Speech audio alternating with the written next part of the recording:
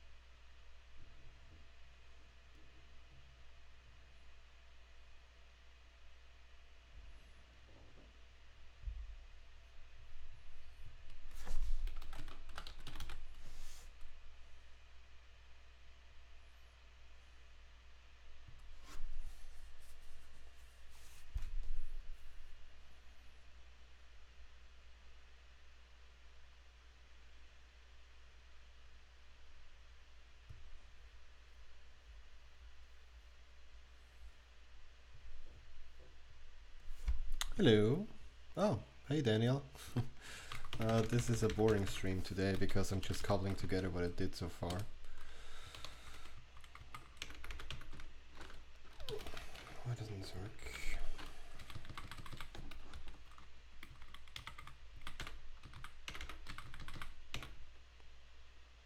Check skater. Interesting. Well, I can quickly show you what we have so far.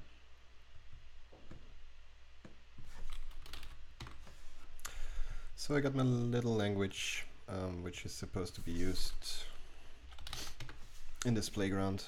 In this playground, you currently have to execute your programs manually. So the goal is to write the program here and then have it execute. Of course, the language is a little bit more complex than that.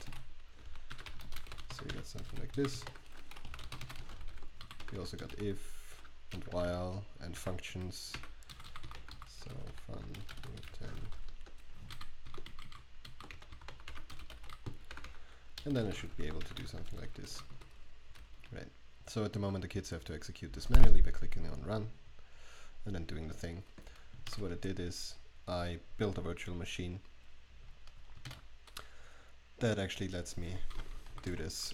It can also call into JavaScript functions, blocking and non-blocking. Let's do it only 3 times. So I can run this and I will see hello world 3 times. Of course I also have variables of varying types. Currently I only have number, boolean and string. And the type annotations are optional if I can infer it from the right hand side expression. So I can to string the I. So it looks very Lua-y. What the hell is going on? Left over is not a number but a string. Ah, yeah. I decided to make this the string concatenation operator. Just like in Lua. So this is essentially sort of like Lua, just with types. And I like it that way, because it turns out the types are very helpful when teaching programming to children. Yep, that's where I'm at. I also built a debugger, which can do instruction level debugging, instruction level on the virtual machine. So you can see the whole call stack here and the disassembly quotes of each function.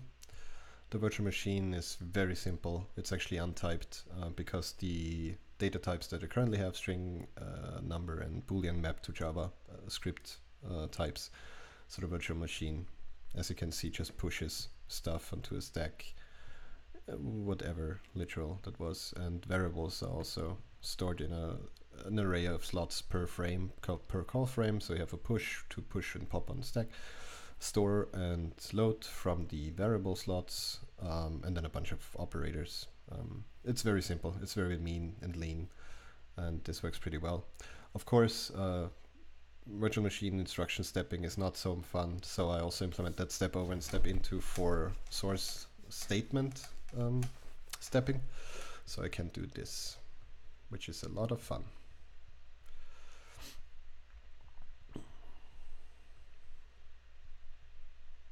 Yeah, that's that. What I am doing currently is to get all of this stuff. Oh, that all of this stuff is done, but this front end is terrible. So I want to rewrite the whole thing and make it a little bit more component based. And then I can wire up a proper debugger. It looks nice, and also wire up these functions of that playground thing here, so that scripts can call them. As I said, you can call any JavaScript function. They can be blocking or non-blocking. I also have non-blocking versions. So here I can add external functions, that is functions written in JavaScript or TypeScript, into the context of compilation and the context of the virtual machine by simply creating one of these. And then I add a function that has a name, it has parameters with a name and a type, and it has an optional return type, and I can say whether it's asynchronous or synchronous. And finally I have the implementation behind that external function, and I can then just use this in my script here. So let's see what we have. So I have all kinds of alerts. I do function overloading by parameter types, so that's fun because that's actually quite powerful if you miss generics. I plan on adding generics. It's essentially we light, if you remember we. Yeah, those are console logging functions, two string functions. I can also get the length of a string. I cannot find, yeah, because it's not called length, it's length. Like this. Yeah, you see the compilation intermediate results, the ASTs, the debugging information I need for each command virtual machine instruction I push out. Yeah, and I can debug this, and then you see the value hello being pushed. Then I call the external function with the index 8, which is my length function here. And that takes a string and then just calls .length on it. It's the easiest way to implement strings without having to implement strings. So, so if I step on over that, then on the stack I will get the length, which is 5 for hello. And the return value is not consumed, so I have to pop it off the stack, and then the program is done. Yeah, that is that. So as I said, today's stream is just me cobbling together stuff without talking a lot. I need to get this done by tomorrow because tomorrow we have class and the kids should be able to execute their shit like any programmer would do, including the debugging stuff you just saw. Yeah, so without further ado, let me cobble together some stuff and hope that it turns out okay-ish. I'm gonna rewrite this entire thing, so that's why I have Paperbots 2. No, it's just called Paperbots HTML. Yeah.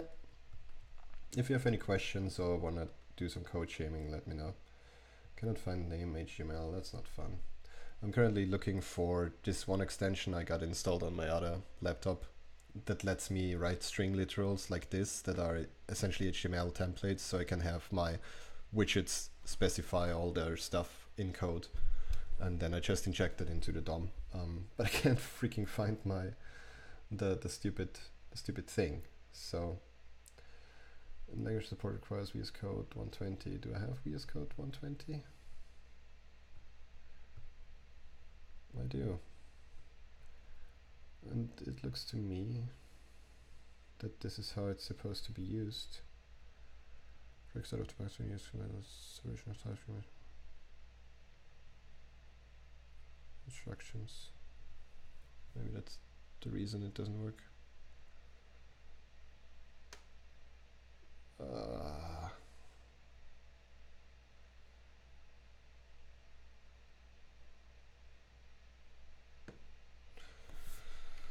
This is probably not going to work anyways, so.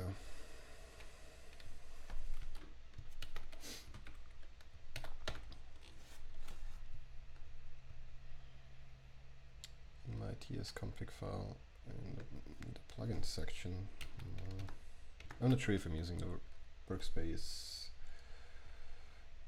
TS compiler or something else. So is that in compiler options? Yep.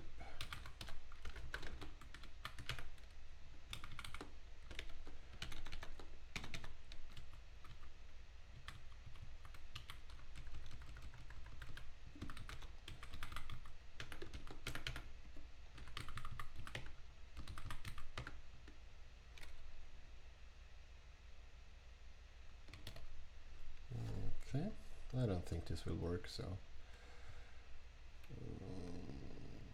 finally run select TypeScript version command.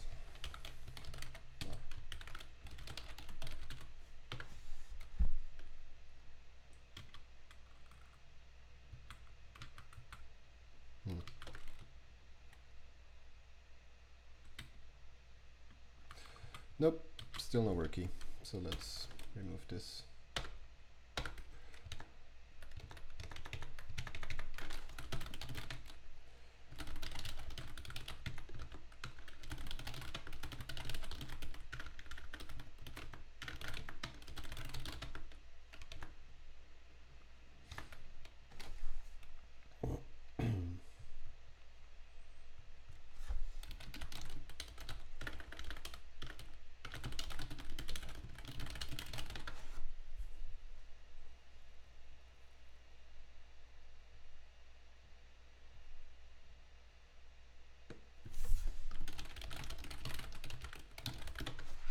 I gotta find this because it's gonna make me scream internally. Is it this maybe? I found it on...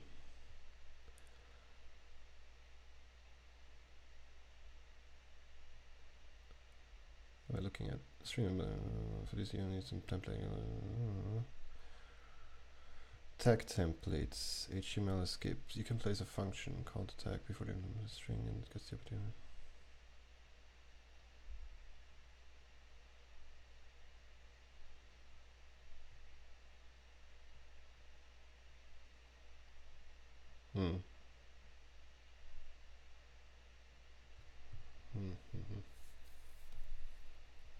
Not what I want. This might be it because I remember I had to put a comment there. Yes, yes, this is it. Yes, Matt Bierner. Oh yes.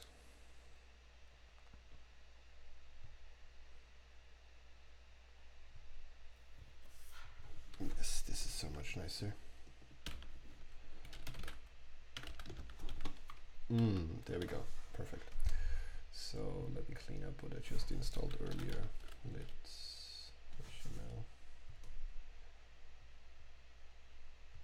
No, god damn it.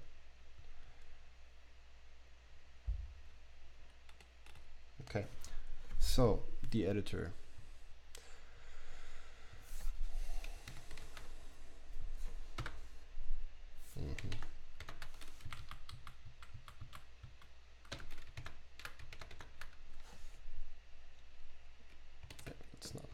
Stay in incognito so nobody sees my furry porn.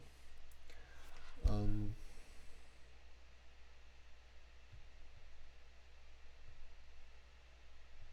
yeah. So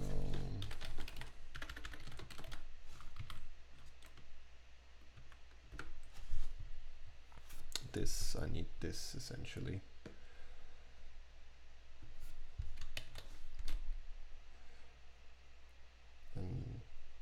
Okay. Yeah, this is all bullshit. New breakpoint marker, set mode, I don't need that, set line, I don't need that either.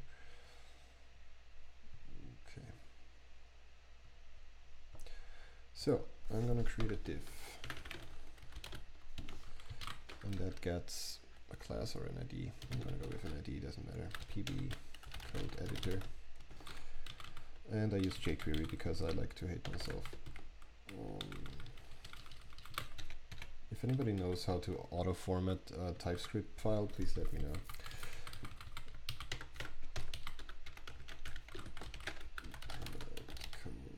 What does this return?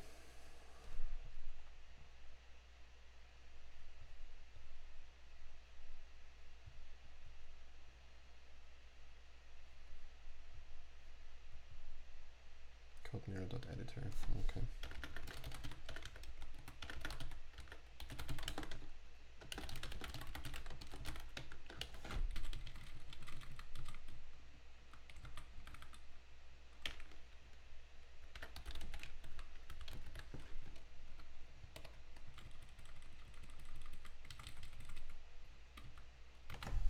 Why do you complain about this? Yeah. It seems like some of the definitely typed things aren't so definitely typed, so I have to declare my functions myself. I know this is bad, but I can't be bothered to figure out why this is crashing the compiler. Guess I can keep this as well. Okay, so I got my event bus. Okay, export class Paperbots 2. That is not a widget, but it has. I'm using an event bus to send events between widgets so they don't need to know about each other. Gonna see if this actually works out like I wanted to. It's a pattern that I use a lot in UI stuff because it makes it easier to write independent things, but sometimes it doesn't work as you expect.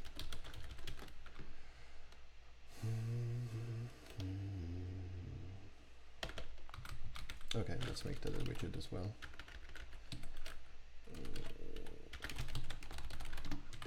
my main UI, so to speak, that pulls together all the other widgets inside itself. Each widget has a render method and an on-event method. The render method is responsible for creating the DOM elements and wiring them up with click listeners and returning that DOM element so that whoever called render can actually insert it into the body or DOM that's on the page at the moment.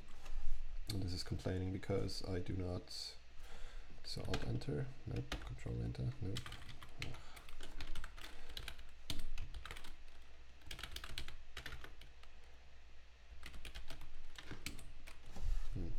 I should learn my tools, so.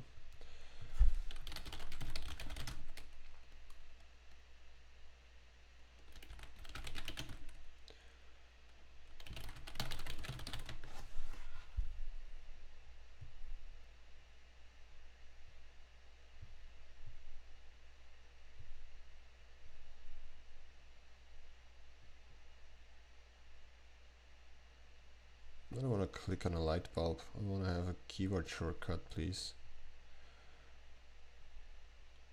Control plus dot. That's kind of weird. Okay.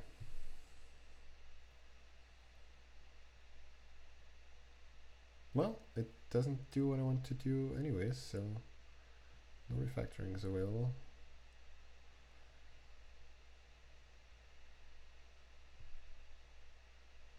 That's convenient. Okay.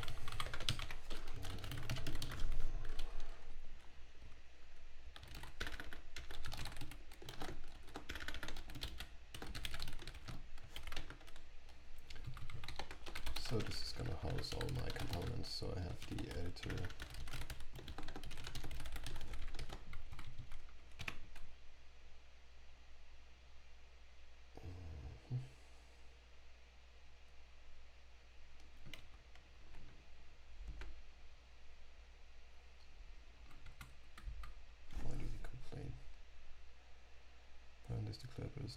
Okay.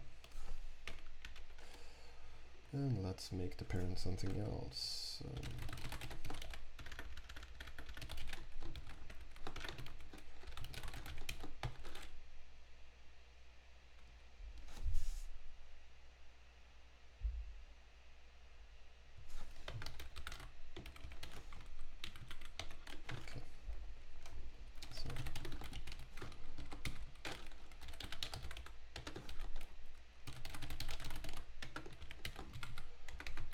First register everything with the bus.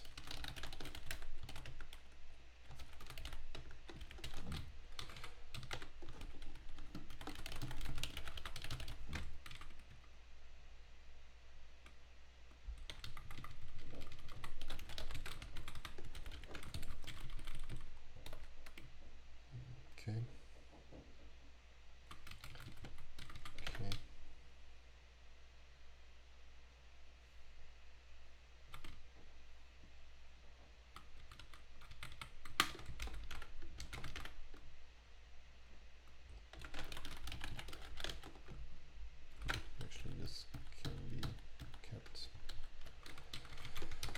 Let's see about this one.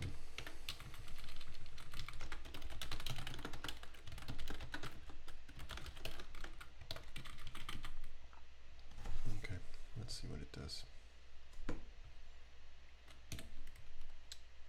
Paperbots. Do we have all things? Yes, yes. Acquire paperbots, and then I'm just gonna fetch me the Paperbots 2. Let's hope that this works. And what I need is the body.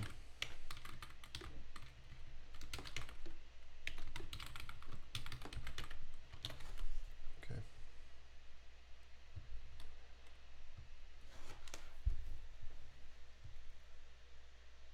Paperbots 2 not defined. That's fantastic. Oh.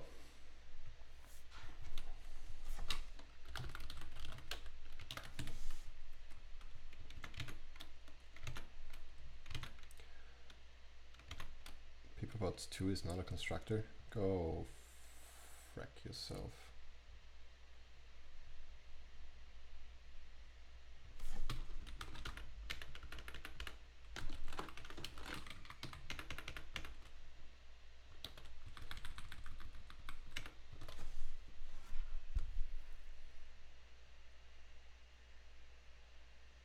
Can you guys hear music on the stream? You should not, but maybe I fucked up the configuration. That would be bad because then my whole stream recording would be muted and I don't want that to happen. Although, maybe that's better. What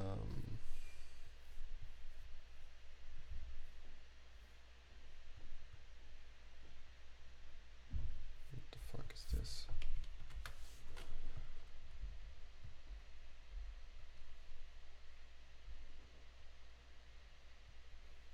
Nope, no music, good.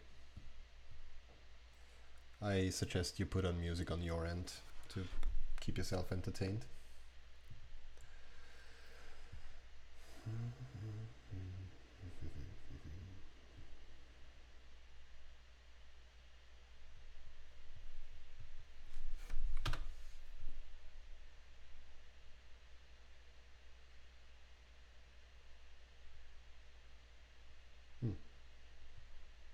Interesting. Oh yeah, if you import the wrong thing, then you're gonna have a bad time. Gonna reprop the Paperbots 2. That is fine. That's not fine.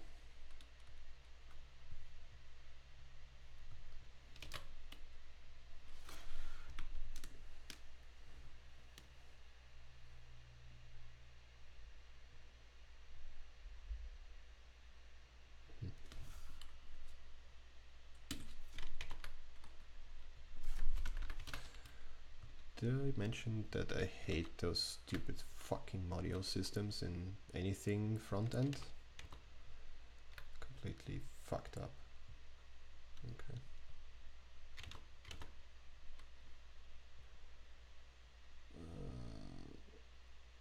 No, it's not what I want. Why don't you?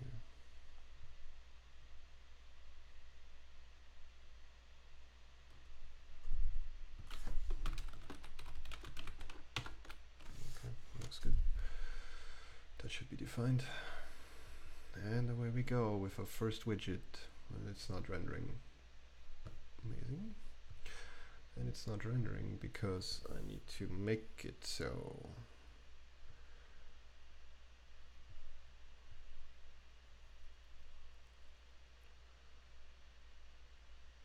Okay. Okay.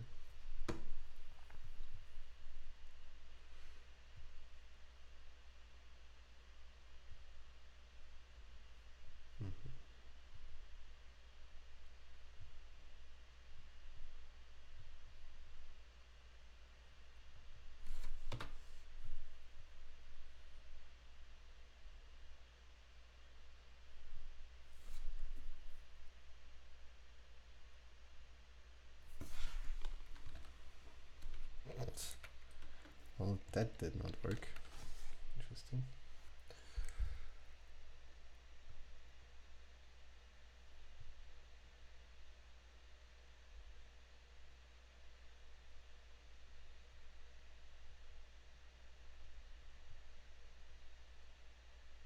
Please tell me that.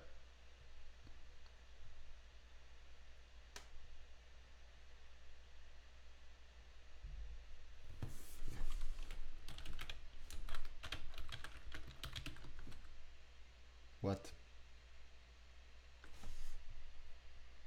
God damn me. This is correct, so.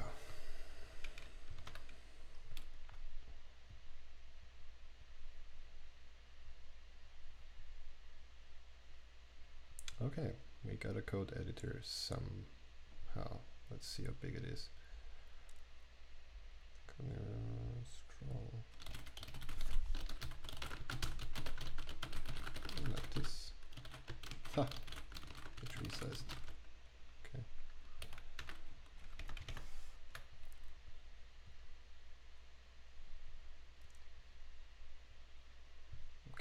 gonna style things up in here. So pv edit code editor, I think I called it.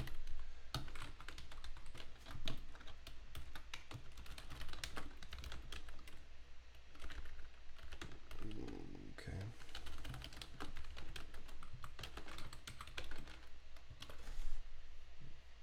Then let's copy some of the style that we already had. Canvas container, no. Element container max width, editor, margin bottom, max height, position. Yeah, we're gonna need these.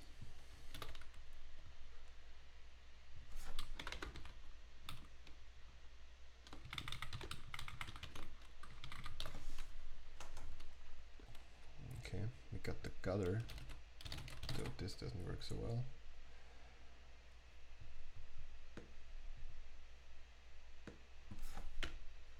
What does it do again? Okay.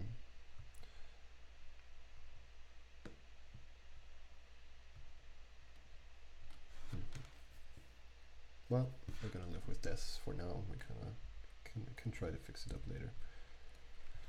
I think. What code mirror line numbers? Got the breakpoints. Code mirror. It's not in here.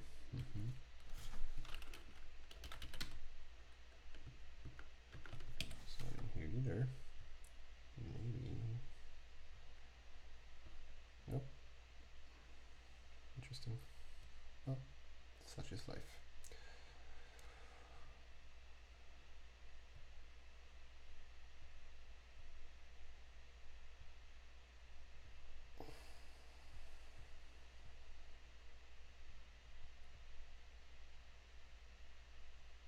Okay.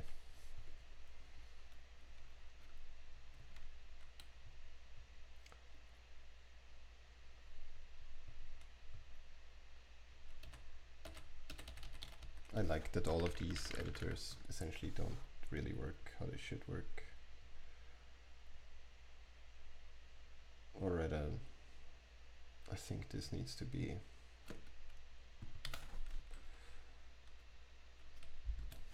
let's see. I think if the element already exists, then it will be able to size itself properly. Oh, no, it did not. That is very interesting.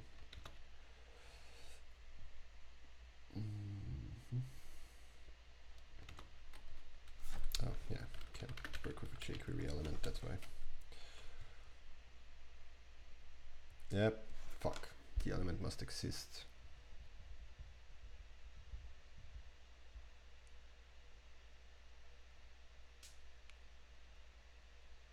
Oh, that's not good. So I need to postpone creating this, I guess. Well, the things I do.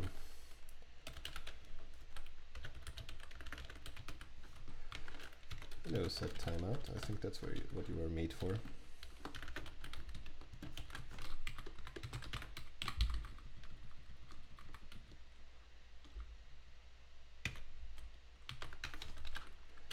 And we're gonna do this as fast as possible. God, this is terrible. And we are working. Ah, God, I hate JavaScript. Fuck you.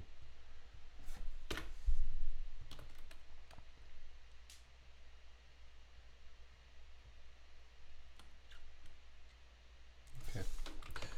So now if we type something we want to get notified, let's see how we did it in the old code. Editor and change. Well, that was easy. Gotta click. We don't need pb run, pb stop. We're gonna do somewhere else, and that is just stuff we don't need. Okay, cool. No, we won't compile, will we? Yeah, we could actually compile. So what I want is a little div at the top, I guess, that tells you what error you made. What is happening? Shield worms, hooray! So this is gonna be an even more boring stream than usual because I'm just pulling stuff together. So I only stream so I get my 7 days of streaming. so I can become an affiliate and get my beer money. Okay, we don't need this, we don't need this. And if it changes, then, oh, fucking hell.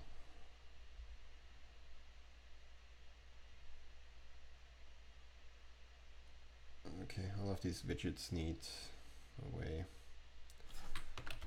Structure. Checked it.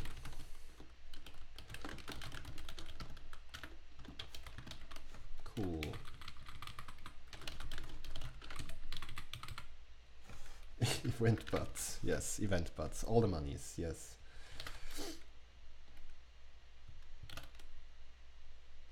Oh, god damn you, TypeScript. This is one of the most annoying things in TypeScript. What? Okay, let's not make this a widget then, because fuck that.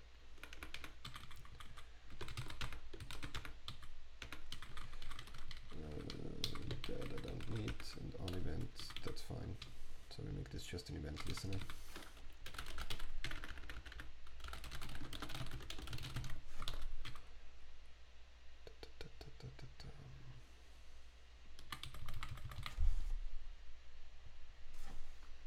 So we need a diff for the code mirror bullshit. PB code editor code mirror. Since I'm in full control of my IDs in here, I can just make them as long as I want. Okay, and then I need another diff for the error message, and I think I'm gonna put that at the bottom because then the code editor doesn't get moved down. So yeah. PB code editor code error diff code editor error, that's what we call it. Okay.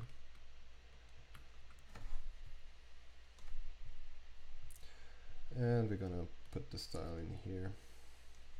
Code editor is always 100%, and it's a flex. Flex direction column, I think. Come on.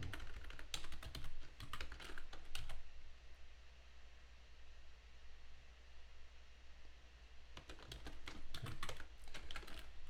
Now the comment tag templates important. Yes, very important extension. Code editor, code mirror, I think I called it.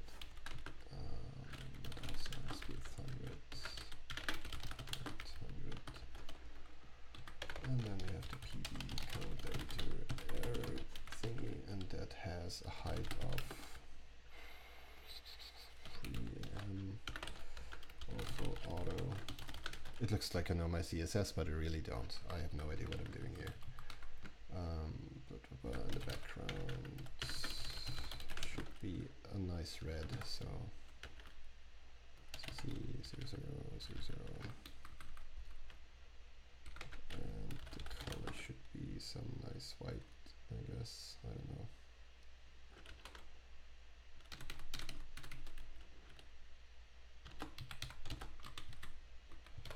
Let's see how that looks. Exactly how I wanted it. Perfect. I will need more than 3 EM. And I want the font family to be. Oh my god, is this terrible family? To be monospace. And we're gonna put some content in that so we know what's going on.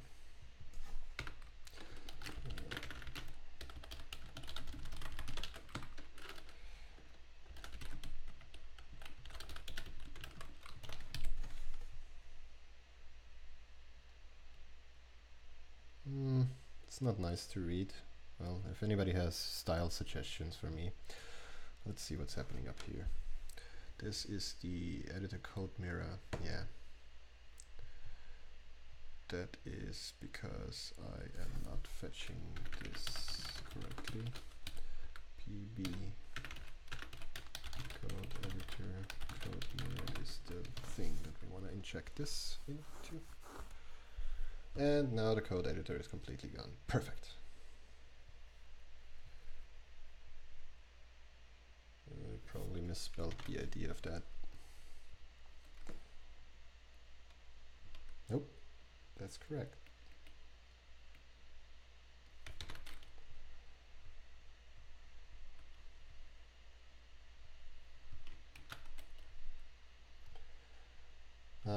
Again, can't handle the jQueries. This should work.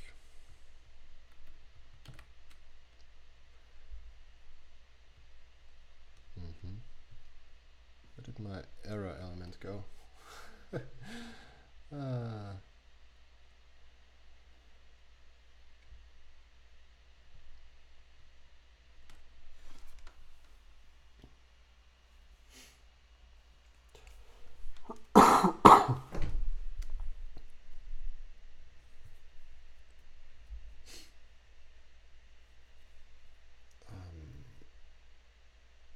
Yeah, elements. I zoned out for a minute here. So the height is 0. Why is the height 0? Are you shit panting me?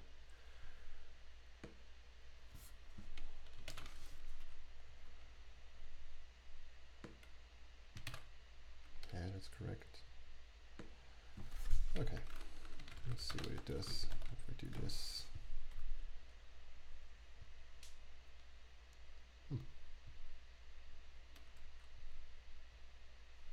Wow, it just kills it, like straight kills it. Just steal it from one of the CSS frameworks like Bulma, Bootstrap. I could, but then I would have to look them up on the internet, and that takes time. So I'd rather fuck around like this, which wastes even more time. So yeah, you should all listen to this at the moment. Pyramid Song by the Echo Collective, which is a cover, an instrumental cover. It fits the mood quite well. The mood of, I'm not gonna get this done until tomorrow. Where did my diff go? Here is Code Mirror shitting all over our DOM. And this is null. Why?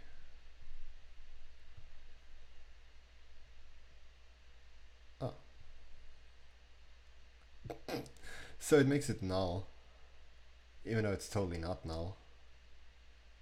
Ah, fuck it.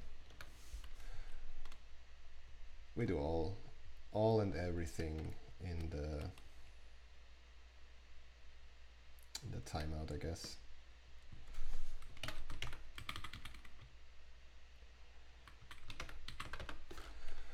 So dom.append.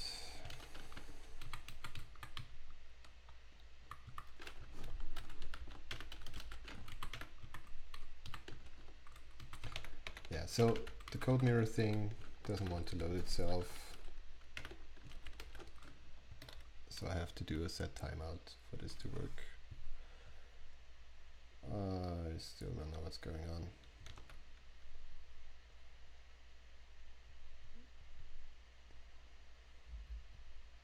Why is the height of this now? I don't get it. Okay, let's disable a bunch of stuff. So the height of this. Okay. Oh, that's not nice of you. I think I can change this with a flex one, right? Some bullshit like that. Yes, now we're getting somewhere.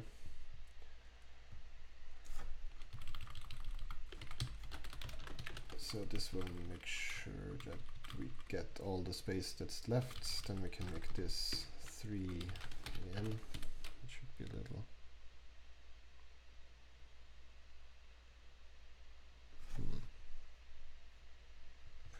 And then we just remove the margin from the body because that is not nice to have. And we want to set the box sizing thing. Yes, this is what we want. Better. Okay. Looks like we have our ground truth. This should be disable and enableable.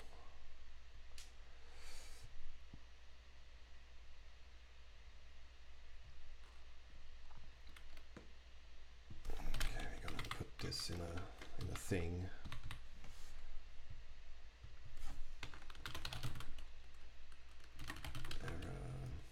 Is it shake really?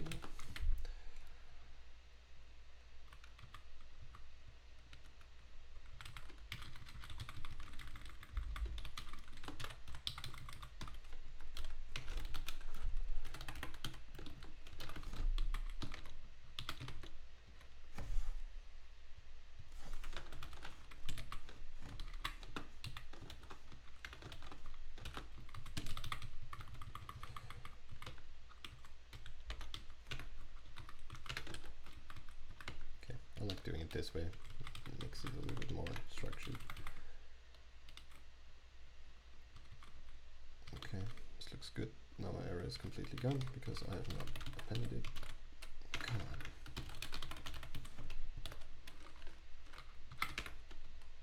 Okay, this is good. This is good. We like this. We keep this.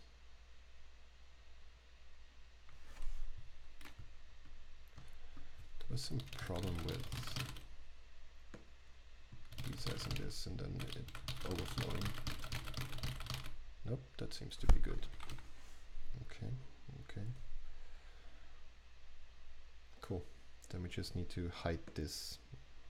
Oh, we should probably make this a little more texty.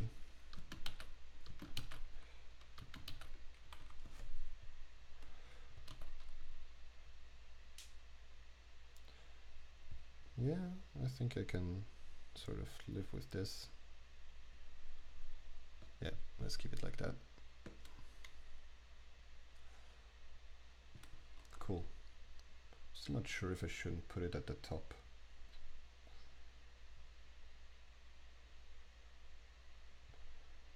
So I wonder, I could actually do this here.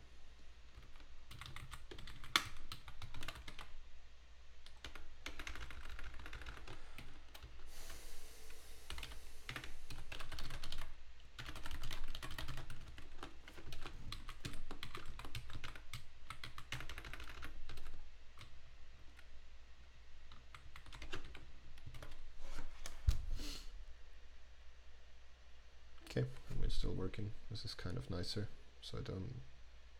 This is bullshit.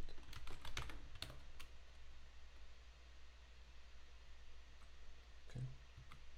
Okay, so in case we are changing a thing. So one interesting bit is that widget is supposed to receive an event bus. Editor extends widget, but there's no constructor that would pass the event bus down to the... Oh. This is interesting. So TypeScript creates a constructor for me based on that constructor? For editor? What? That doesn't seem right to me.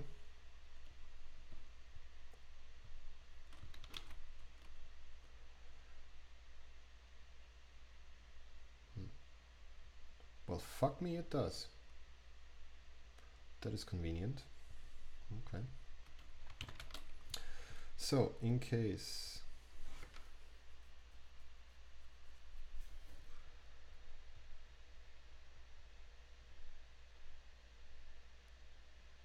I wonder if I need this set timeout still.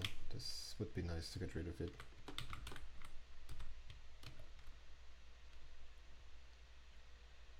Yep, I still need this fucker so the gutter can calculate its size. Well, I don't care.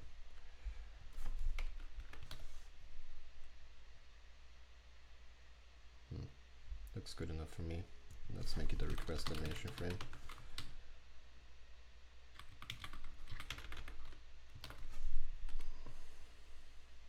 Yep, still working. Okay, so if we change the contents of the code, then a bunch of stuff should happen. First of all, I want to compile. I want to compile the code and see if there was an error. So I am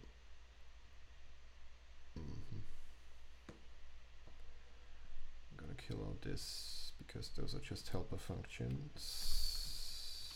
So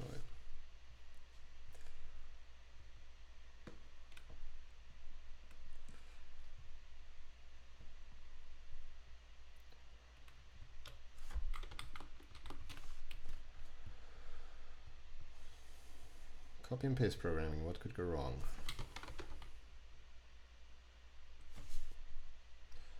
We don't need this anymore. Breakpoints, that's interesting actually.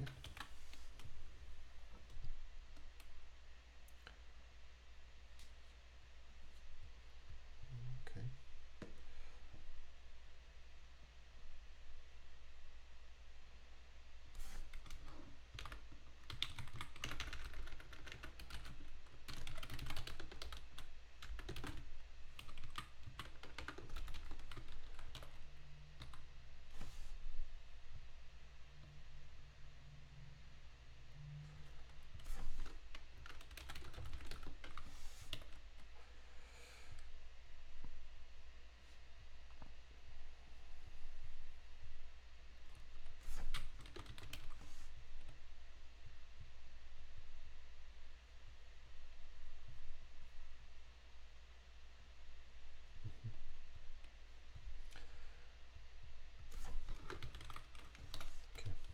Should compile at least.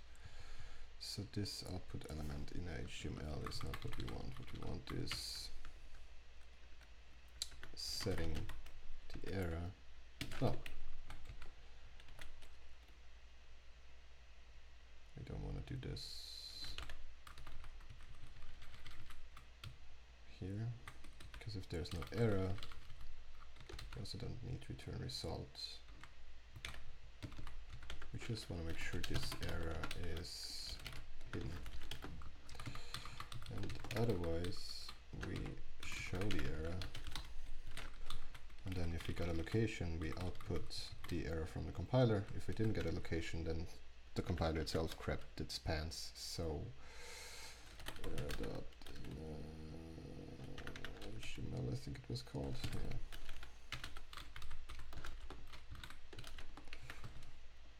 Cool.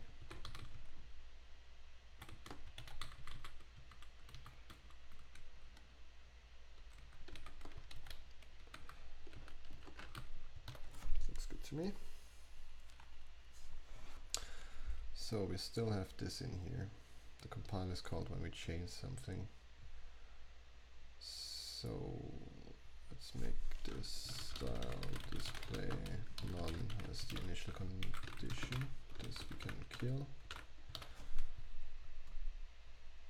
And then we just access a variable that doesn't exist. Okay, the marker works, but this show doesn't work. Let's see what the DOM says.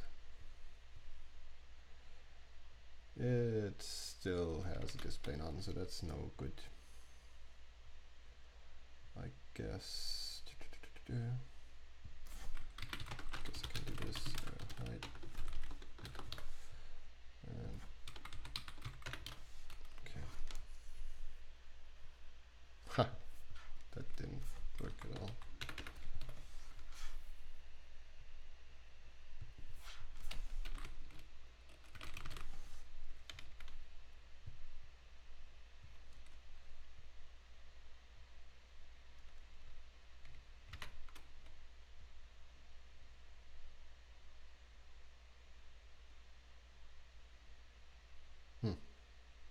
Well, fuck me, that's not what it should do. And a function call.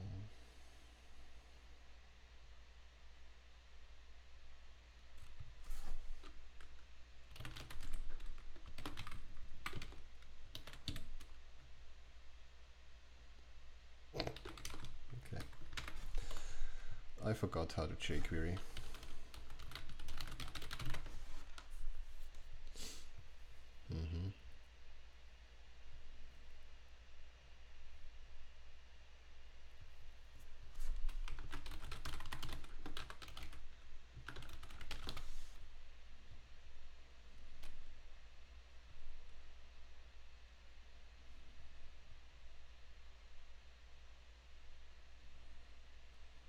Come on, this is not fun. I'm resorting to cargo culting, just calling it in a set timeout, which is absolutely makes no sense. So maybe the height doesn't work if it's not attached yet, but that would mean that if I placed it up here, it should work, because at this point it is attached. But it does not work because everything is terrible and nobody knows why. This is gonna be a long night.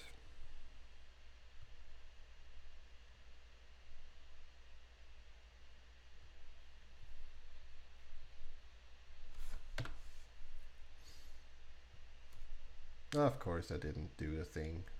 God damn it, I should have used a non-minified version of this.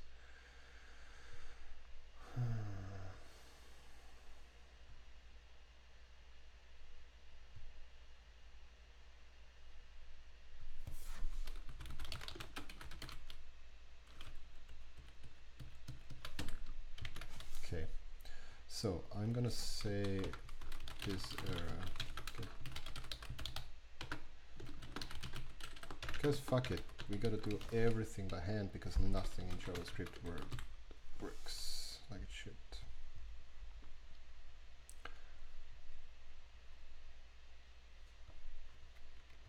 Probably style of undefined. So error is not what we want it to be. That will explain why nothing works. And now Chrome crapped itself. Wonderful.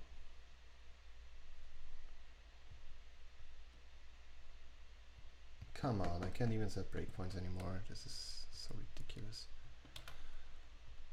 Skill tab.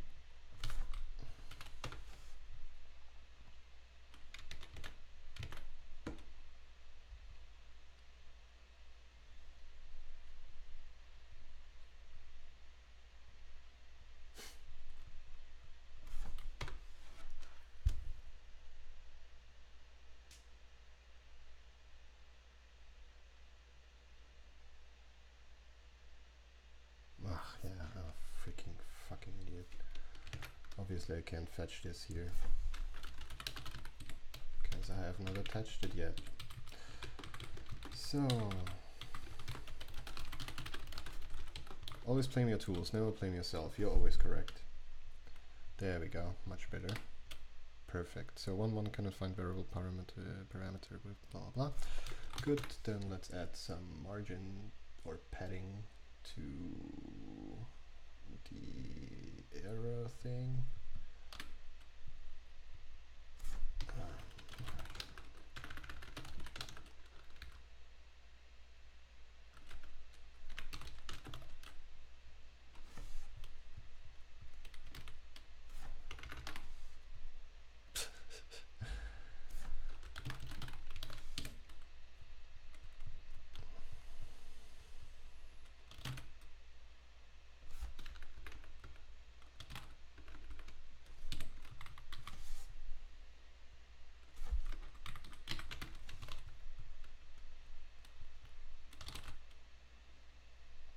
Yeah, I guess that looks sort of kind of civilized. I don't know. Maybe let's rewrite the error message a little so that it makes clear what.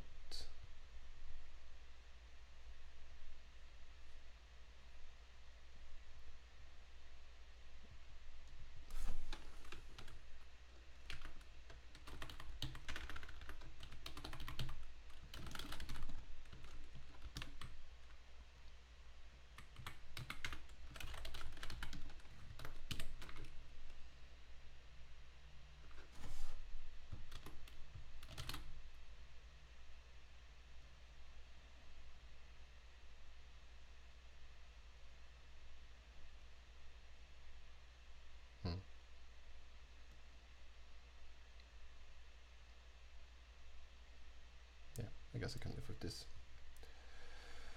For now, eventually this should be clickable and then it highlights the line where the error is. Should I do this? Yes.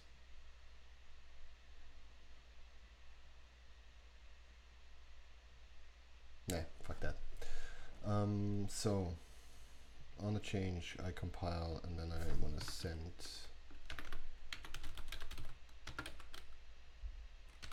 a new event, and I'm going to send a source change event.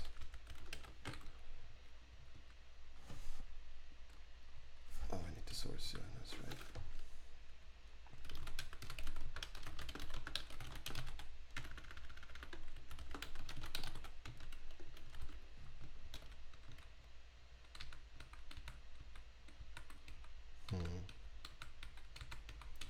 Maybe it would be nice to actually get the compilation result as well. Yeah, let's do that. So the source event gets a module.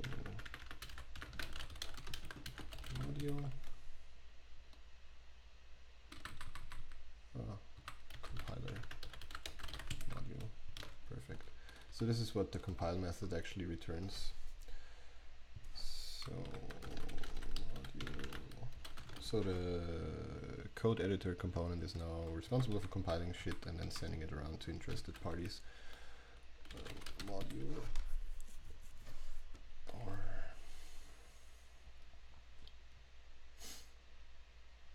so this can be a module or null.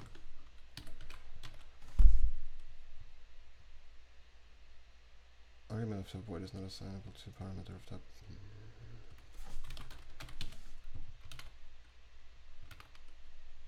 Oh yeah, no, that was fine.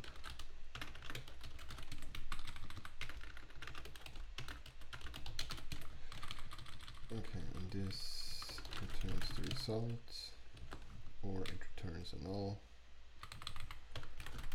Indicating that there's nothing. I know there's optional types in TypeScript, but I had to turn off strict null checking because of my parser generator, which is terrible, but such is life.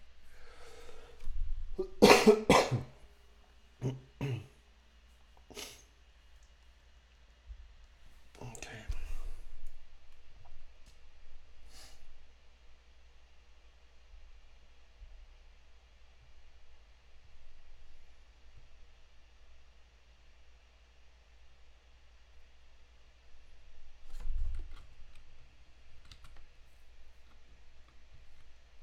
Just testing how it looks when I make it bigger. Okay.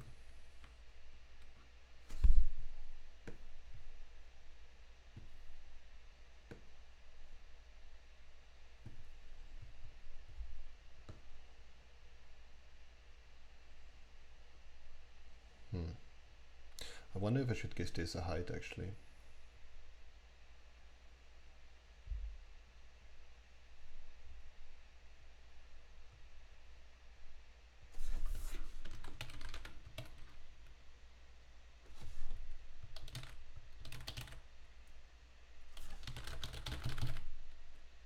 Yeah, let's not give it a height. This is much better.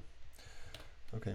Raid. Oh my god, a raid is happening. 12 raiders. Hey, you came to the most boring stream on Twitch at the moment. I'm just cobbling together stuff. But I guess I can show you again. Everybody else, hold your nose.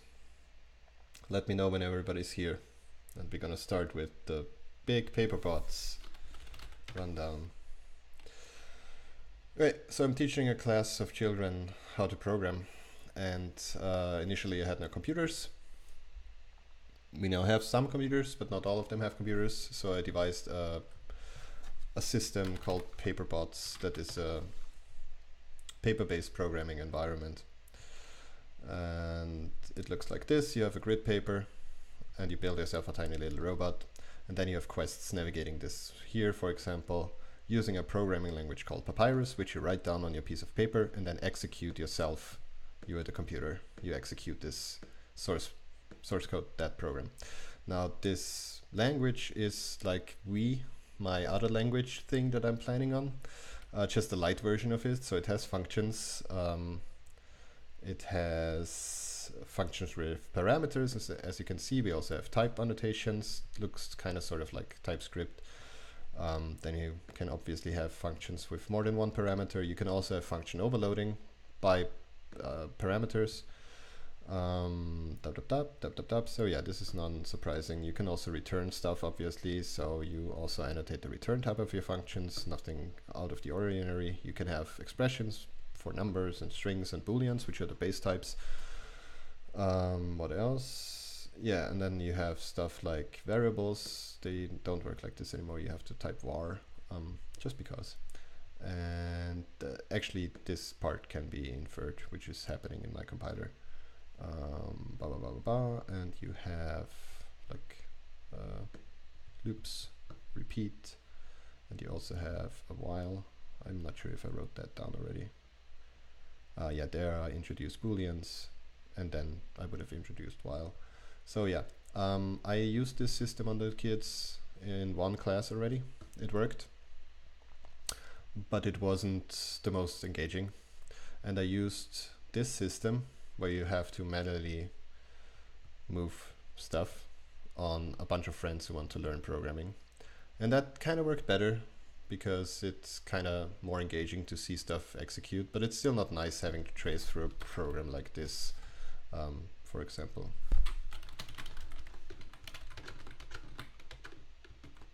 Yeah, something like this, or even something like this. So last week, Friday, I decided let's write a compiler for this and a debugger. And I did in the past couple of streams, which you can all look up on the Twitch channel of mine. And it works like this. At the moment, I don't have this defined. So what can I do? I can define a variable and say this is 10 and another this is 10. Doesn't matter. I can have arbitrary functions.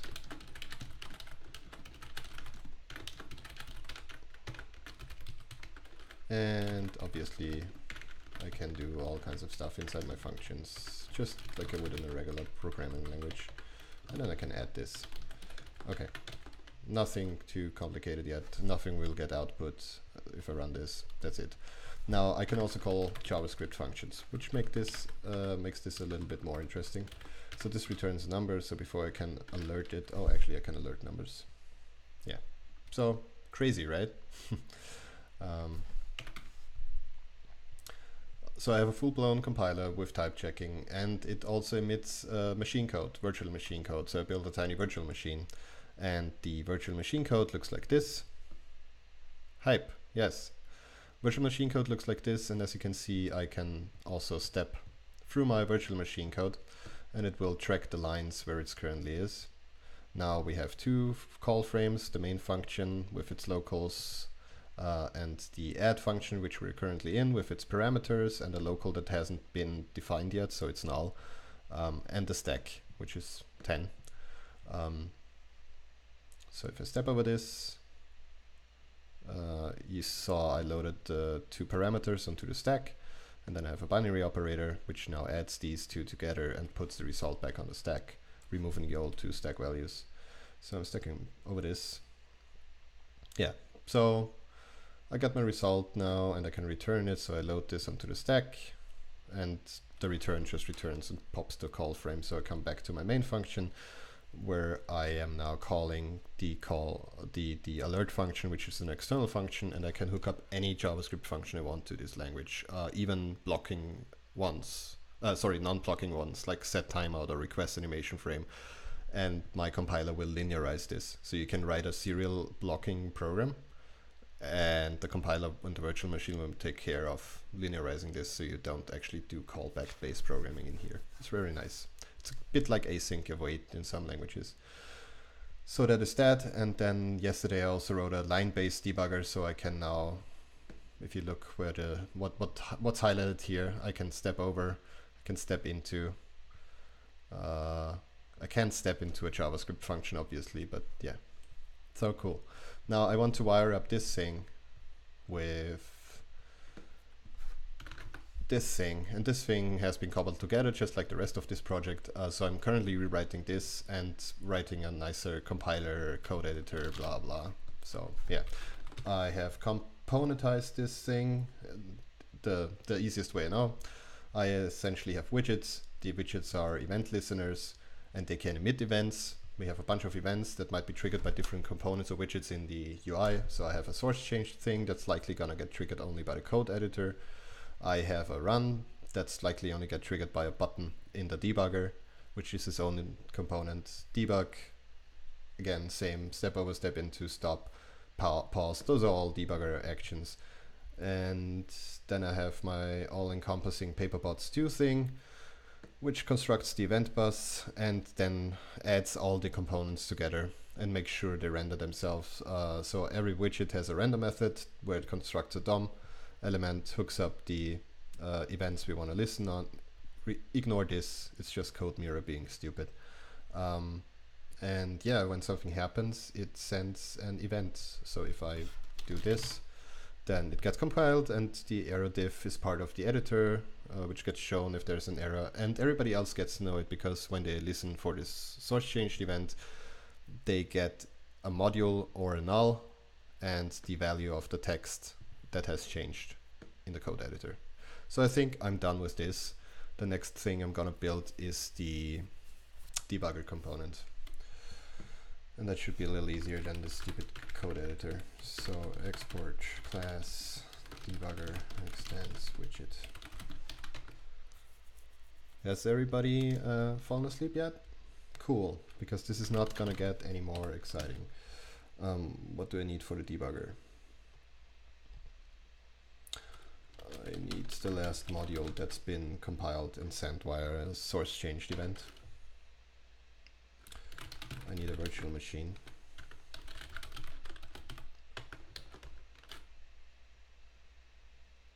And that should actually be pretty much all I need here. So then I need to render this widget.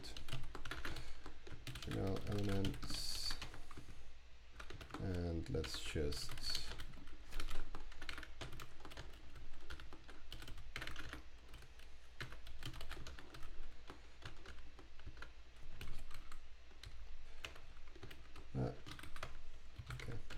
let's just for now output a diff with a ID that's called PB for Paperbots debugger.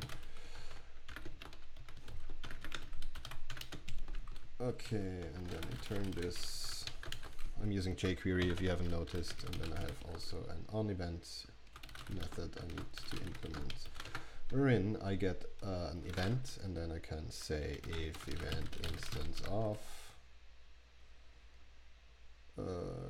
of source changed, then I need to do stuff. For example, enable buttons for debugging if the source actually compiled, or disable them if it didn't compile, and so on and so forth. But we are not that far yet, so let's add some buttons here. Input type button value. The first one is run. Let's give those suckers an ID as well. PB debugger run. Then I have debug, which is mutually exclusive, and then I have a step. Do we have a step? Yeah, step over, step into, run debug, step over, step into. Oh, another raid. What? Another raid? Oh, Erica sent her minions. Oh my god, do I have to explain all the things again? Well, I give you the quick tour. What I did was I built a programming language. Why did I do this? Because I'm teaching kids. I previously taught them programming on paper. Like this, you have a little robot in a grid and you need to move it around. Hello, Erica. So you blah, blah, blah. Erica is one of the kids I taught. Erica is working on Spine, with Spine.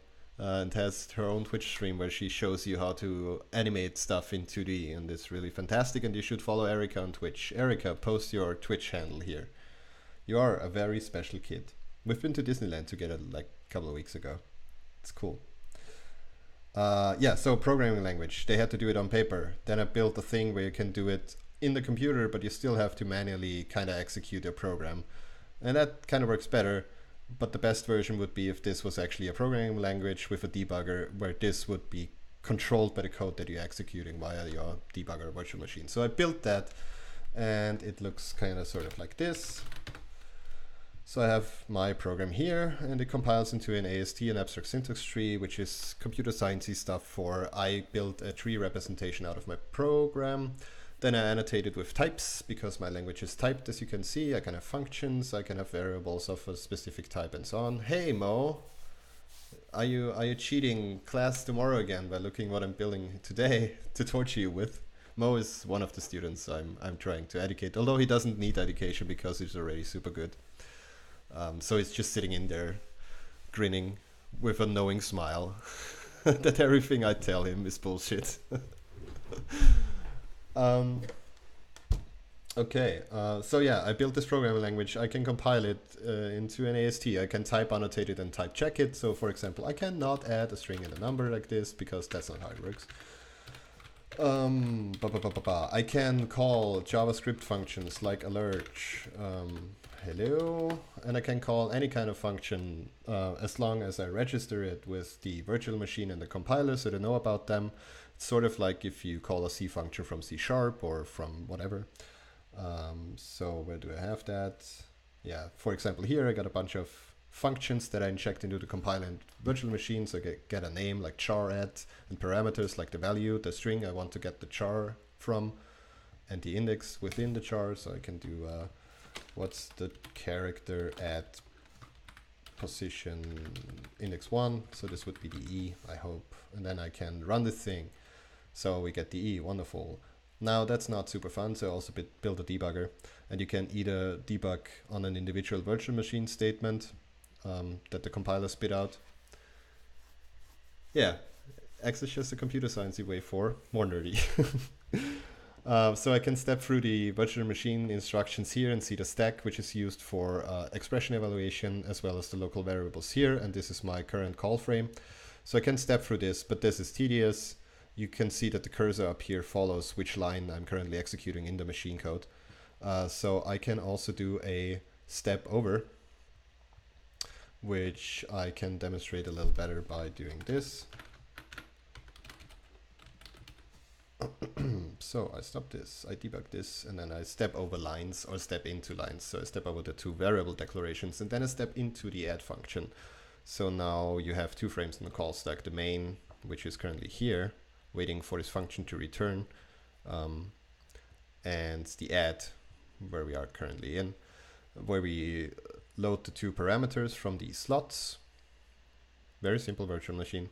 And then add them. So let's load them first. So I loaded them onto the stack, and then the next instruction is add these two together, pop them from the stack, and push the result back onto the stack. Stack machines for expression evaluation, I can recommend it if you want to do your own compiler and virtual machine, super easy. So I stepped over the entire line now because it's getting boring. The result is now 5 as we expected. I load this back onto the step. So it's on the stack now, and I return. So now the 5 is on the stack, but I can throw it away because this statement, the return value of that function is not consumed. So I just pop it from the stack and I'm done. And I move on to the next thing. Long story short, I build a programming language. It runs in your browser. It can call JavaScript, and it has a virtual machine with a debugger that can debug on the virtual machine instruction level or on the source level, which is pretty fucking nice. So what I'm now doing is I'm hooking it up with this playground, but I decided I want to rewrite this entire playground. So I built a Paperbots too, where I use an event bus and a component sort of kind of setup. My widgets are very simple. They render themselves. I use string literals, kind of sort of like React.js, I guess. They do something similar. So the render method must return the widget itself, its DOM. This render method is also responsible for hooking up event listeners. And we have a bunch of components in here. The source editor, which compiles the thing and tells everybody else in the UI if the compilation was successful. Then up here, we're going to have a debugger, which, depending on whether this compiled successfully or not, gives you options to run the program or doesn't let you run it. And then we have the playground here, which when you execute the program will be wired up with your script, so you can actually call forward and so on and so forth from within your program. So I'm writing this now, and it's super fucking boring. If you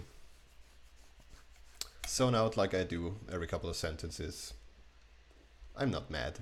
It's already very late. I hope I can get this done tonight. That was a lot of talking. I need to get back to working. So, paper. Oh yeah, also I'm very bad at front-end development. I don't know my CSS, I don't know my JavaScript, so I don't know anything really. And I hate it, but it needs to be done. So if you know a better way to do things, just let me know. If you find it funny, just let me know too, because then we all can share in your fun. So the editor component is complete. I'm now writing the debugger. So I have like a scaffold for this. This is the general layout of it. I'm good with that. If this something is making a noise, give me a sec.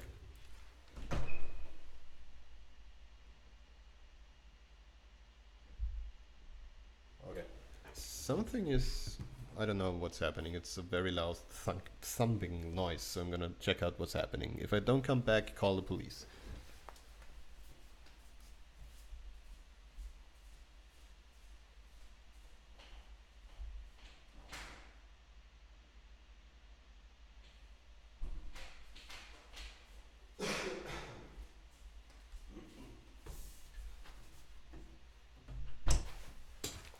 Okay.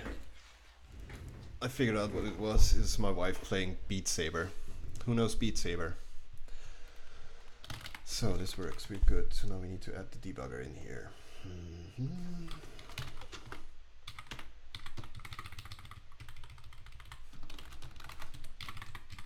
Debugger. Good, I registered with the event bus. And then I tell it to render itself into the DOM. Is this what I want? Do I want it to be at the bottom or at the top? I want it to be at the top, so I'm gonna put it here. Okay. We've lost so many passers-by to the Beat Saber in the office here. Yeah. Okay, and here are my debugging buttons, which is very nice. So let's see.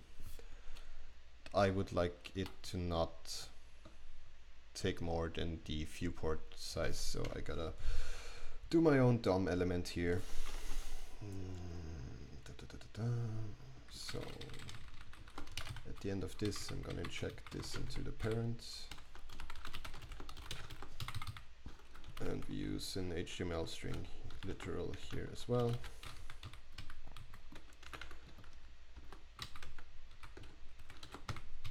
Okay, we just call this div id is pb main. It's good enough for our purposes. Okay, that's pb main. How should pb main work? pb main is just a thing. So I need to write some temporary style for that. So pb main should get 100% of its parents and 100% of its thingamajig. Okay, that's cool. It's also a flex container, which works as a column better. Like it, but where did my debugger stuff go? Okay. Now, it would be nice to know why this thing becomes so big.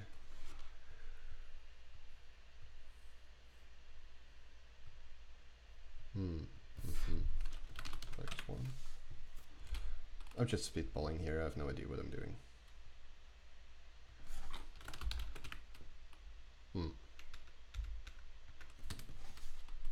Okay.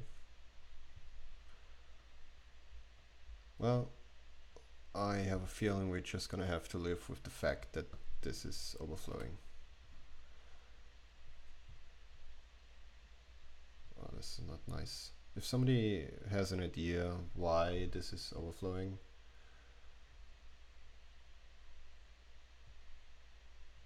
I do not have an idea. The code editor.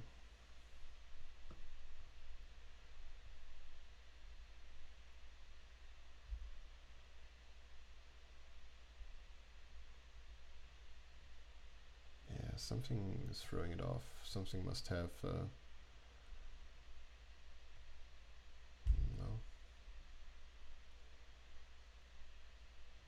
no, all of that looks good. Erika, if you know why my CSS is broken, please let me know. Okay, I think we can care for the CSS stuff later on, make it prettier. I'll just cobble this together now real quick, because otherwise I might not get this done in time. Okay, so what does the debugger do? What does the fox say? We keep it like that. This is fine.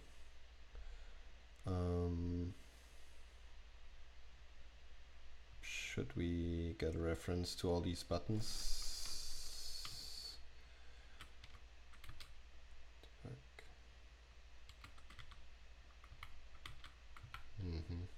Okay, so we're gonna find all the input elements and then hide them, because they should only be shown when we can actually run the program. Oh, actually we're not gonna hide them, we're gonna disable them. So this should be, what is this, an attribute? I think it's an attribute. Disabled, true.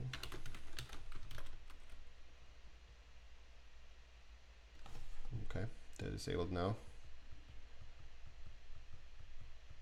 Yeah, looks good. But I don't like that you don't really see that they're disabled so well. So I'm gonna pb main, pb code editor, and this is pb debugger, and I'm just gonna do this for all the input elements, because why not?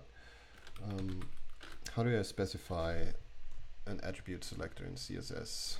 CSS attribute selector.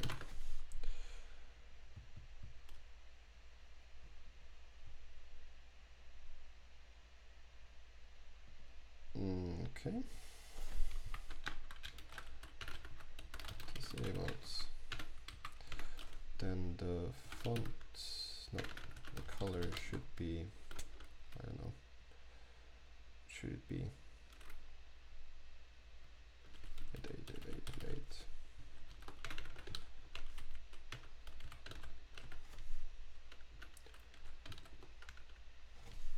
Yeah, let's see.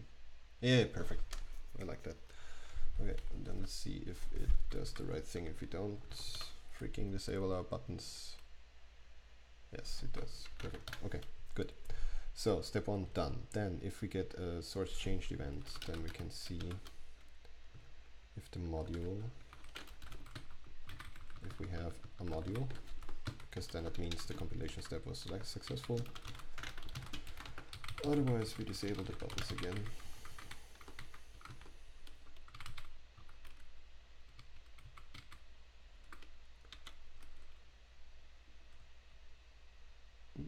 Not good. Okay, let's make this a field then.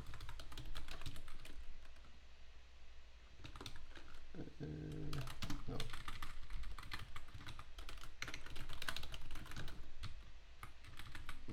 No.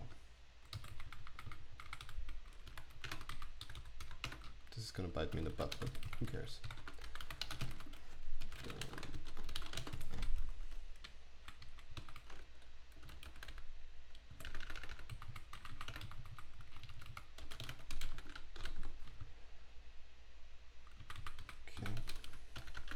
So if we did not compile successfully, we disable the attributes. If we compile successfully, we can enable them.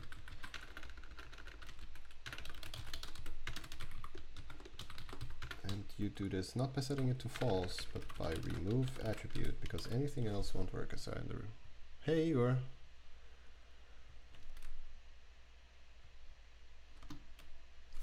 Okay.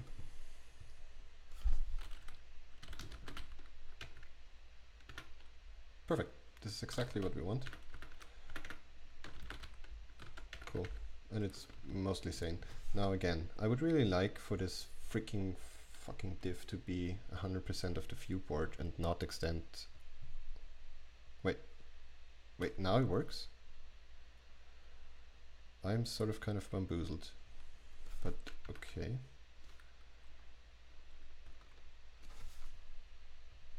I mean, it's not nice that my overflow thing is, well, maybe I should make it a little bit bigger.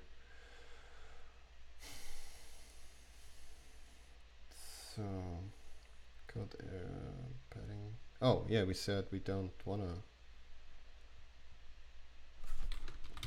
remove this.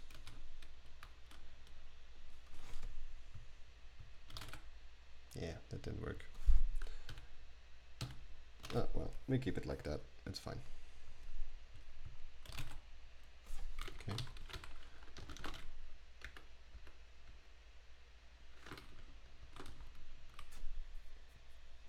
Okay. If somebody wants to help, I can push this. And if you know what npm is, you can run it and fix up my CSS, please. Just say yes, and then I'm gonna go through the motions and commit this. Anyways, so I got this state handling done. Then I need to wire things up. The VM can be null, but yeah, I'm not gonna bother with the optional typing because my type checker can't do this at the moment. So I want to wire things up here.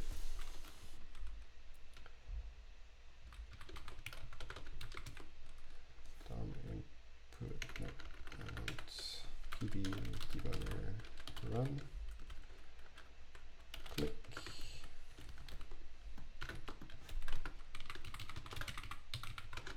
So I'm just wiring up all things in the code. I could probably put this at the end so I don't forget about that. Run debug step over step into. Okay.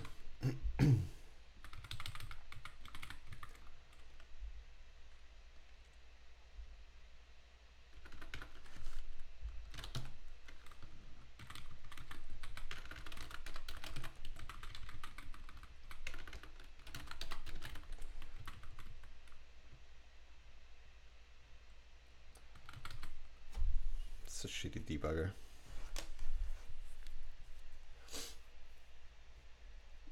I should support breakpoints actually. Fuck, I haven't implemented breakpoints.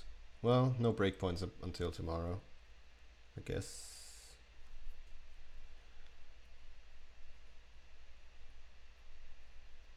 Well, actually it should be mostly simple to do it. Mostly essay. No, no breakpoints. So if I click on debug, then run should be disabled and these two should be enabled. So here I actually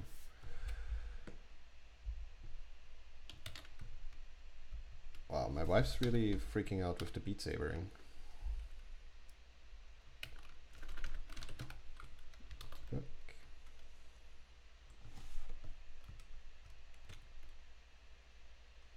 That didn't work. How do you select many things? Ah, that's how you select many things. Okay, so now I got this.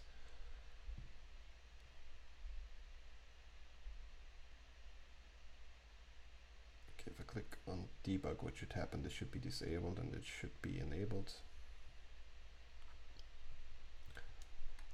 So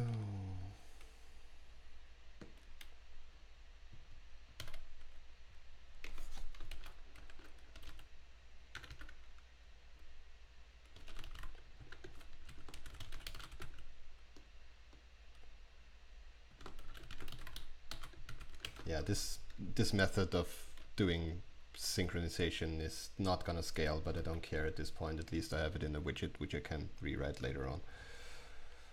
So I got the debug run is disabled and I want to enable the other two.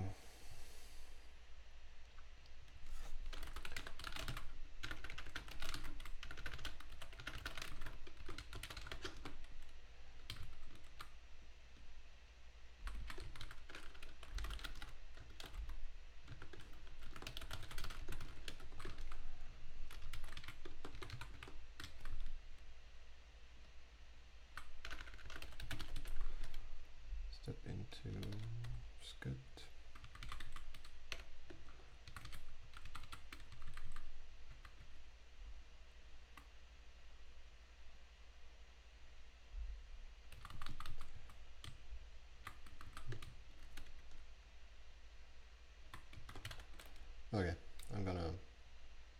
do all these dumb find things anymore. I'm gonna just have buttons as fields. So I have the run button.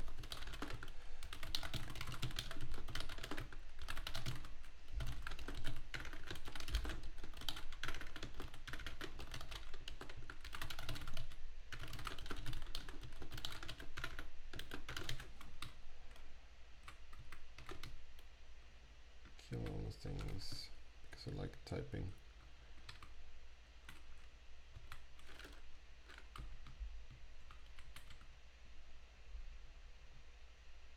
Yeah, please coach Amy.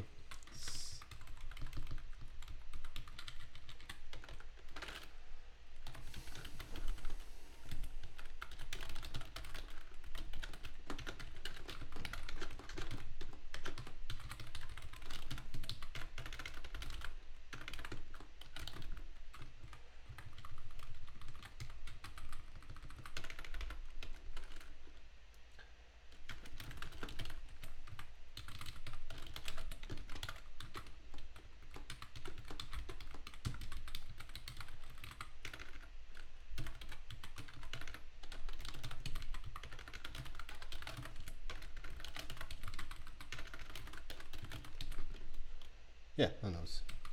Such is life.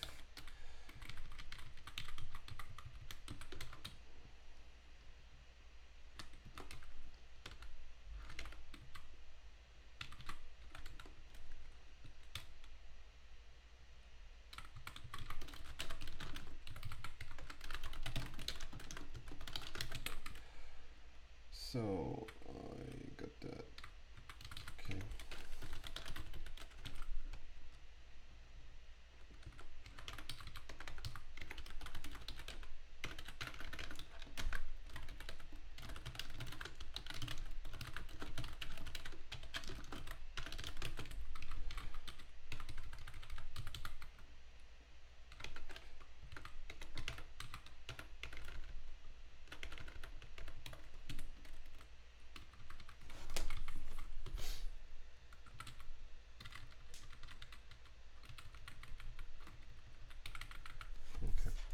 So the other thing I wanted to do is all of these default functions, they should actually be added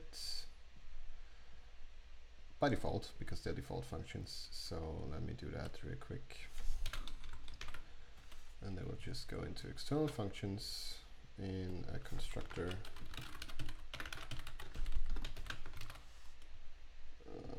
And externals is cool.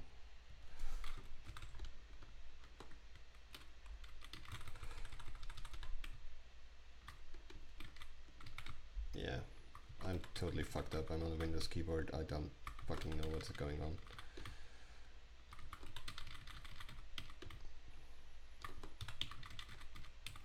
Igor, have you open sourced your compiler yet? I would love to see how you tackled this in C, because I cannot imagine the pains you have to go through to keep your memory management sane. Eventually you have to go there as well.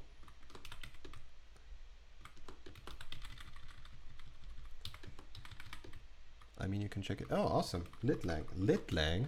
Cool. That's fine. My shit crashes too.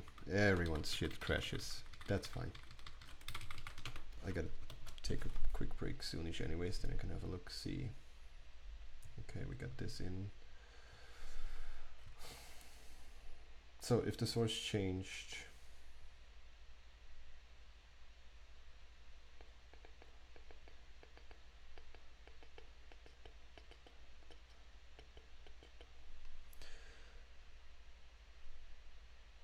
hash maps. I wonder why is it the worst thing, implementing hash maps? Are you implementing them on a VM level or?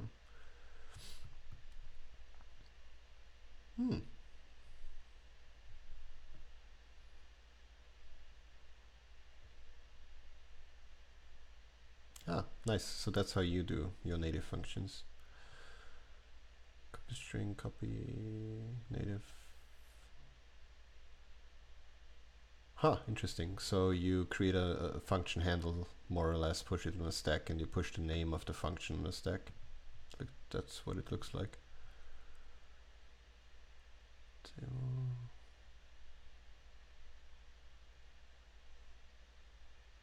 Ah, yeah, generics would be nice to have. I have a similar problem. I only want lists at the beginning, but you really need generics for that. So, like, you don't need to have generics. Like Go doesn't have generics, only for maps and slices and whatever the fuck they have. This looks cool. Oh, hello, garbage collector.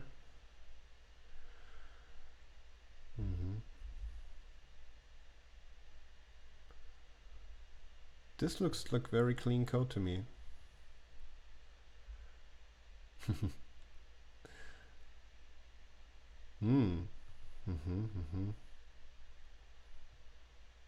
Ah, so you have classes in your thing and methods and bound method, I guess.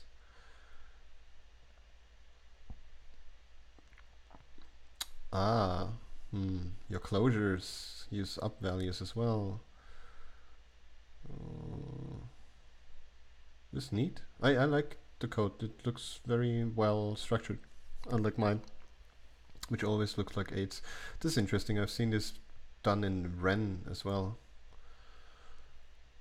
Yeah, that makes sense.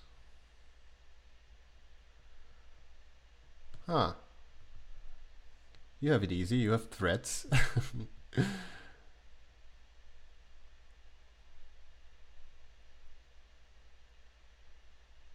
It's a lot of ads. Literal to string. Let's see.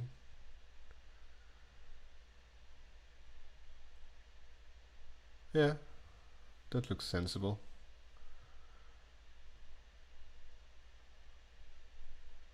Multiply. So this is a dynamically typed language, so you do the type checking at runtime, which makes sense. I do this at compile time. But the code is pretty much the same. It's funny. Like, I can show you. Type check rec. Why?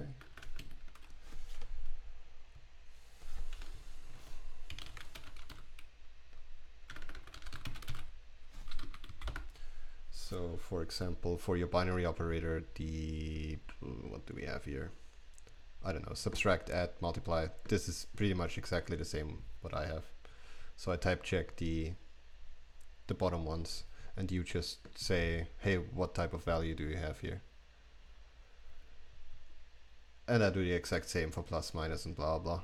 So I just say, hey, left operand is not correct, right operand is not correct. And otherwise, the type checking works for this operation with those two expressions. Yeah, the things we do. It was dynamic. I have to remove. Okay.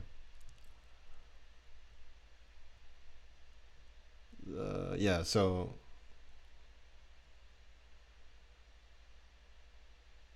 I don't think that it has anything to do with classes, to be honest. My interpreter, my virtual machine, is a dynamically typed one essentially, and yours is dynamically typed as well for the most part.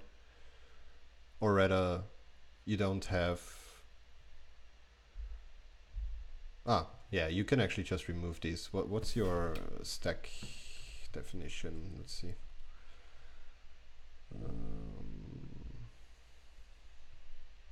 Yeah, this is the interesting one. I would assume your stack consists of these. You use NaN tagging. Cool. I could check that, yeah, but it's gonna be so slow, I don't even bother. Yeah, this is cool. I like it. So essentially you're gonna be able to get rid of the none checks, of the type checks in the runtime in the virtual machine. So this is also a reason why I want to write this language, because eventually I want to have a typed virtual machine, because all the freaking scripting languages out there use dynamic types at runtime. And I want to see if there's any kind of speed up I can gain compared to Lua, for example, just by having types. That would be very nice. So I'm gonna take a break. 10 minutes.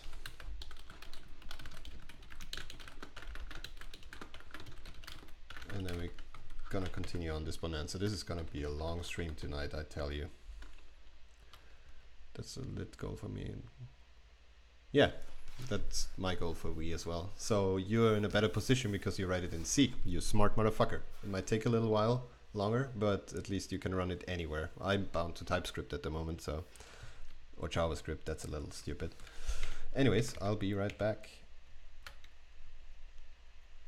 Where's my Arnie? There's my Arnie.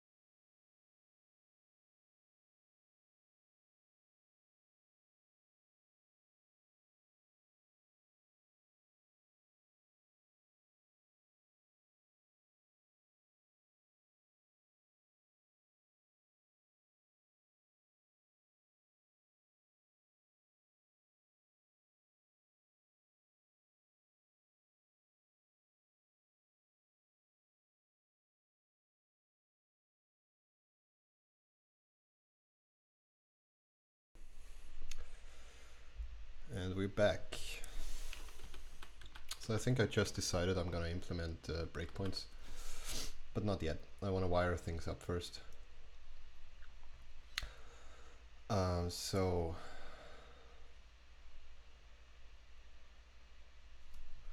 see if there's still people in here. What is that? I wanted to throw my Twitch monies at you and nobody's here. In the code or in the UI? Both. Breakpoints. Okay, so we're done with this. Cool project, Igor. I should give it some time over the weekend when I have more breathing space. It's now 8 p.m. so until 12 it's 4 hours. How much can we get done in 4 hours? This is gonna be a marathon.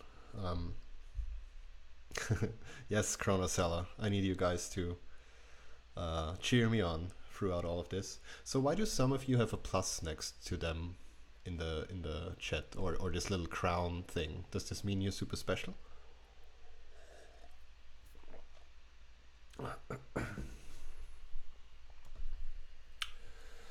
Back to this.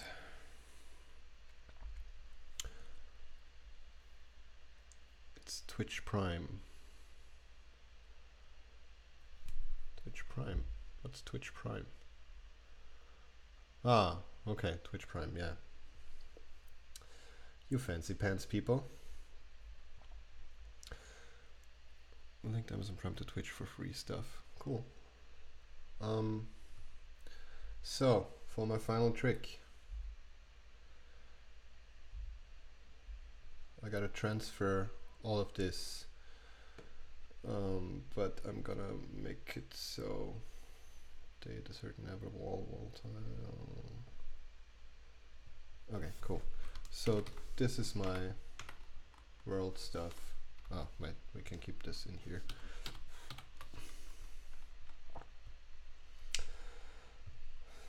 New file. Let's call this playground TS. That has all the definitions for the world and stuff. I'm exporting this. This is good. So I'm gonna import everything as playground from playground. What is the playground, you might ask? This Twitch Prime gives me 1 free sub per month, which I might throw your way once you're affiliate. Be thankful for Prime. I am very thankful for Prime. Thank you, Prime. Thank you. So what's the playground? It's this little thing. It allows you to edit the world, put numbers there and stuff, and it's very fancy, as you can see. It's also super broken because my way of handling the rendering and the canvas itself is very freaking broken. I have more than 50. I think I now have like what? I only need to stream today and one more day, I think. And then I'm good. Oh my god, no, I don't need to hear myself. How many followers do I have? I don't know where that's being shown. It doesn't show me here. Oh, followers. I have 76 followers, which is pretty cool because I begged, like the e-beggar I am, for everybody to follow me. Nobody's watching the streams, but at least you follow me. Okay, I got my world in here, and now I need to transplant my canvas bullshit. Let's see. This is the world, this is the canvas. It's not pretty, but it's mine.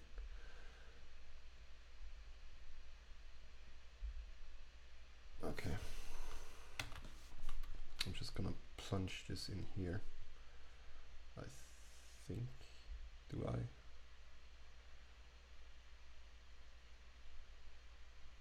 No, I think I'm gonna plunge this in here because it's part of the playground thing. And then I am going to refactor this motherfucker. Playground. Asset manager. God damn it, I even wrote an asset manager. What's wrong with me? Where's my fancy pants asset manager? Oh, that's in utils. Okay, good.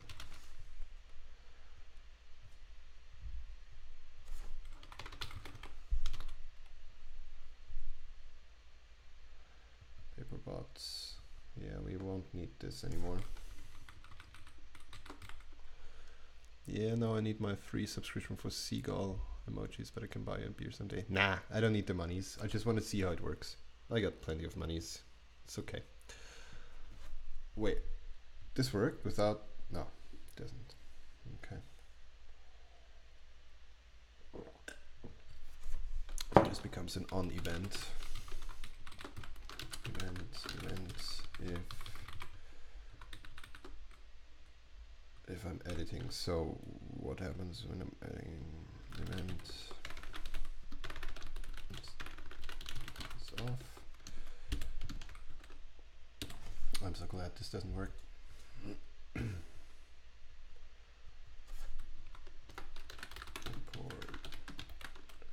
What do I need?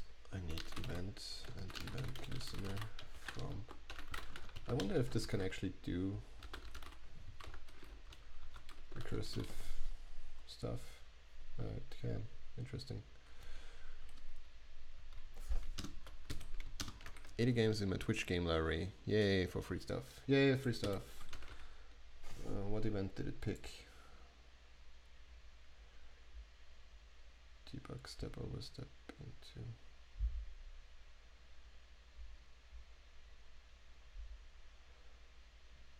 So stop.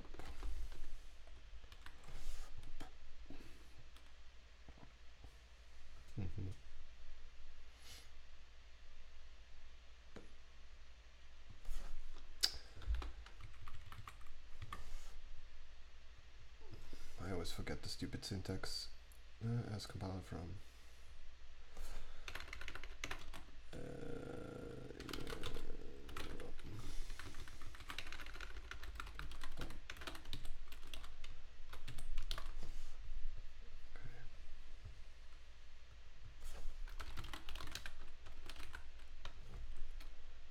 So if this stop, we go back to this, and if it's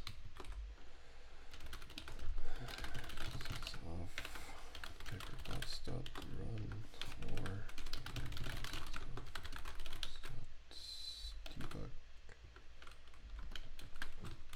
then we switch into overdrive and do this. New world, set world, where's set world ever called? Ah, it's external.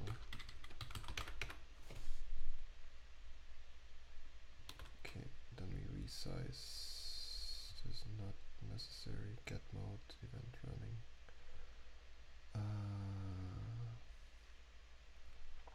Okay, we're gonna need a flag for that. Flag. False.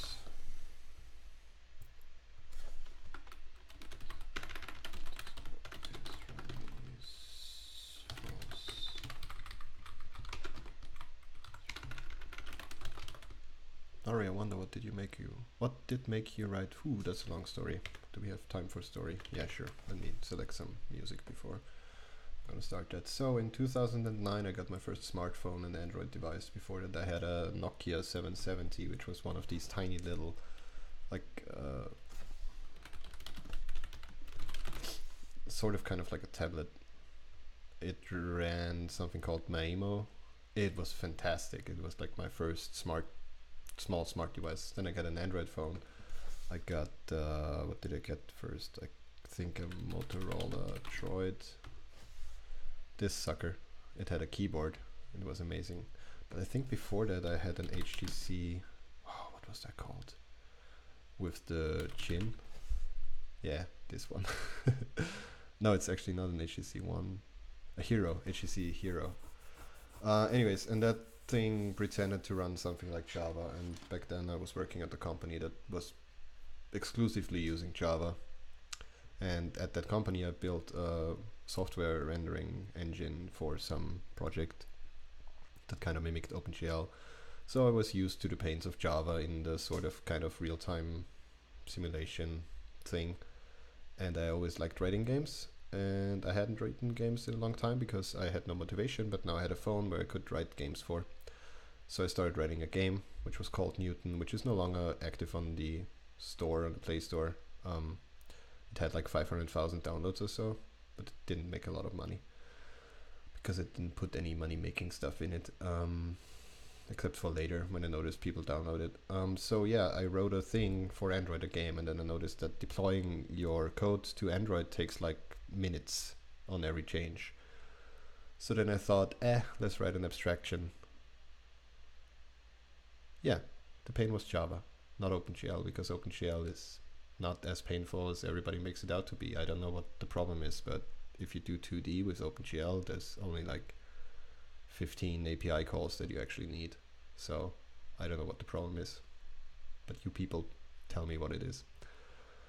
Anyways, I wrote an abstraction so I can develop my mobile game on the desktop, so I can do hot swapping in Eclipse, and I can do, I don't know, well, I don't have to wait for minutes for a single code change to test that. It doesn't waste much. The hotspot VM at least doesn't. It's really freaking fantastic. Art and Dalvik are a different story though. So I had this abstraction and I thought I'd share it with the world, and sometime in early 2010 I wrote a blog post where I said, here's libgdx, use it or not, I don't give a fuck. And it snowballed, and a lot of people kept using it for years. And then 2 or 3 years later, I think, Unity made all their stuff free for mobile use. And that was the decline of a lot of open source frameworks. Debugging shaders, well, you have that problem with any graphics API that lets you program the GPU directly. So it's not OpenGL's fault. Also for OpenGL there is simulation layers where you can actually debug your shaders on the CPU. So it's not too bad. So yeah, I'm going with daughter because I'm really sad, because I'm gonna sit here for another 5 hours or so until I have this done, but I will get it done. Arrow cascades. What is an arrow cascade in the context of GLSL?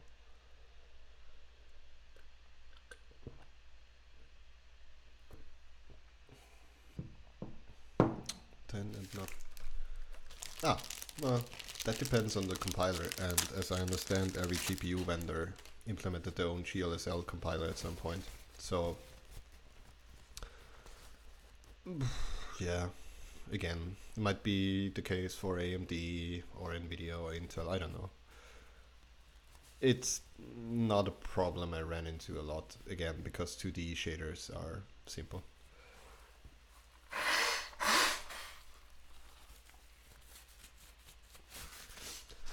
Okay, let's do this. Where were we? We're trying to make this canvas thing go.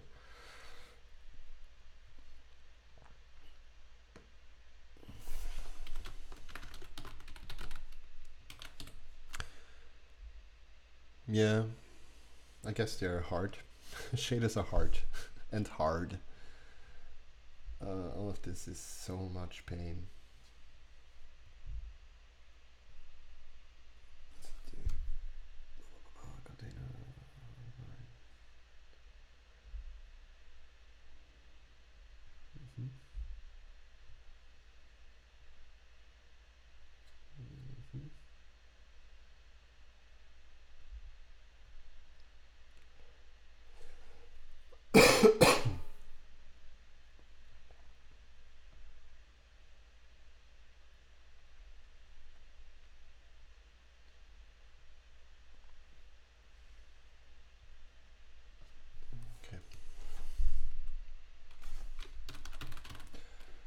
Extends Paperbots widget.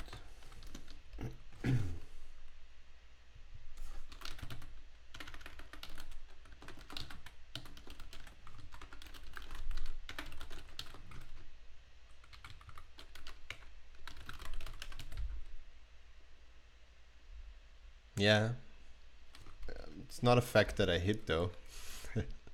If you choose something to write an application, you should do some due diligence and see what the limitations are. And I think we listed the amount of platforms that we support everywhere. Like it's, I think it's like first line on the website. Yeah. It even still says BlackBerry. That's so funny. Ah, fuck me. Let's close this. What does this want? Player doesn't implement render. Okay, now we need to render. This is gonna be fun. So we take all of these. Oh, it's actually not too bad. Oh, it is bad because there's a lot more to this.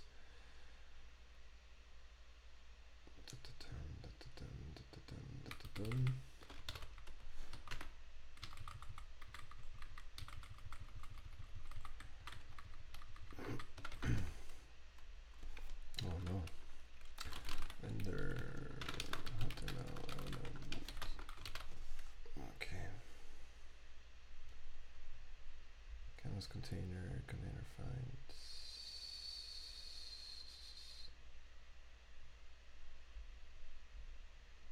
Okay.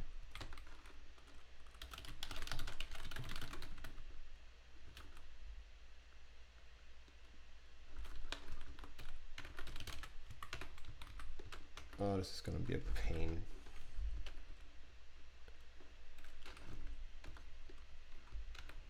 Anybody still got a BlackBerry? Okay. Index, editor container, editor tools, editor editing. What? Run. We don't need this. We don't need this. We need this. This is gonna go into this little thingy here.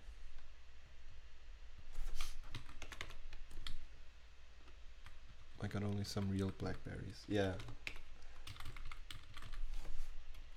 Okay, now we turn the canvas container.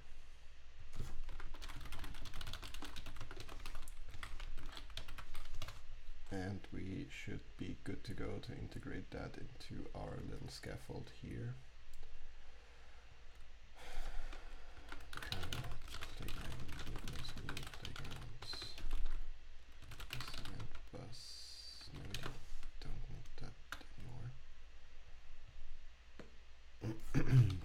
Building it ourselves now, like the good templating people we are. Hey Mo, see you tomorrow. Good night.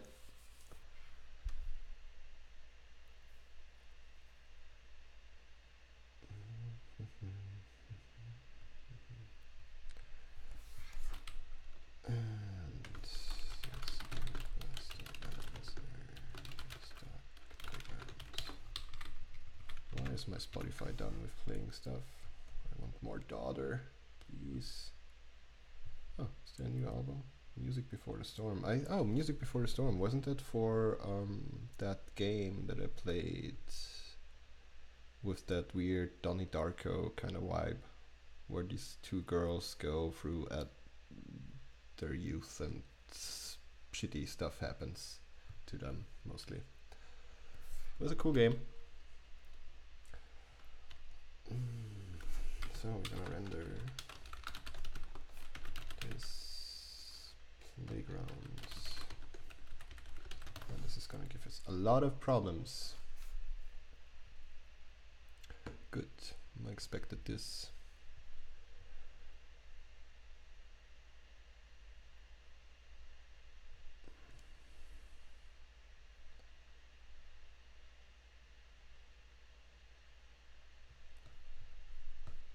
Okay, well, module systems suck because I have not learned how to use them yet, so I am just gonna copy that over and call it a freaking day because everything is terrible.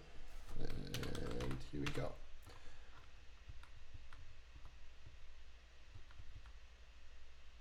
Okay, we don't need this import either anymore.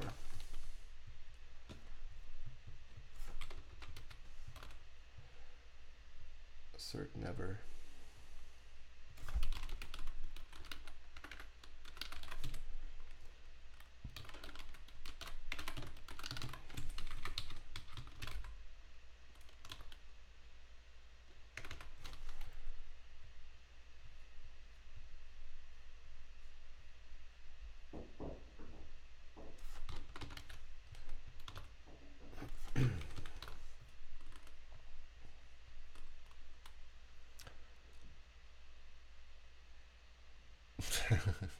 It would probably run on those as well. Playground, no, I want this to be world. Worlds. And we're gonna rename this worlds. Cool. And now for some fixing upping. This is so crazy to me. Why would this not work? This is fucked up. World, robot action, robot data, world, data, world, object. Everything is terrible in this fucking. Okay.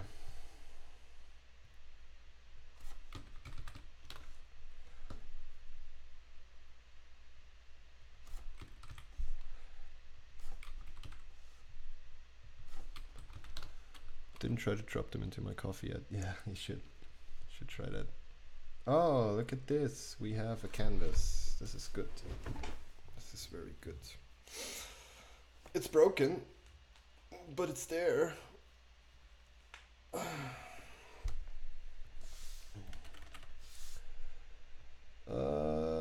This doesn't do what it's supposed to do anymore. So let's see why.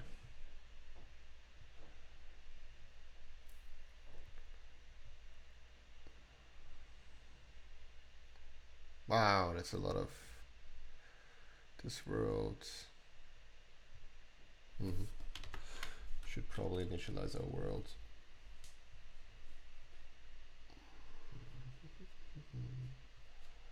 Oh man, that's so much code for so little stuff. Let's see where we do touch the world. We should touch it in a lot of places. Subtile. But do we assign it somewhere? Oh god.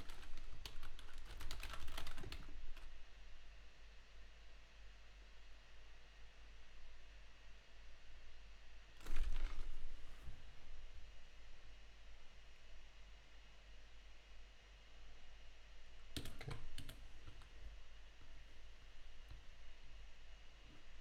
Guess I can initialize the world in the constructor and call it a day. And I need a world data for that.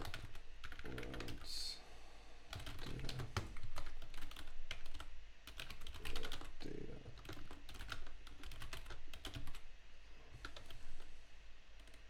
Tiles.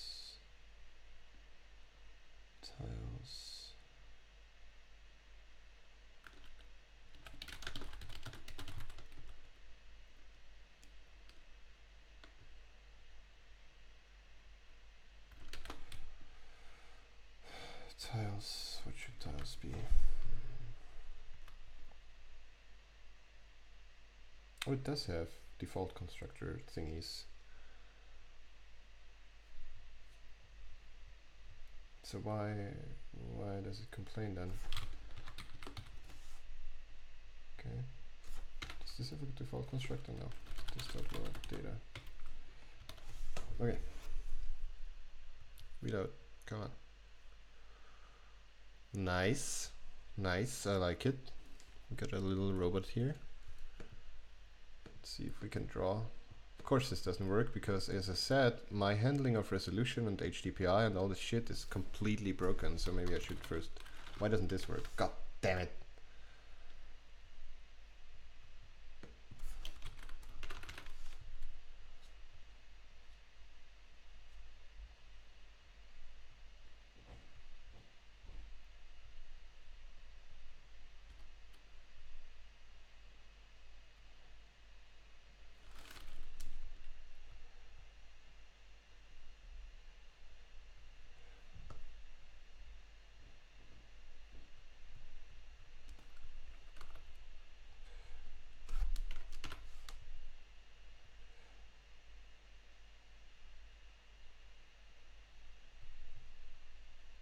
Oh, I killed all the code that does this. Okay.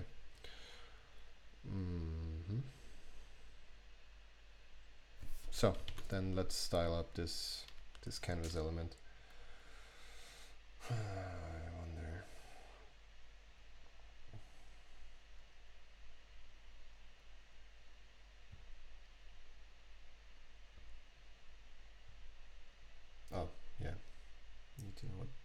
the thing actually does. So canvas container, pb canvas, canvas container. Do I need this? Yeah, let's keep this.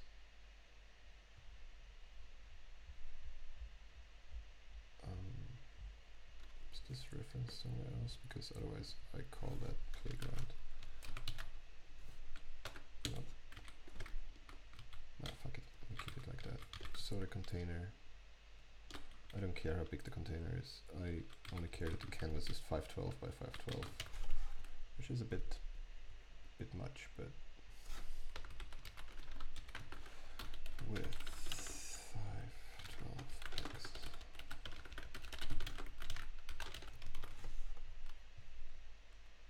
There we go. This looks promising. Holy crap, why is the fucking thing so big?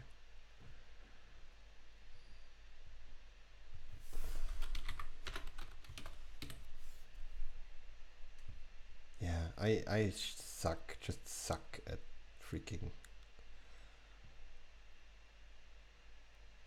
Okay. So maybe we should put the canvas to the right side and the editor and debugger stuff to the left side. What do you say, people? I just wonder how it behaves when we scale this up and scale it down.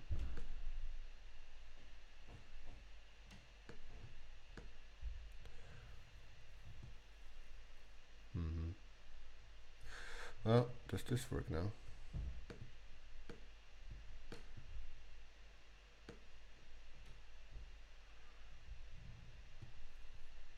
We all suck at the same thing. Now I feel really bad.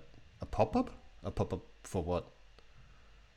Oh, no, not a separate window. That's gonna be bad. So, I wonder why my clicks on the thing don't work. I have a feeling I know why. So, all of these container finds. Oh, this seems to work.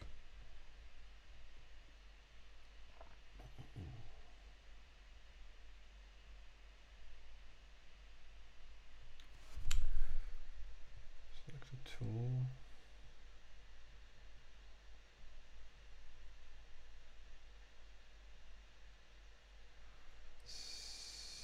So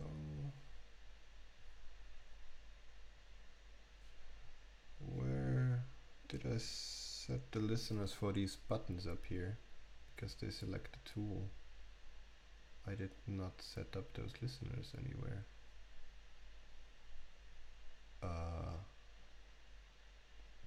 That doesn't sound right. Okay. Interesting.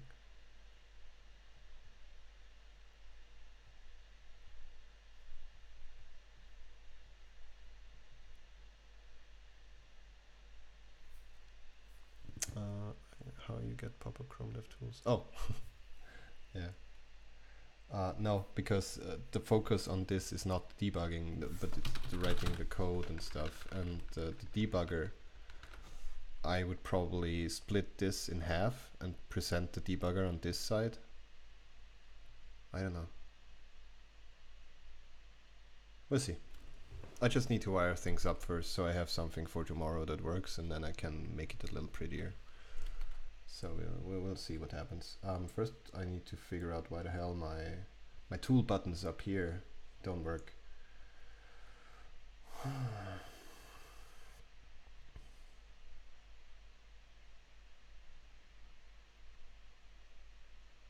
Yeah, this is what I need.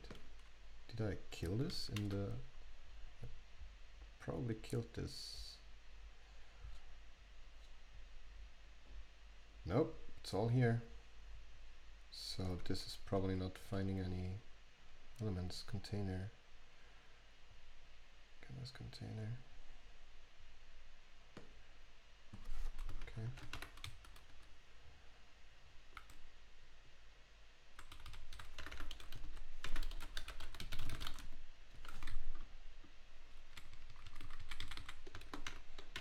Yeah, maybe the code left or right, but the thing is, this is already 512 pixels. Yeah, you might be right. That might be okay. Let's see. Oh, I now fucked it up completely again. Canvas container not found. Yeah, because we don't return that anymore.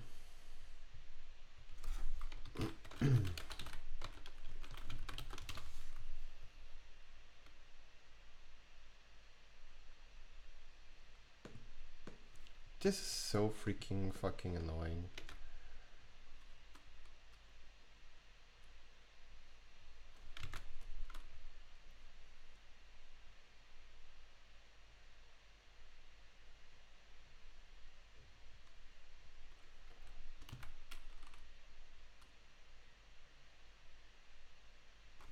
It finds all the inputs, so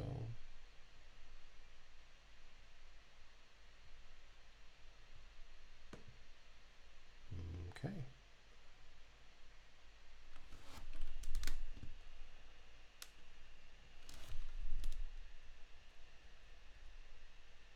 Okay, it seems to work. It's just that I don't have that style.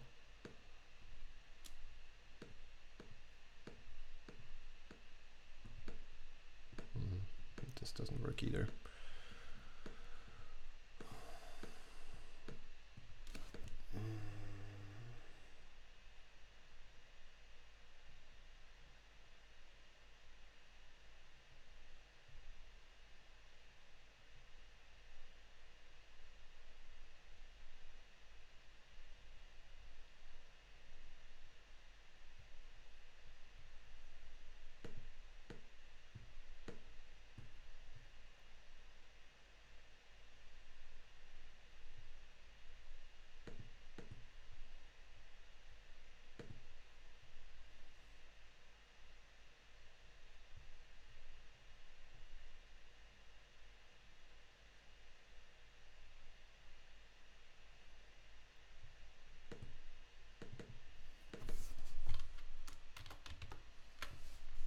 Okay, handler isn't wired up here, so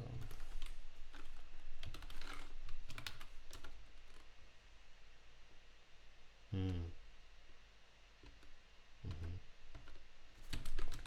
makes sense. Wow, this is really a good soundtrack. You should listen to this. Music Before the Storm. It was for the game. I can't remember. It was a really good game.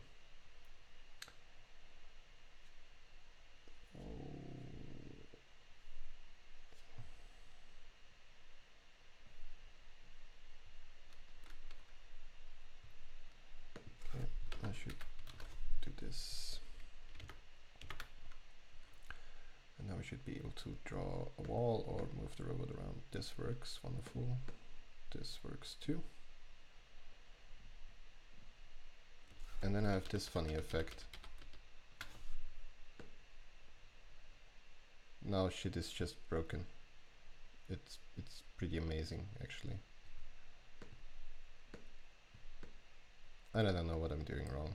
I just no idea. So people have to play this at 100%. Also the rendering isn't pixel perfect, which is also kind of weird because my tiles are 32 by 32 and this should just work as it's supposed to work, but yeah. Well, that's a problem for another day. We got a lot of midnight oil to burn. So this works. Robot.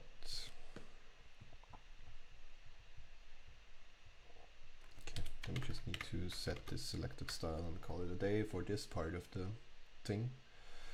This down here doesn't do this. Oh yeah, because I've removed all of that. So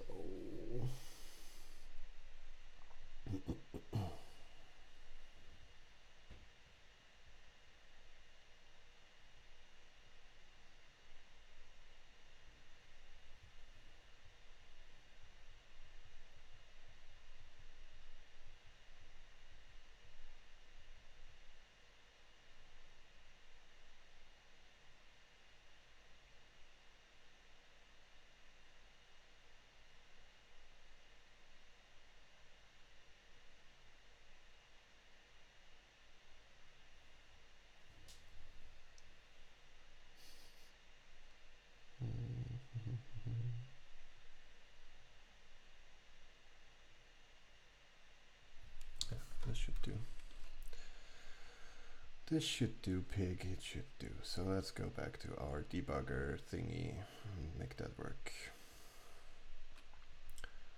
So if the source changed,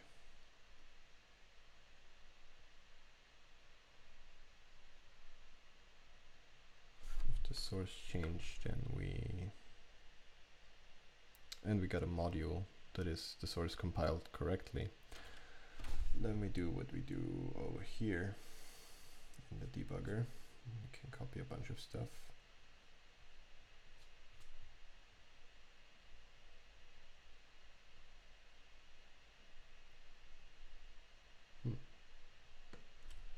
Yeah, we can actually do this, I guess.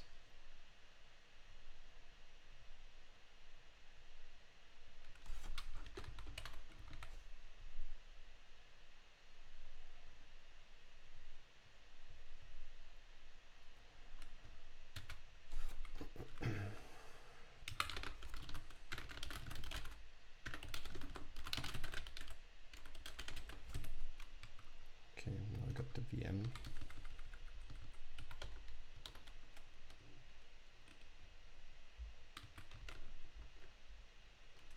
And I can enable a bunch of buttons.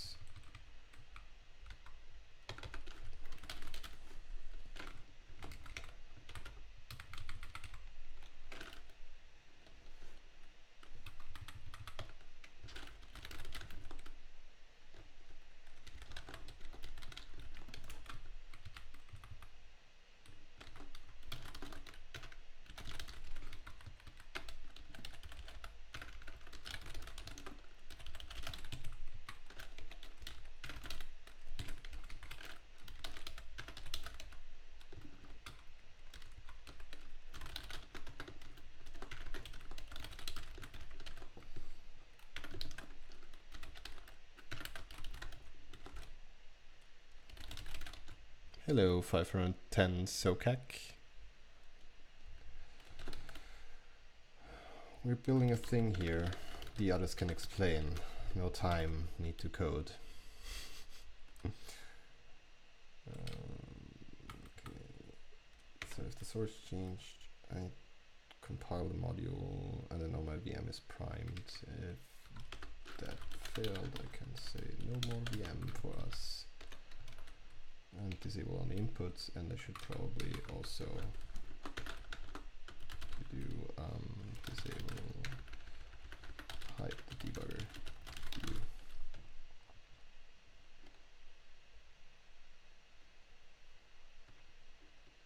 I wonder if all of this should be part of the editor. It probably should be. Well, problem for another time. Yes, basically exactly that.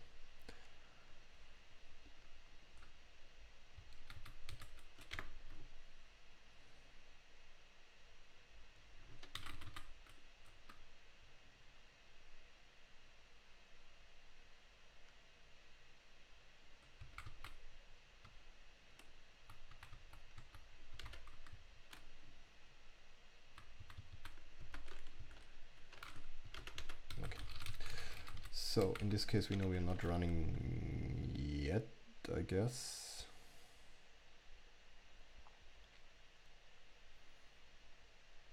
Yeah, we need to disable source modification while the debugger is running, so we will see about that later on.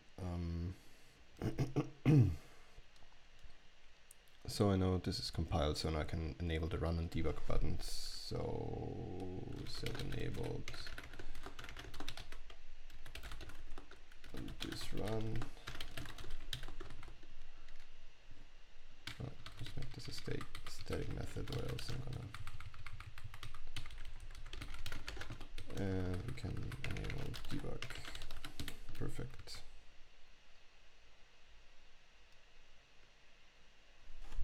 Of course, complaints. Set enable. Oh my god, you.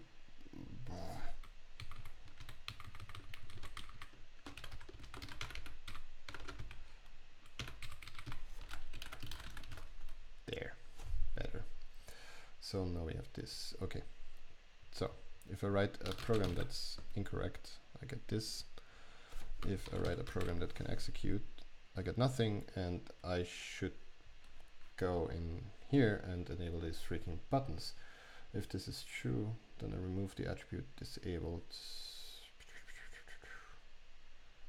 True. Okay. Let's ask our trusty debugger. My friend, what is happening in your head?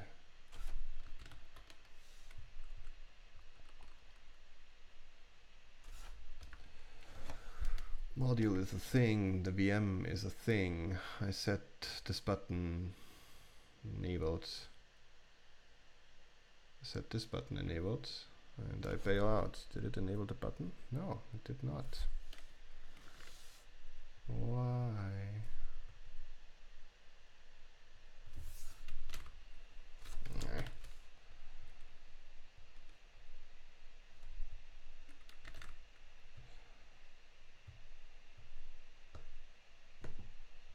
I can't even.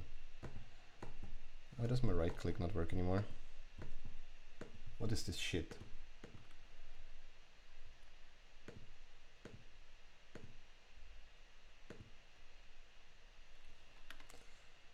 Okay, I must have done something.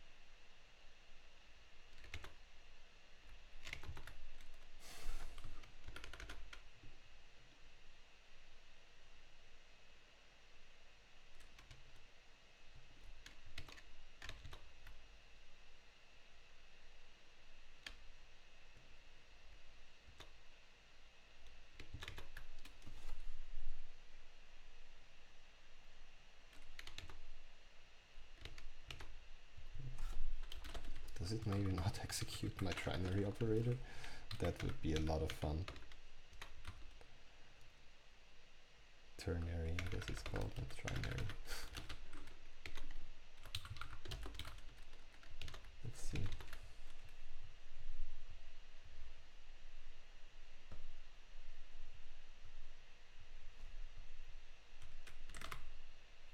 No, that seems to be good. My element is my... There is nothing in this fucking element. Oh my god. Why is this 0? Are you shitting me? Yeah. And now I have breakpoints I can't remove because right click doesn't work anymore. It's pretty cool. Let's reload the... Let's create a new tab and kill this tab, and then let's... Now my right click works again. This is fantastic. So something goes wrong here. I fetched this, yeah, because I fetched this not from the correct place.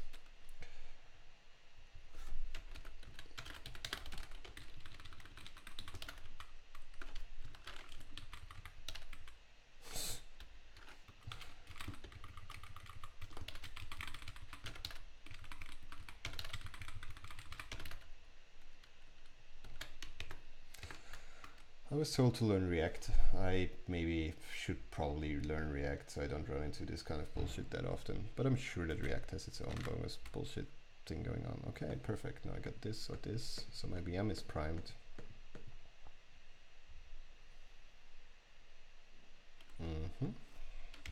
Like this. So, and then I need to hook up the... let's start with the easy one. No, god damn it.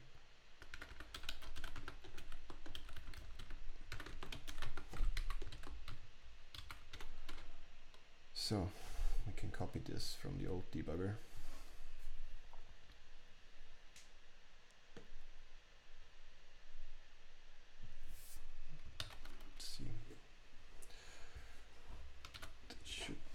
significantly easier now. It doesn't suck so much, but you still get your CSS metas. Oh, okay. React sucks. Good. Okay. I got this already, and I got this already, and I know this is true.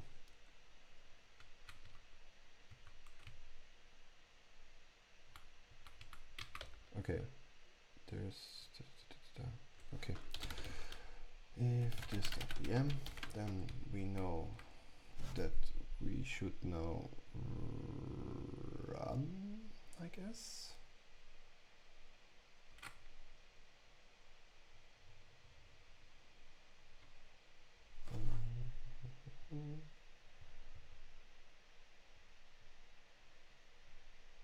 Yeah, if this is VM, we should run.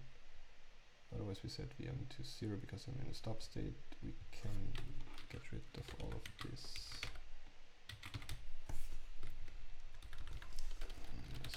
Run.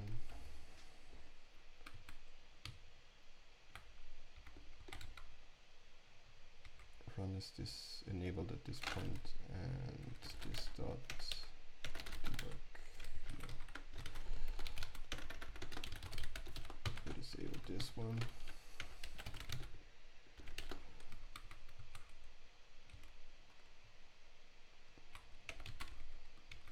So then I have my little advanced thing.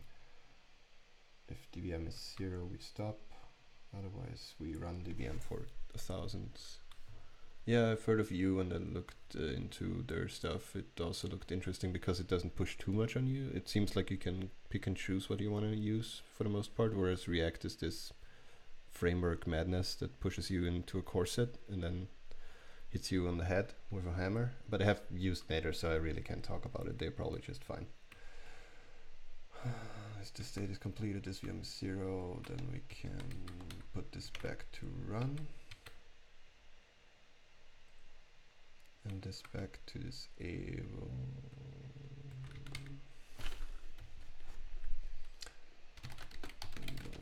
This.debug true, and we return from the advance, and we don't schedule any more request animation frames.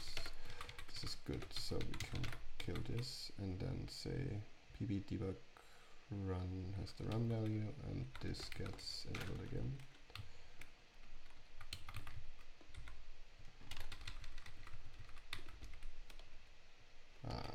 Nope, not what I wanted.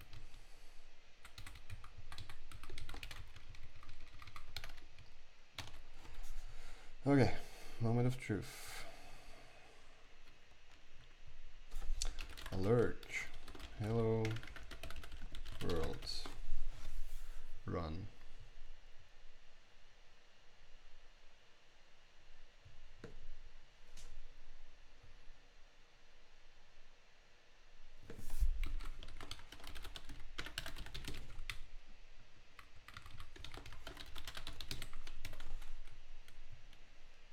Yay.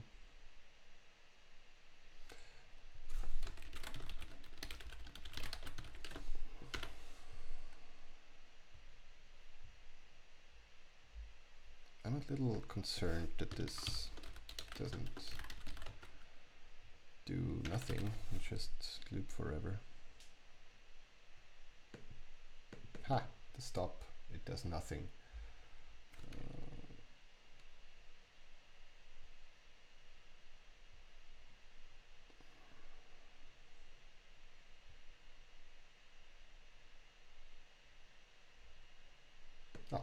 Let's make this a lot simpler and just say if this spell run. That's a better stopping condition. Come on, reload.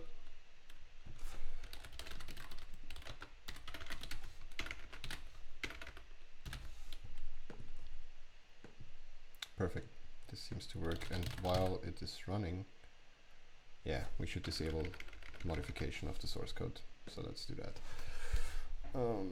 Set enabled debug, and then through the message bus we send a new message. New run. No.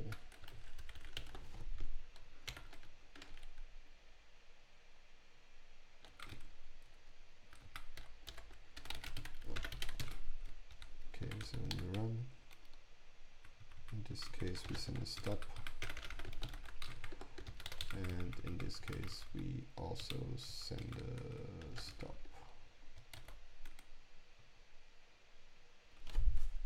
Okay, and then our code editor needs to react to that event and do the needful, that is, it shouldn't allow inputs. If event instance of run or event instance of debug, how to disable input in the code editor. I had this here. When does this happen? When I click on run. Nope.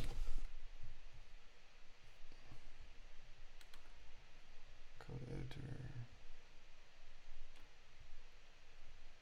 on run.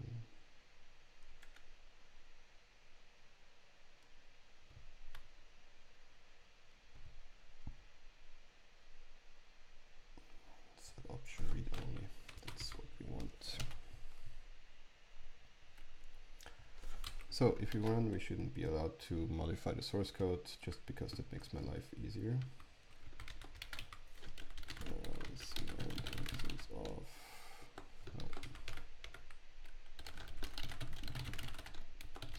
If we stop, we should be able to modify our source code.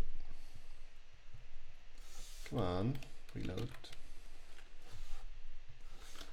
While true do and so. Perfect. Stop works. And now we can't fucking do the thing because this says true instead of false.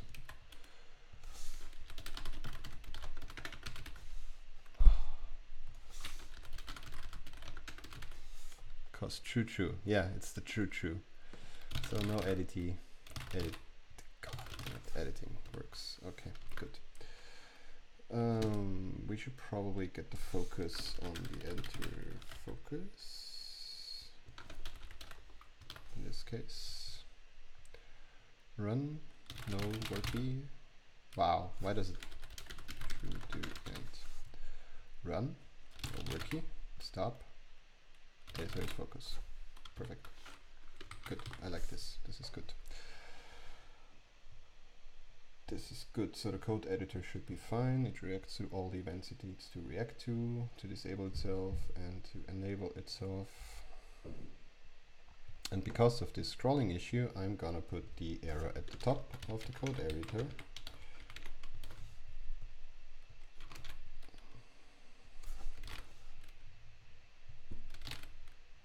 Well, that didn't work as it should. Fuck it, I'm gonna fix this later. It's fine.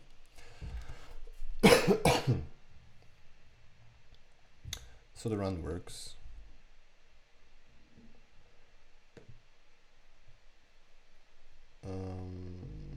Why doesn't this tell me that it's completed?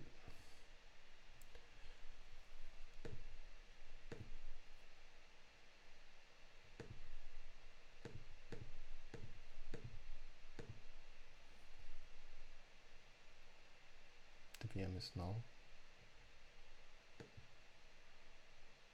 How can a VM be null? Should never happen.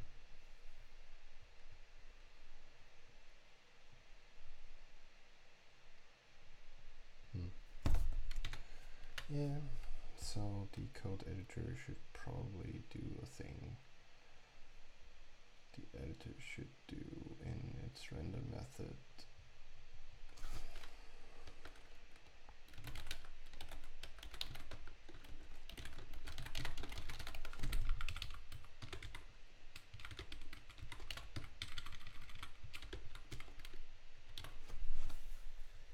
So we prime the VM.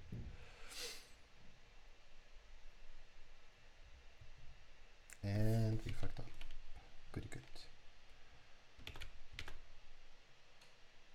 Ah, yeah, because at this point, the stupid thing isn't in the DOM yet, so. Cool, run.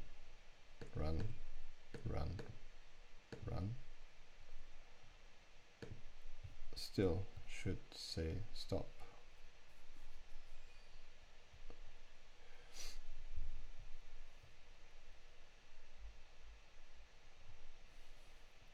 This is not nice.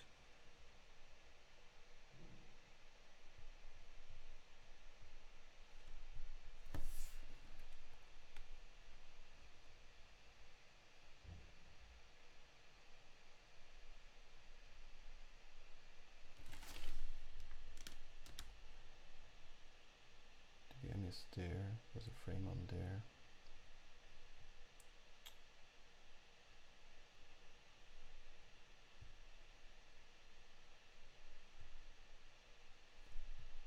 Okay, now we should have a VM here.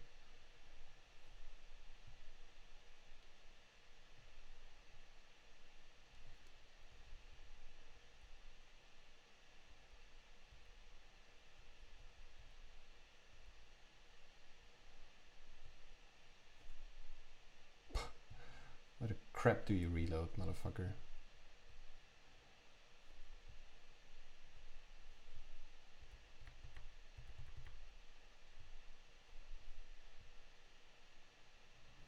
So it should have sent a stop event, but wasn't the stop event processed? One event stop.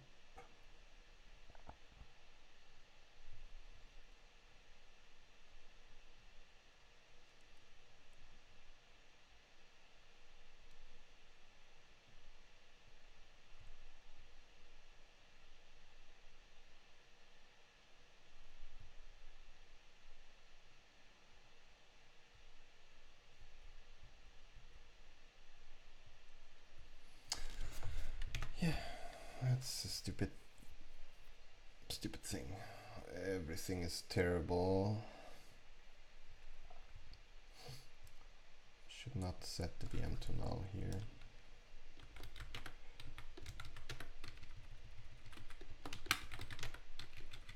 Neither should I set the VM to null here.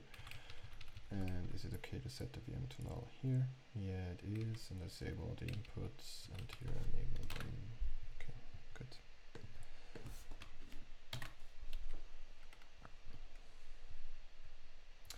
And that's why we test with empty input kits. Empty input is your worst enemy usually.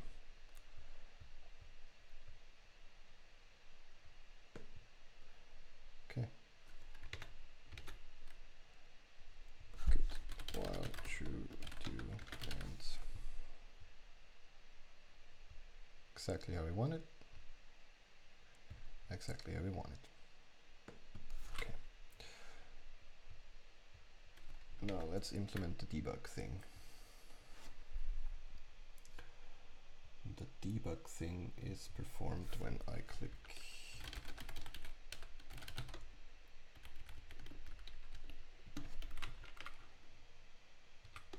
this.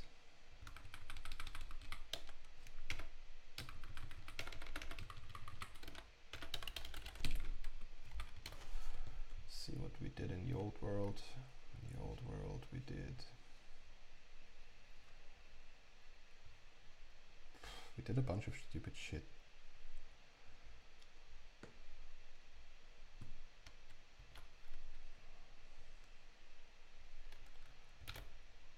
Okay.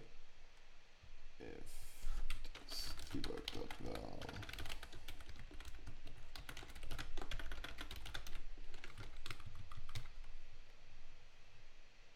yeah, I'm still at it because I'm still not done.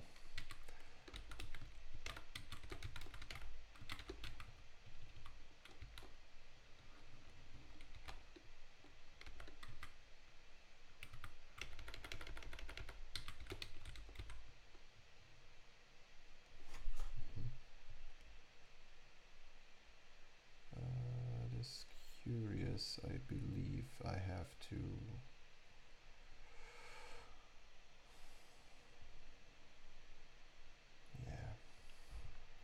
to remember the module.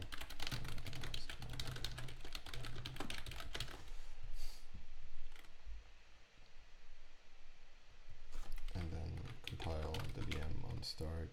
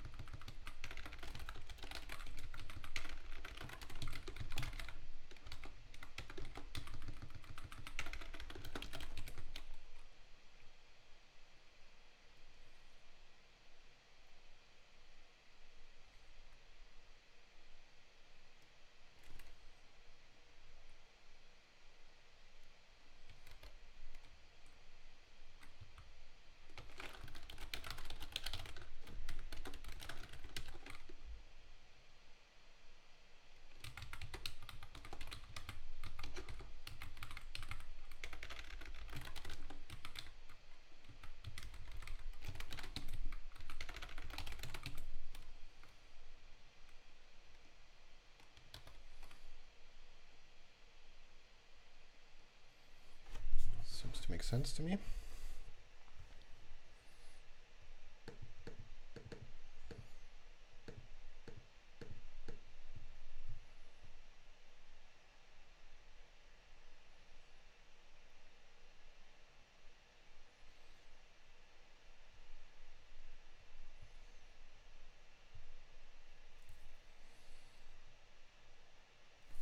Okay, I like this so far. Now let's implement the step.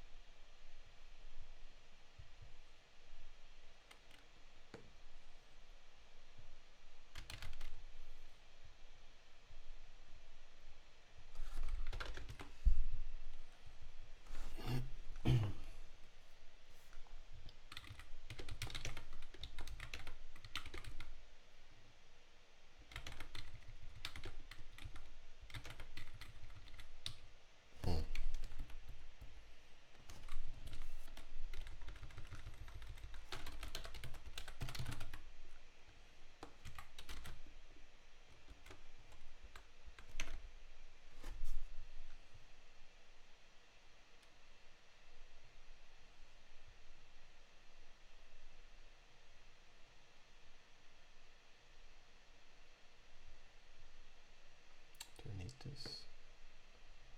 I need this, I think.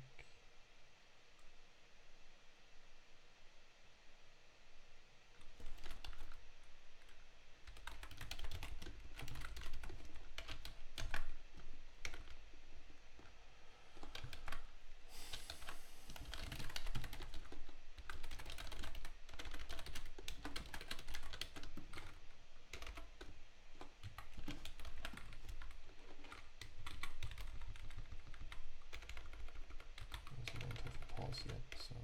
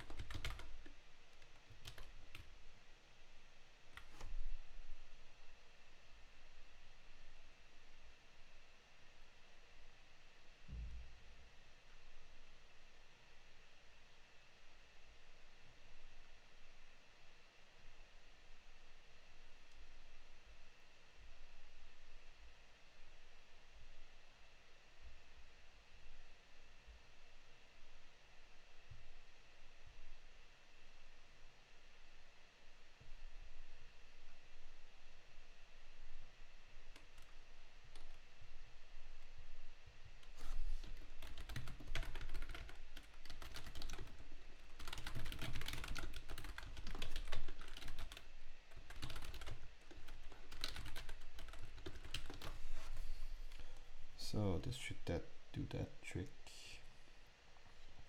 Now I need to let's see, the step over and the step into.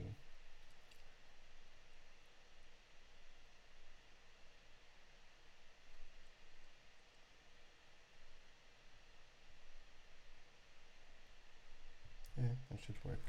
Let's see, r in equals 0 plus 1 nerd a.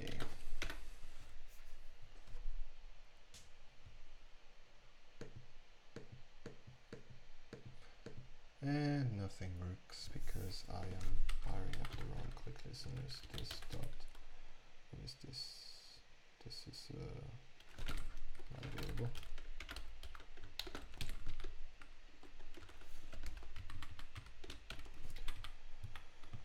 This is the step over.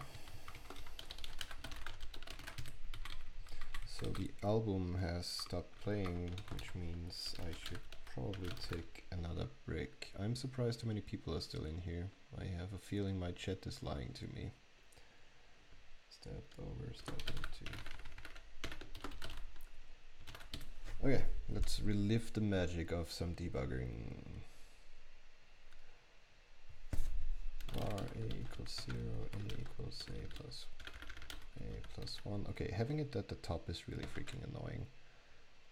Which editor do you prefer for Java? I don't really. I usually use Eclipse.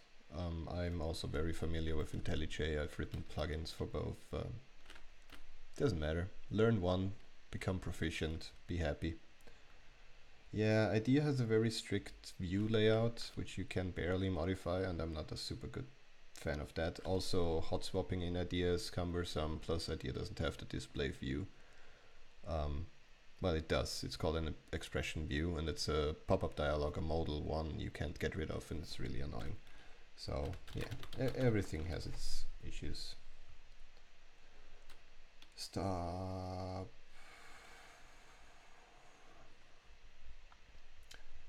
We should probably send a step event right after our...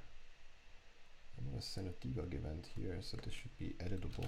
Yeah, bad Mario. So we send this line number, we keep that, and then we send a stop. Don't really have to null the VM here, so we send a stop here, we send a debug and step here, because that's what we do when we prime the VM like that. We don't need to set any lines for the run stuff, because that's not debugging. When you step over, okay.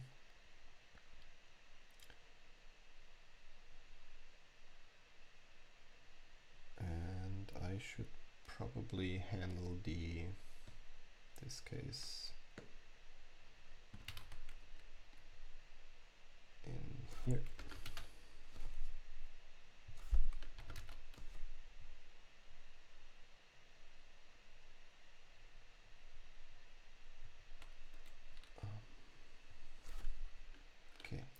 So what do I need here? I need to set the debug back to debug, because up here I've set it to zoom. I need to essentially do this here.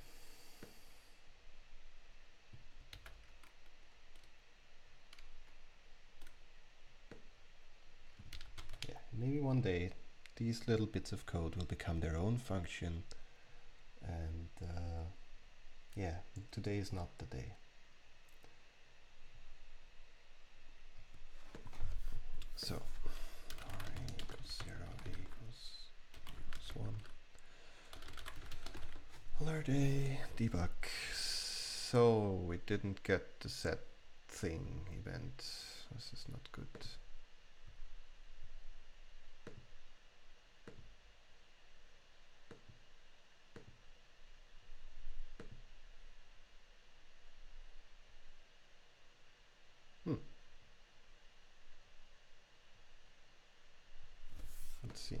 Let's see what our old test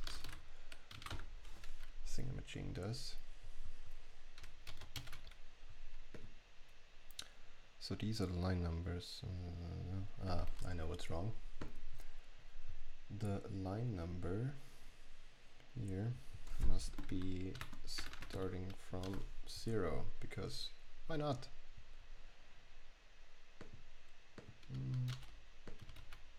What?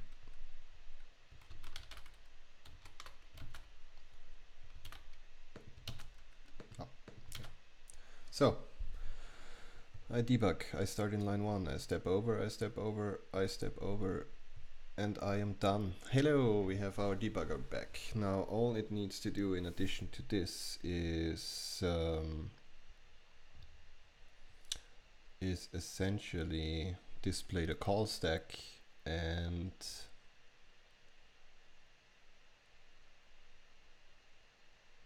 yeah, it should display the call stack and it should display the local variables. And if you click on the call stack, it should take you to the line where you're in.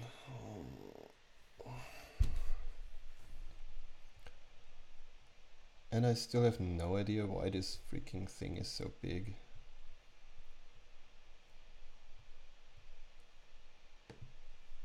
That is better, I guess. And let's give it a flex of 1. Ah! Aha! PV code editor is the one.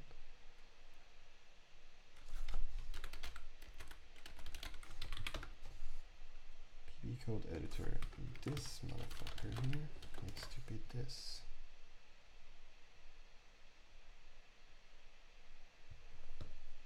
Oh, look at that. We fixed the CSS. Now what happens if I do this? Of course that happens. Why not? It's cool. It's pretty cool. Overflow, auto.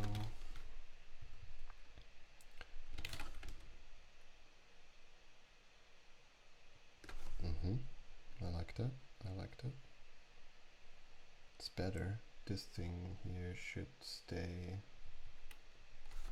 though.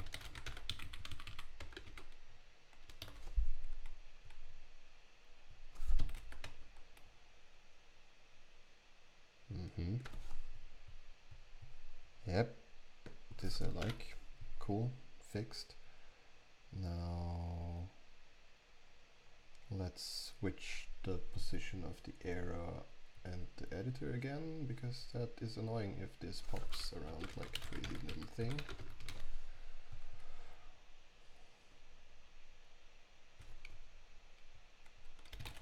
Yeah, this is a lot better. Cool, this is now sort of like QBasic actually. Okay, let's write something that's a little more for I equals 0, I is smaller than 10, do, I don't know, what could we do? Print hello.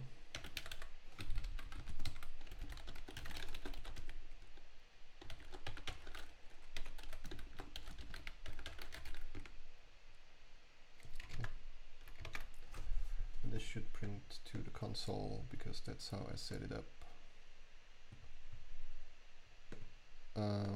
It doesn't like my semicolon up here, so now I can, oh actually I did it, yes, okay. So now I can either run this, which prints this 10 times, or I can debug it.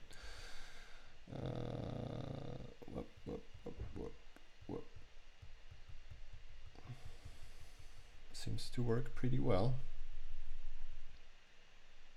And we stopped, and does this work too?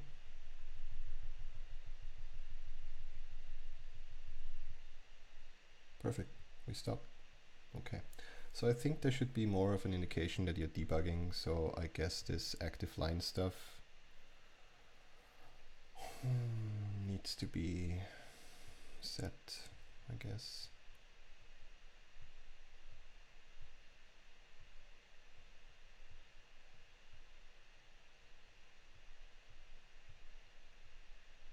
Yeah, and I should also not be able to change the selection. I click on this, but I think that's a minor issue which I can fix some other time. Now we want to see the call stack and the thingamajig.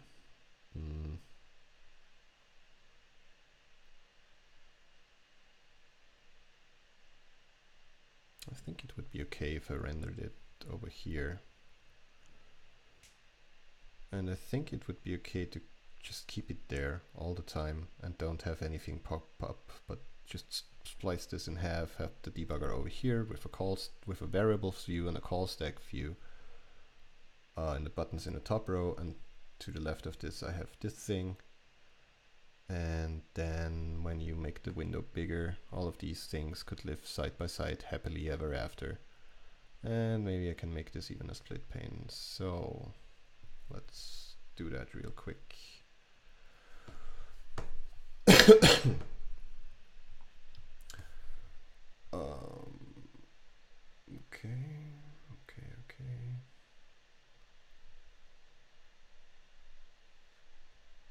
Okay, this is where the magic happens. So I need a new DOM element here. What's this? Code enter and debugger.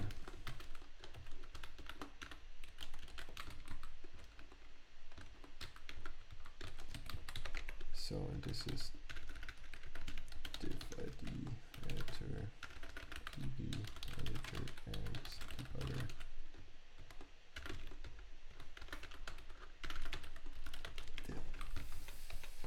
Perfect.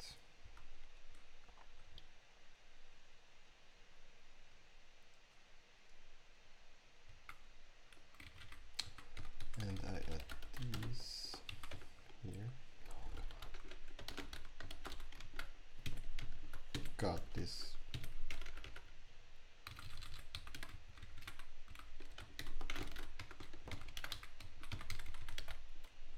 Okay. And I append this enter and debugger to the DOM. Goody good.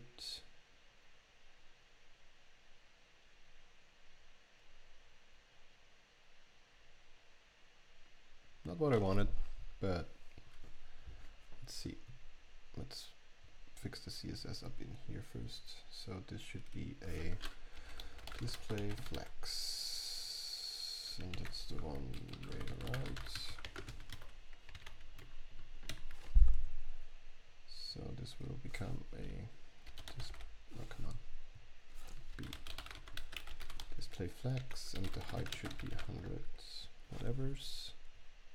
Okay, this is good. I like this already. Now then the editor should be, I think it's fine to have it like this, like 60-40. So the width should be 60. And of course that doesn't work, because why would it? The width of this should be 40. Yeah, I think I like that. This is cool. Okay, so let's put that into our style. Code editor, code okay, pb editor, and what did we call that? Editor and debugger.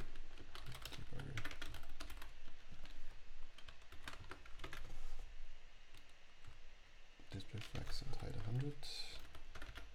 Display flex, height 100, and width should be 100 as well. Why not? Then the code editor gets a width of 60,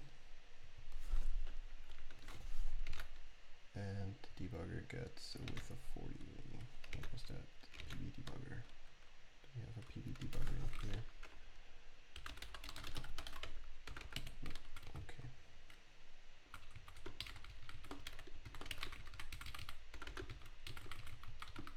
Code editor, and it gets a width of 40 and a height of 100, and that should be it for now.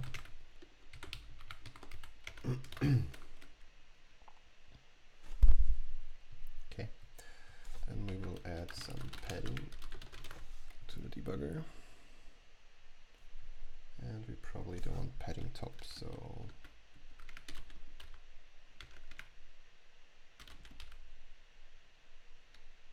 is that what we want? I think. Hey, God, I always forget this. What's this again?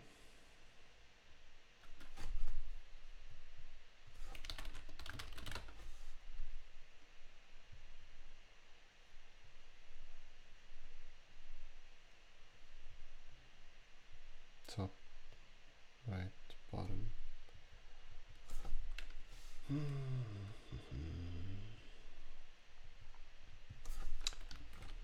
Top, right, bottom, left,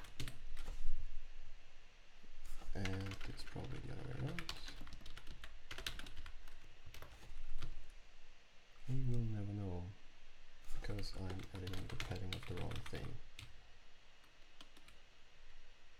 No, I don't know what I changed here.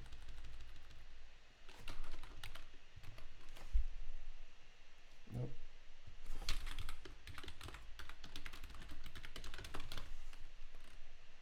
There we go. That kind of sort of looks like it's same.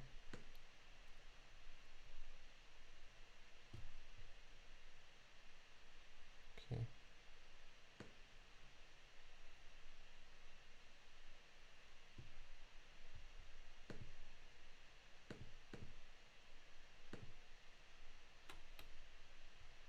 Okay. And then we need to fill this out with the variables in the call stack. So there should be two scrollable diffs where we just plunge stuff into. I wonder.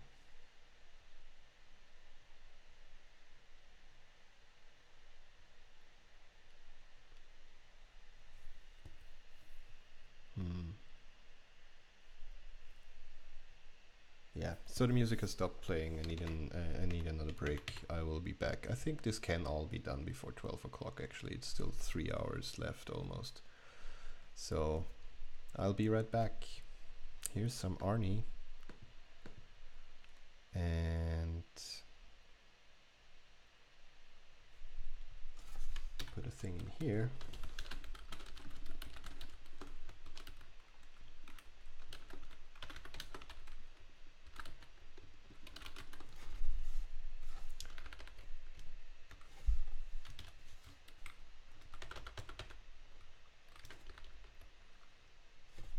Okay, be right back.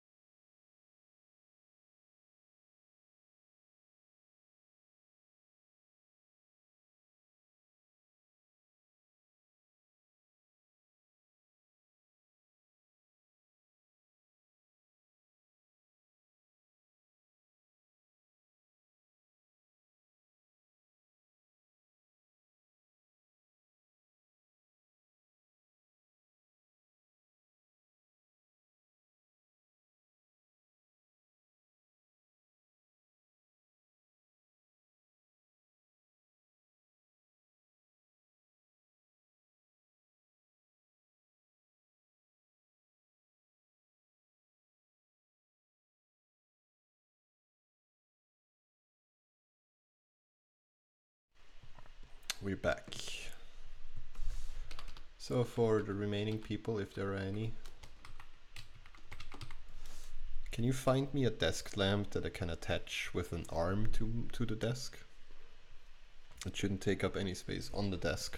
I wanted to attach it to the side of the desk. Okay, so let's design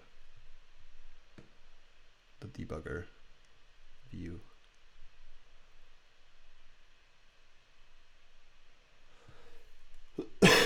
So at the top there should be the local variables for the current frame that we selected. At the bottom we want to have the frames that are currently there. So first of all, let's go to the debugger.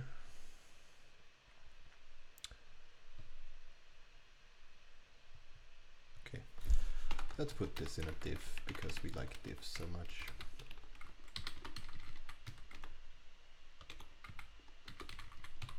Oh, and we need music. Does anyone have any music recommendations for me? I'm more the non-electronic music type of guy, so let's see, what could we play? FTL OST, let me guess, that's entirely electronic.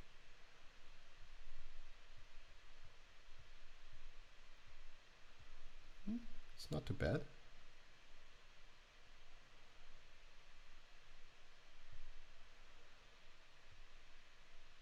Every desk lamp, yes. No, this is a little too...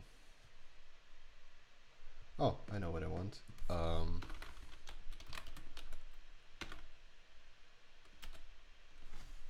Is that... No, that's not... I think that's not what I want. No, definitely not what I want. God, what was this called?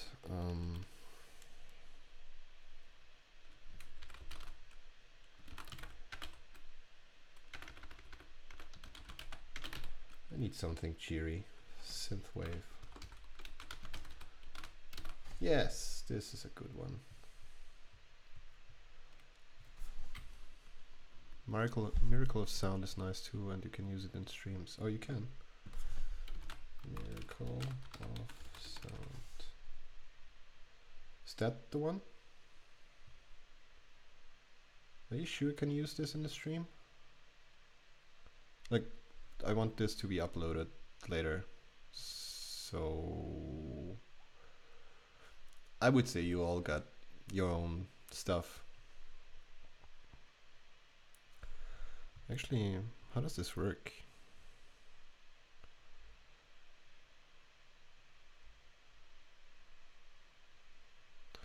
How would I add a source? Oh, audio output capture. Okay. Device. No, that doesn't work.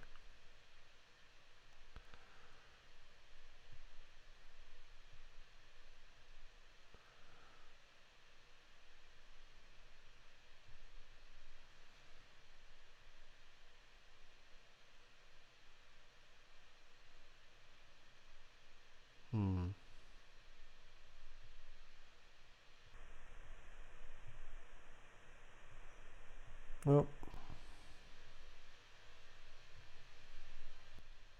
so it seems I can't do this on Mac because it should be this, but I can't choose any devices, so no work key. Well, might be better anyways. Okay, back to the code. So we put our tools in a div, and then we have another div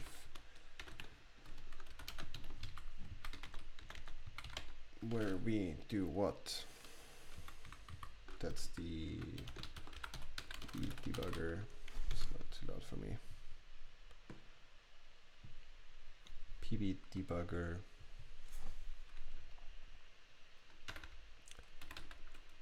variables, locals, and diff, which is the pb-debugger call stack. Okay, so we got this.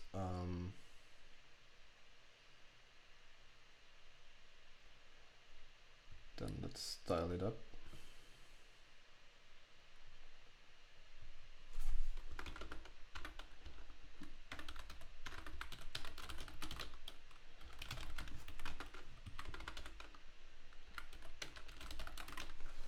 Debugger locals, debugger call stack. Debugger should be a display flex with flex direction column. And this is with 100. This one. I don't know, maybe you don't even need this.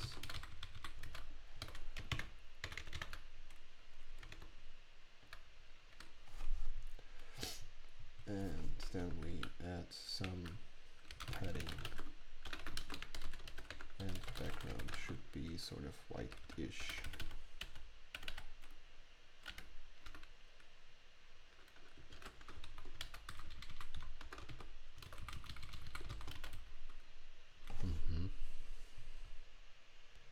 Yeah, of course this doesn't do what I wanted to do, because that'd be crazy-o.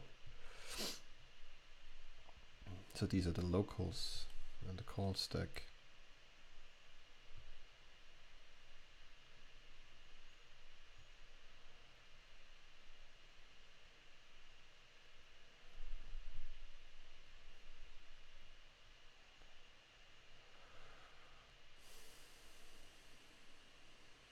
Is there something else in this?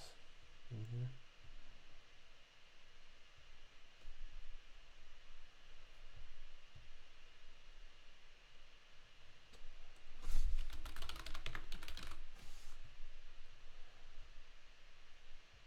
Oh, come on.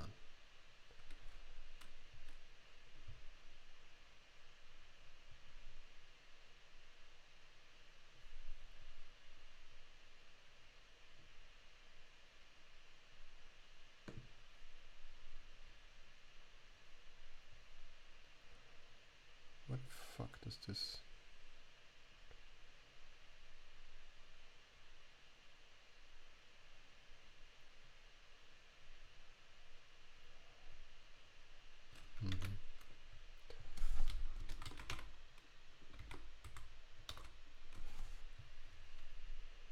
Okay. This is good. Let's make the background white.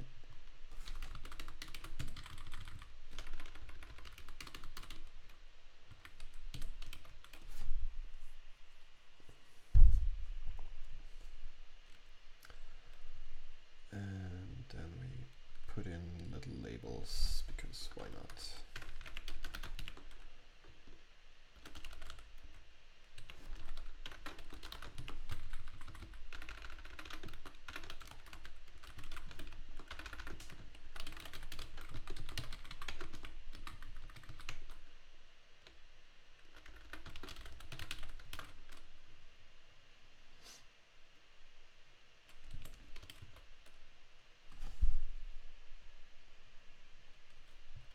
Okay.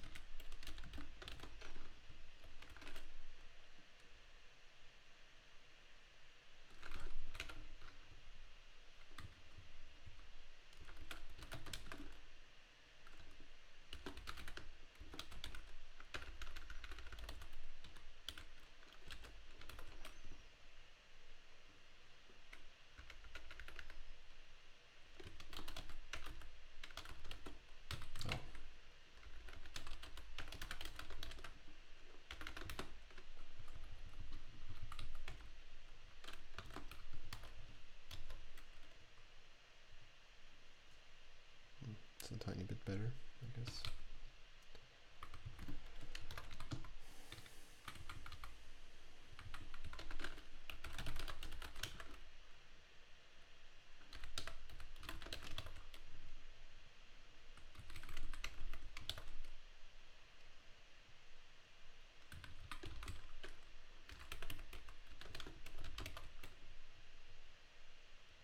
I like how this doesn't do a thing.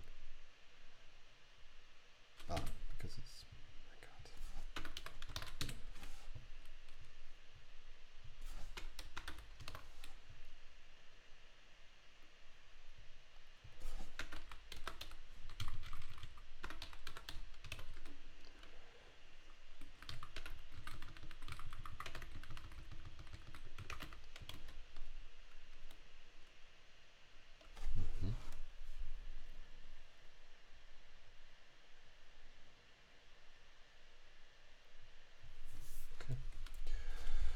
So the locals should overflow auto, and the call stack should do the same.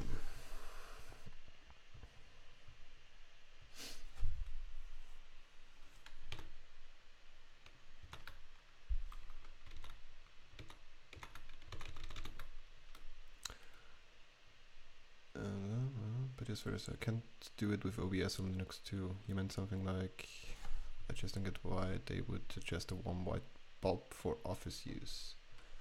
Let's see what this is.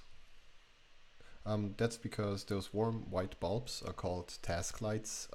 You usually want something that has a high color value, like something above 3000 Kelvin. For work. For this, I don't need like a task light. I just need a sort of ambient light that doesn't fucking wreck my eyes. Okay, yeah, this looks good. I might get something like this. Wow, it's super cheap. Good. I like cheap. So we got this next.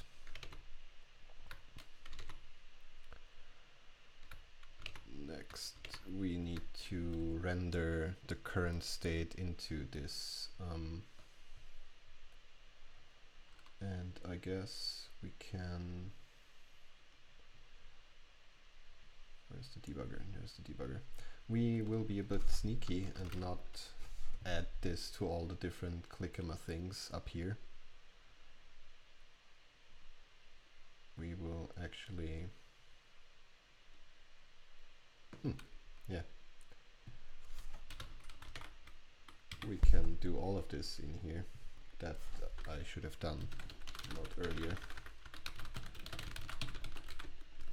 If I stop, then I do all my UI handling in this event, which makes it a lot nicer. This.run value is run, blah blah, and then I enable these two and disable these two. Cool. So every time I do a stop now, I don't need to do anything extra. So this is handled. This is handled. This is a stop. This is handled. And I can even do. No, I think it's fine to keep these. I can ignore this because this is handled by the stop. Oh, I can ignore all of these. Perfect. Nice. This cleans up very nicely. So I need to keep this. And I need to keep this. Okay, let's see if I fucked it up.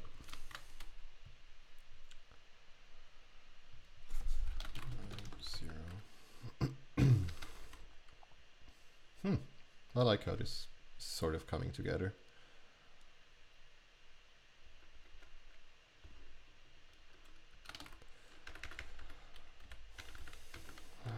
So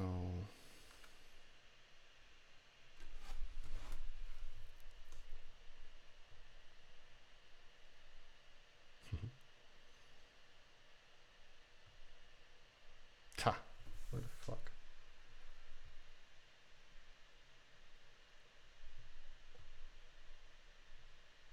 So I need to keep this, and I need to keep this, and then in my thingamajig down here, I added code that I shouldn't have added.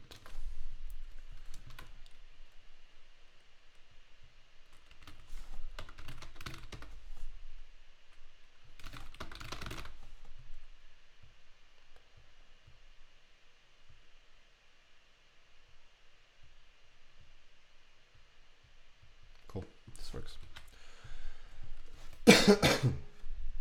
So let's write this data out to the thing, and for this I need to have something like render state if event.module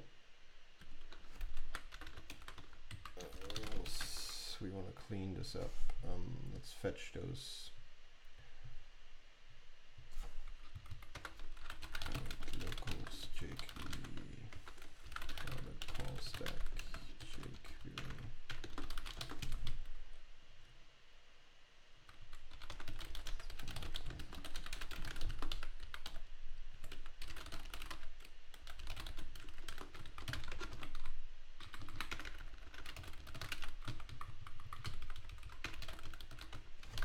Let's just make sure that we actually called them that. It's in here. So they're called debugger call stack and debugger locals, so this is good. And then when we when we render this dot module, if we have a module, if this dot vm dot and this dot vm dot frames dot length is bigger than 0, so if something is running, then we run the locals and call stack. Otherwise we just clear those two things, debug dot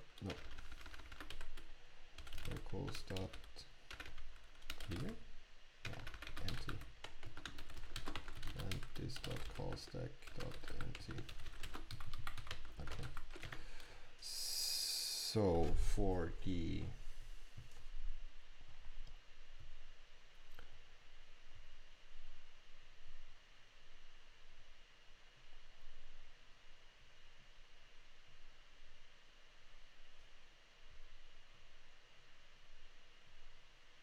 what am I looking at? Sometimes my brain wanders off and tries to solve a problem, and my eyes and hands just do something completely unrelated. It's very weird. Also, Joey is starting her stream in right about now. So if you want to switch over to her stream, she's playing games from around the world. I don't remember what her Twitch was, so if somebody can post it in the chat, that would be nice. So how should we render the locals? First of all, let's render the state in the correct places. We could probably just render every time some event comes along, because fuck it, why not? Are there shield worms? There might be shield worms. You just need to join and ask. Okay, so debug. Stop. Let's test our little thesis. Locals paint. Oh yeah, that's her. That's our thing.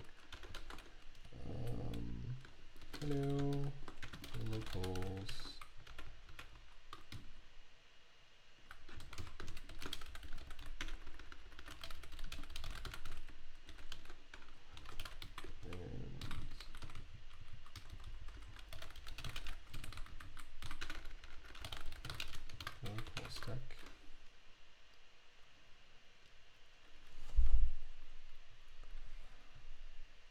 So we do a run, that doesn't do a thing, stop, debug.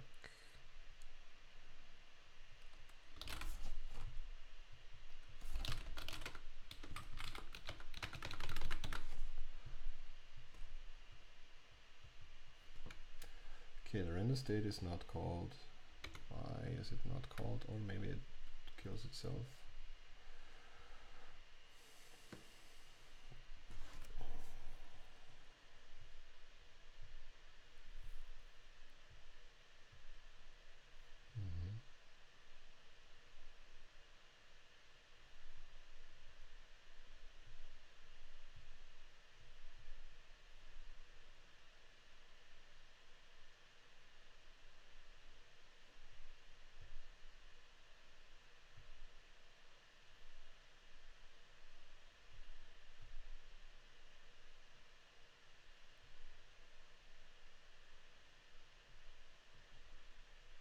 Okay, this doesn't construct an element, that's why.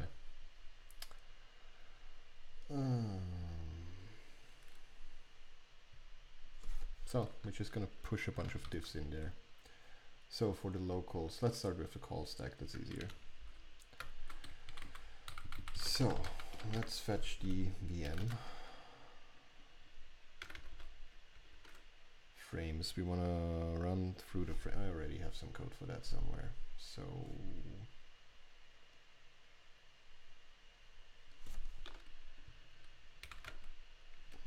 no. Yes, this is what we want.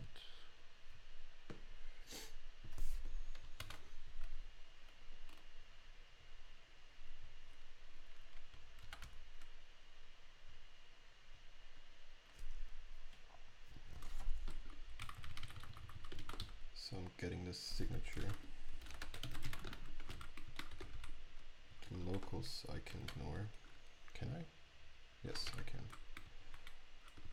And the instructions I can pretty much ignore. But I need the current.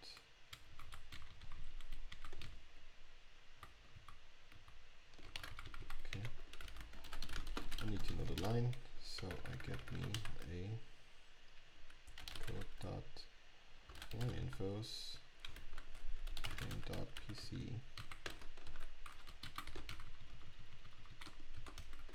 And then I construct me a DOM for that.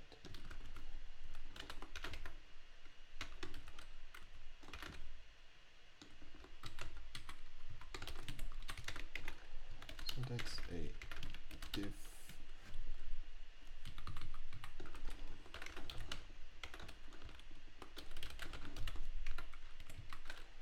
div with a class called pb debugger call stack frame. I know my class names don't follow the BIM or whatever the freak it's called.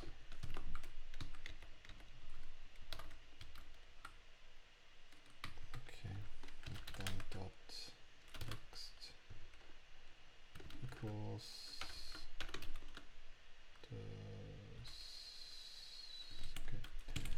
the signature plus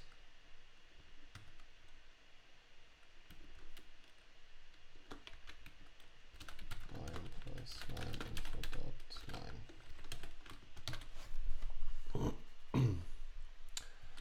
And then we're gonna append that to the call stack.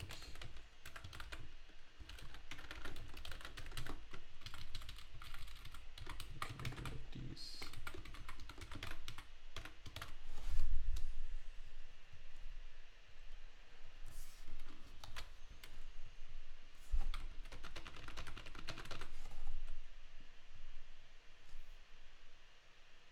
Why do I get two of those?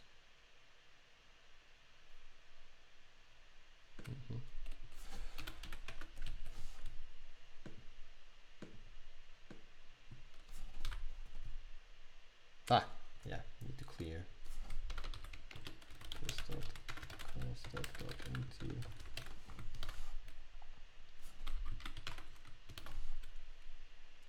We're just gonna rebuild the whole thing every time we do a thing because that's easier.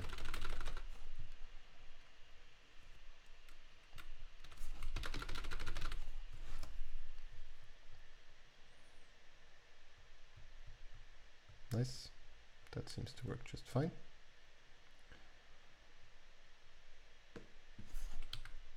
Okay.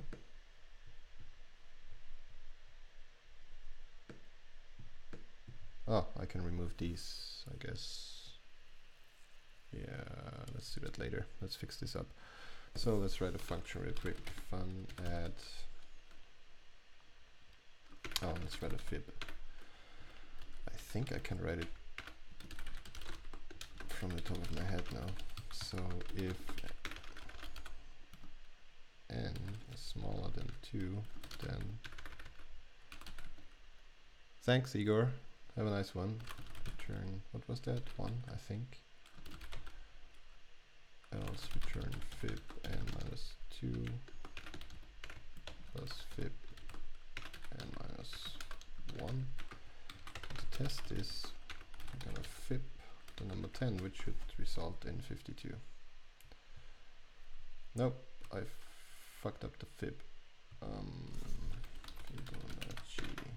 Fibonacci Python.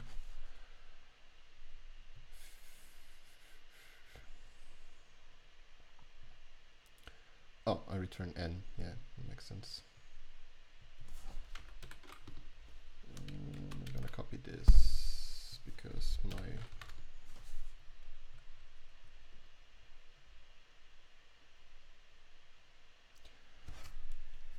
okay, let's run this. 55, that's good. So we should get a bunch of call frames now.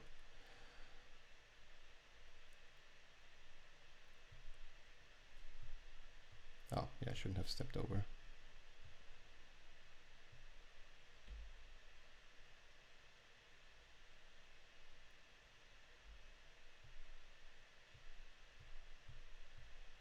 Nice, that seems to work.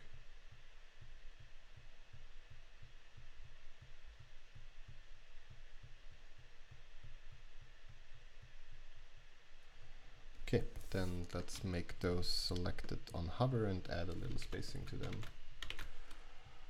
What did I call that? I did call that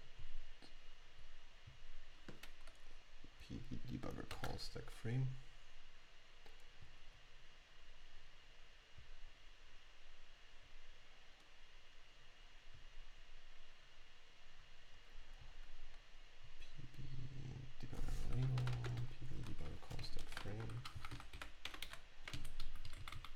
I think we can go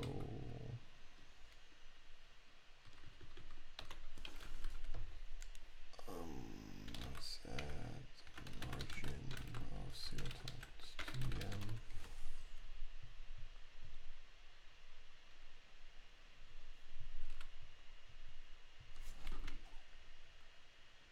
Let's stop. Let's do this 1em, 0, 1em. Very good. Maybe that's too much. Oh. Font size will make 0.8em because that's too big in my opinion. Yeah. Let's keep it at 1em.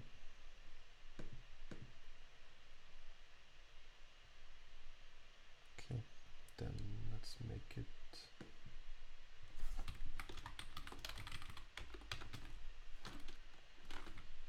selected.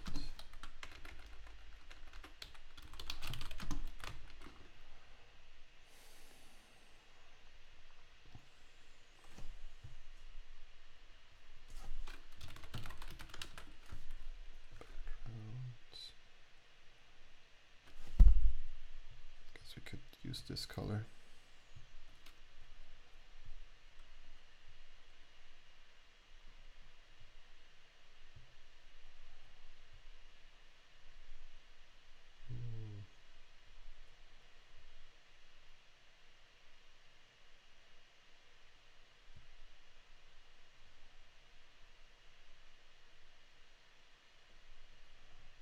I don't know what the color of this is.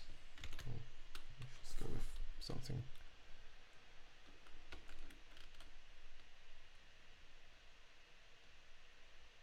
Bluish.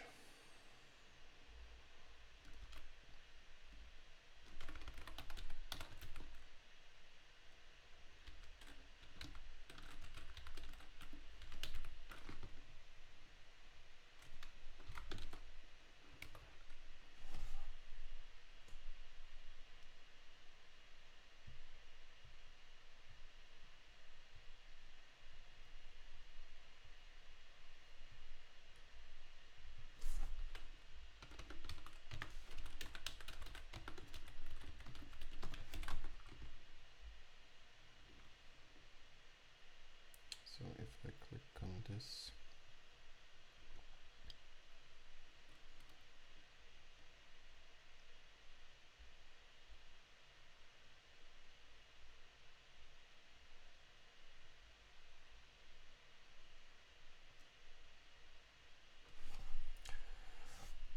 click on this, I need the selected frame.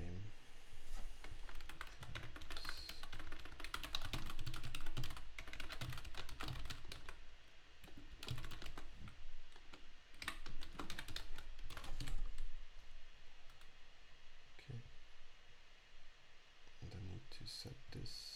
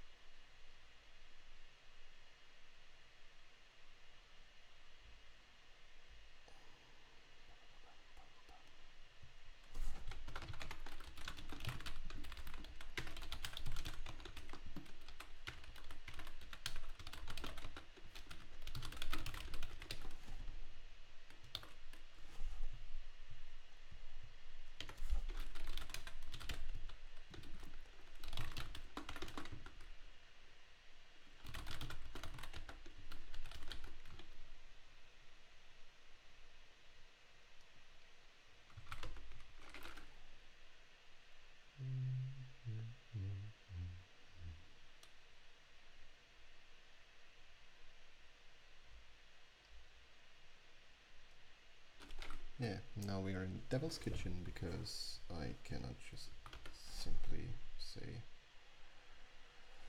well, let's create a new event.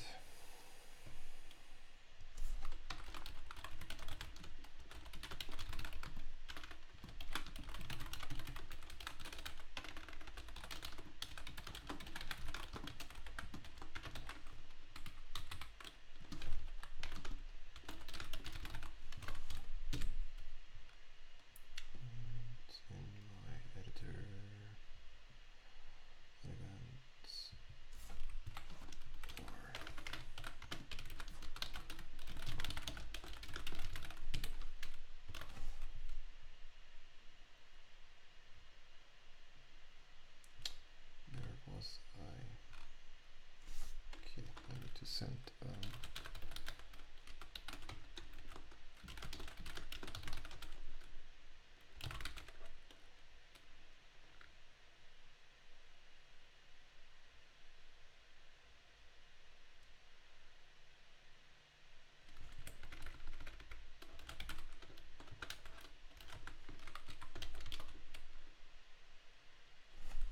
okay, let's see if this works.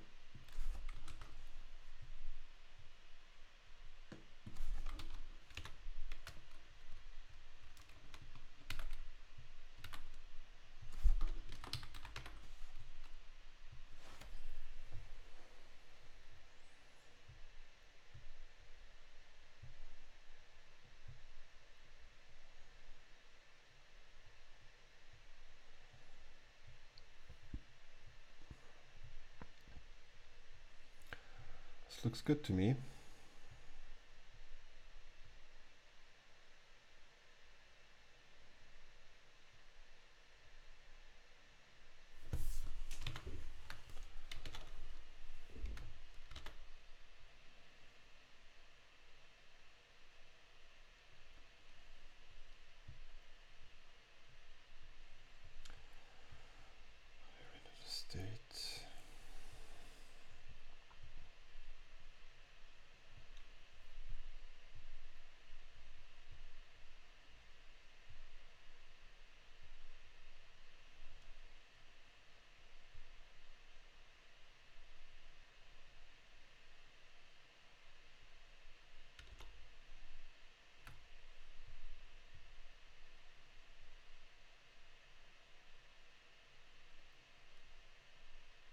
this trigger.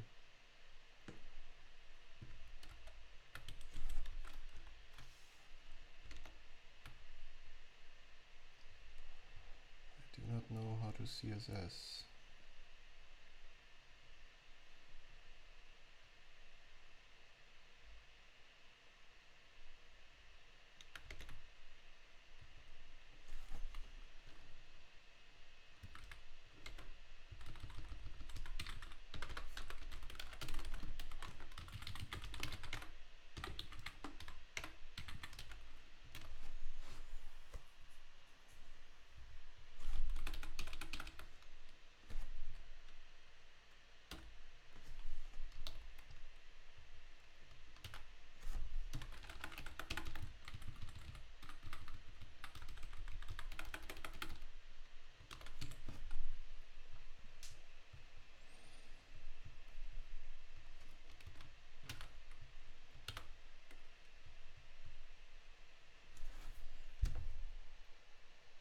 Yeah, it's hard to watch two streams at once. You could try.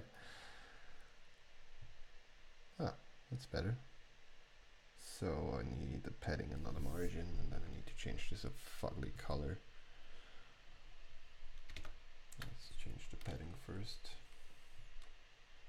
Call stack padding, and let's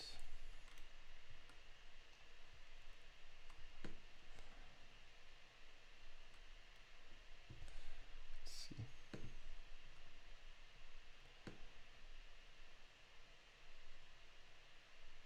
Yeah, that's good.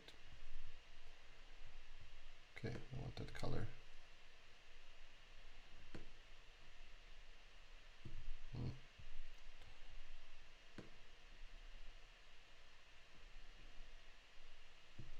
Yeah.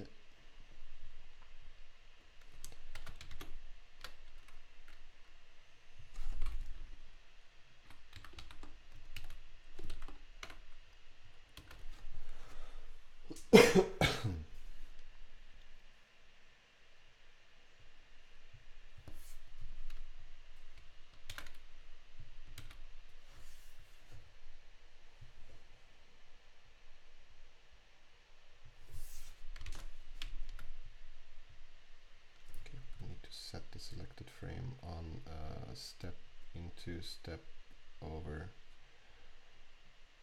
source change stop. Okay, else if this turns off.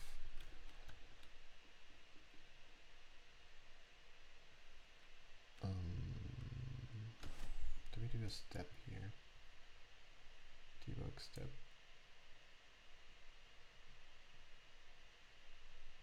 Stop, step, and stop. Okay, we can just do it on step. Every time we step, we select the topmost frame again, otherwise we wait for the user's selection. So let's see.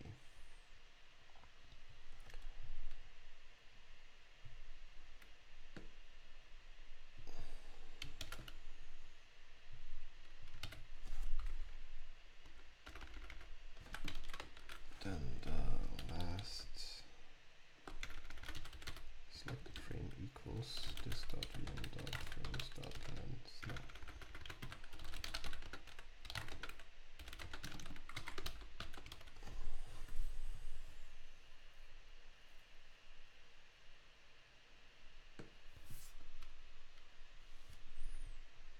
Okay, I should really make this the default code.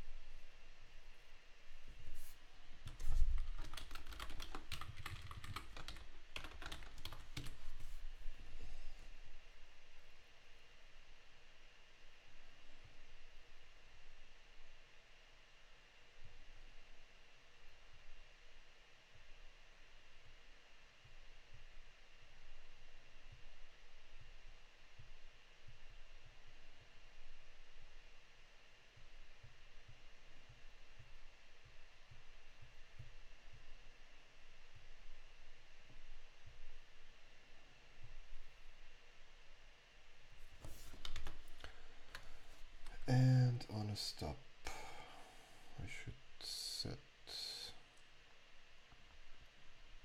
I should probably set the VM to null. Debugger, stop.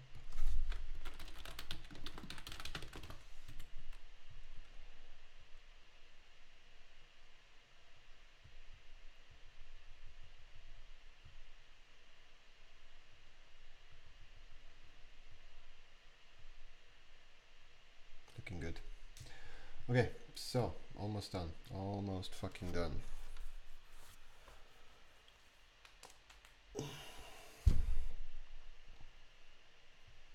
The green is still very bad, but I'm too lazy to fucking fix up something better.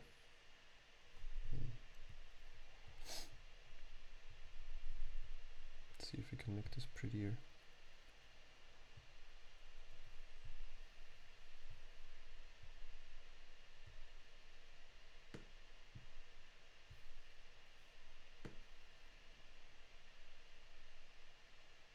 Yeah, I think I like this more.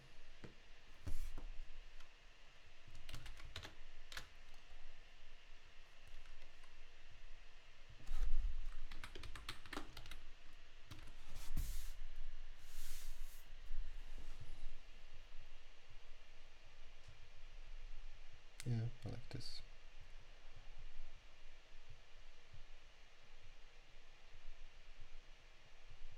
I really like how this works. It's cool. So yeah, step over, and step over. We need a continue button here.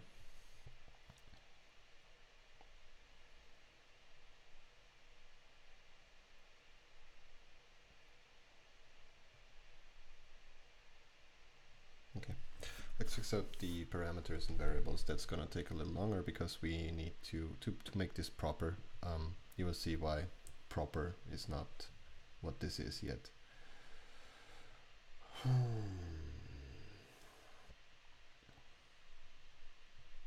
Why is the robot? Oh, that's nice.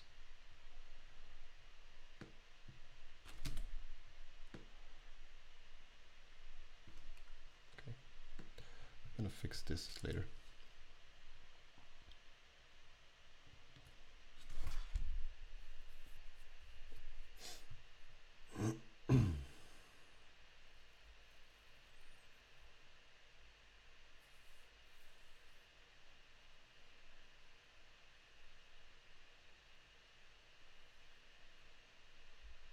So we want to render the variables.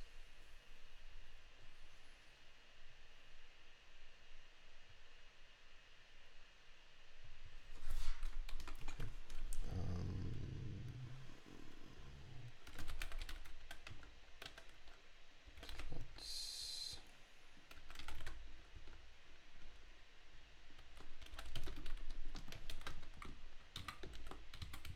And we do the exact same here.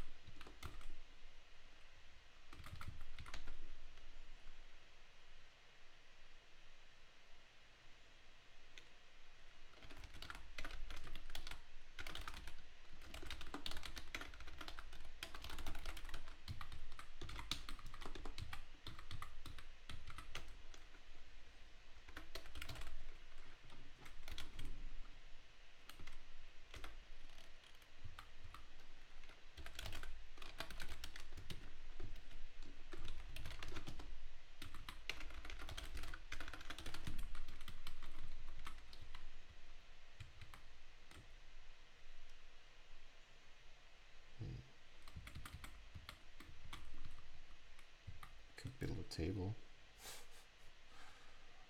I don't want to build a property grid. I think it's fine if I just dump this out like this for now. Slope dot.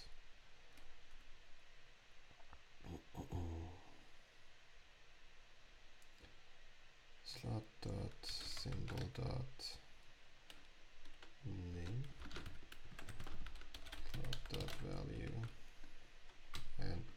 stringify this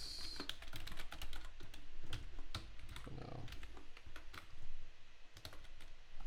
Cool. So we have not added this to this dot locals dot and we need to empty the locals. Actually, we need to do this every time, so might as well.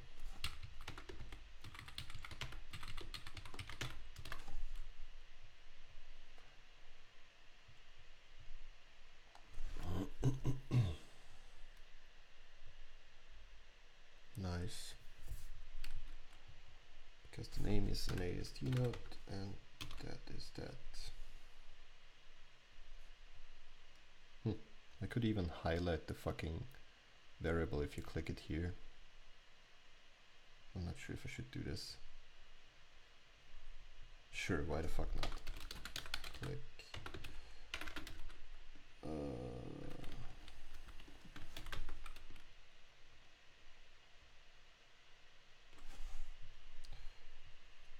And we need a new imaging. And we call it select. And we want a file range here. File range, because this is what we get for our variable declarations. Yes. File range is in. I need the parser for that.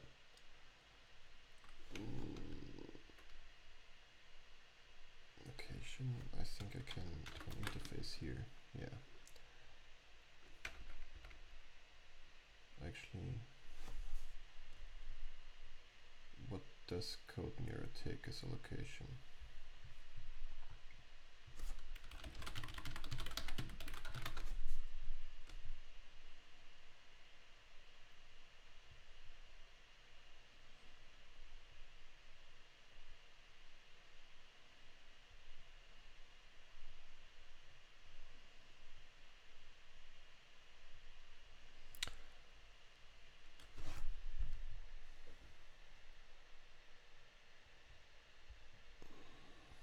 Interesting.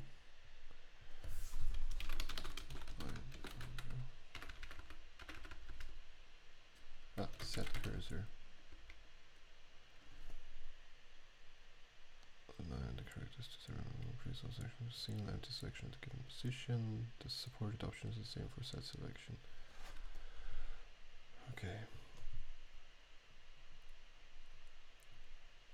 False, true, origin, blah blah. So this will take a single selection range anchor, and head should be line and chars. I would assume the column. So let's do this.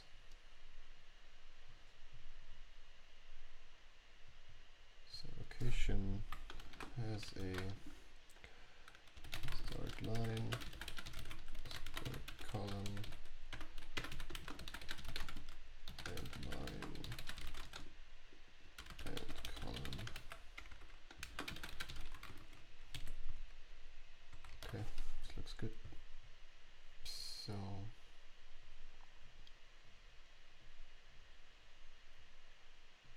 where was I? Yes, if I click on a variable in the variable view, I sent a new selection event.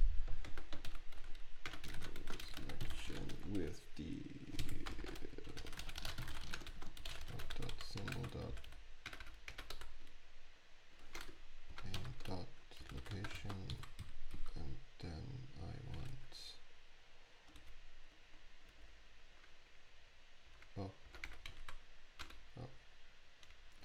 new selection. And this needs a start line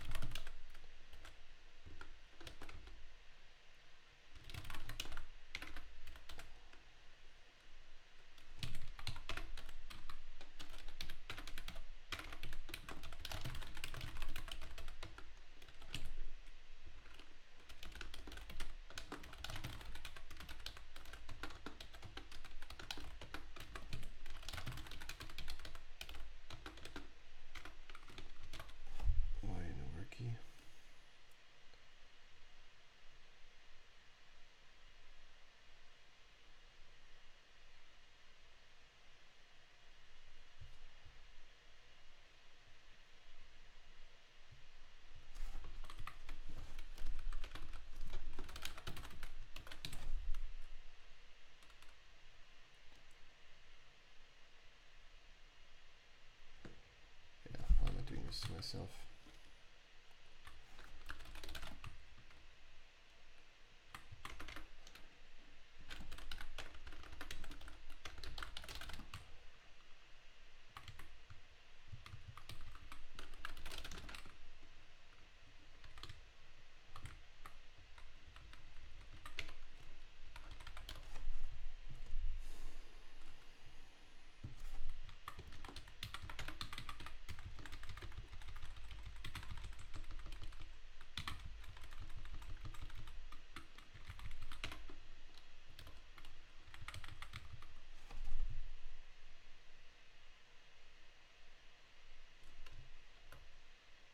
Why would you take that selection?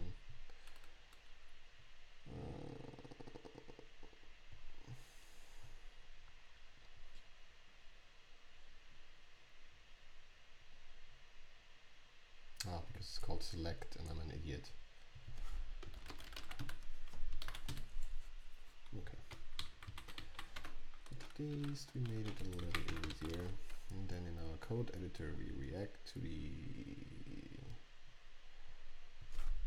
was if instance of select this dot set what dot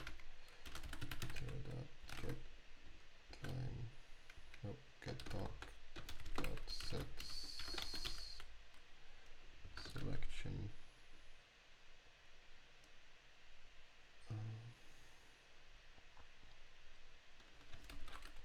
okay, so that's line.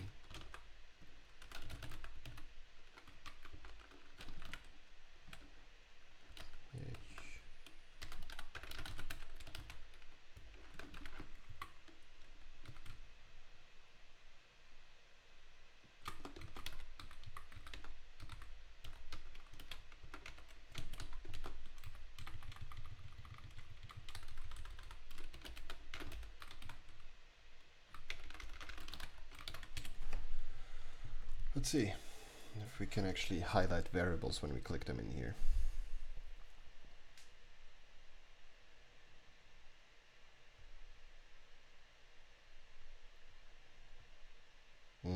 We actually can. That's nice.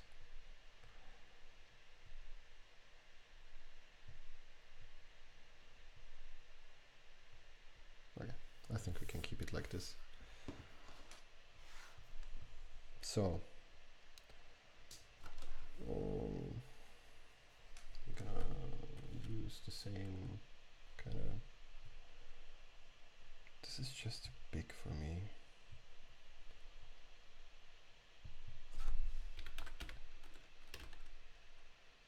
Yeah, this seems much more civilized. Let's do that.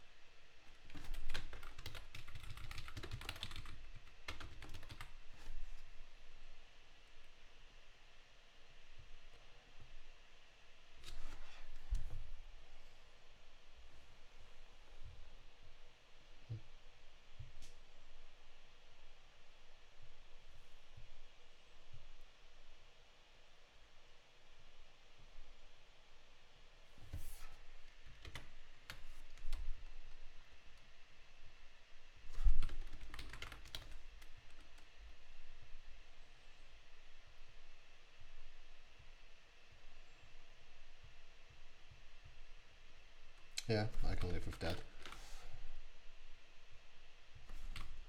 Wait, what the fuck just happened?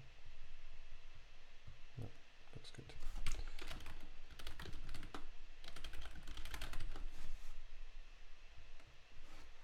Yeah, so this is what I was talking about earlier. The virtual machine has slots for all variables for a function. And if they are not initialized, it will say null.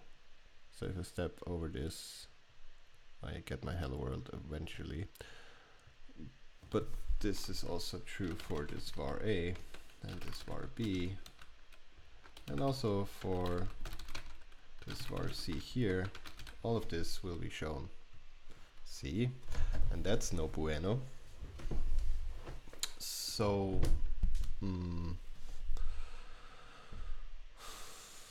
I need to keep track of the variable scope, that is the start line from which it is valid, which would be 7 for this one, because it's not valid here, it's valid here. Oh, actually I'm interested in whether this works. Stoppity stop. Okay.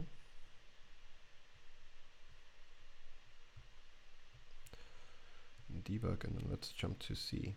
Yep, that works. Nice.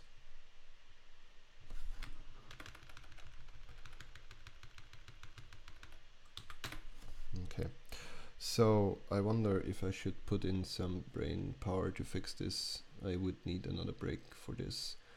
I think it makes more sense to wire up this stuff here.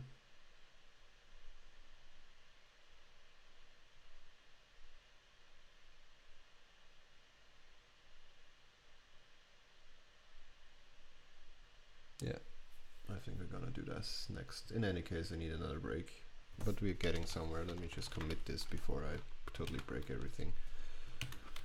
Git status, git add. Why is there a VS Code?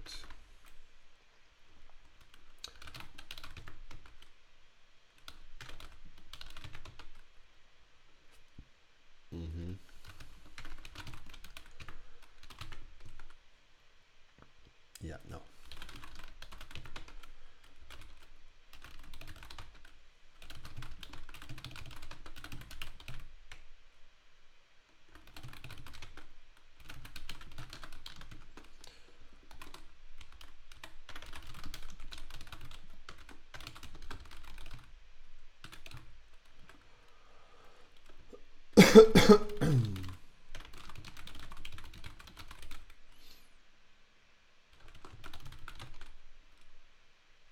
I like you, Chronosella. You keep coming to my streams and interacting with me. I wonder, do we know each other? Like, are you from around town?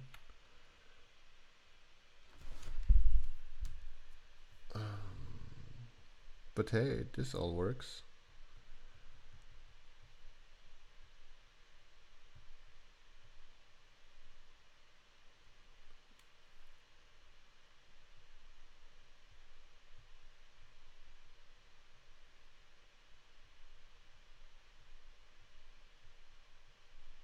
I wonder if the call stack representation like this instead of a tree is good. I mean, the dev tools do it like that. It's just a thingamajig. It's not the most, the nicest way to display it, in my opinion.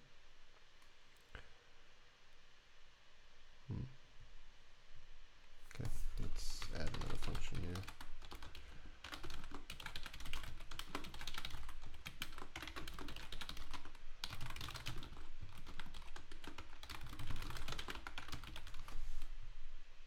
Oh no, do we have a bug in the parser? That would be nice.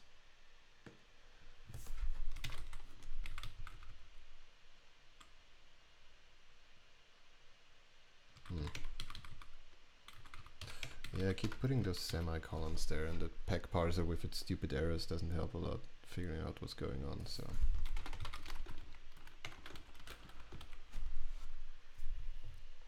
Okay, step into.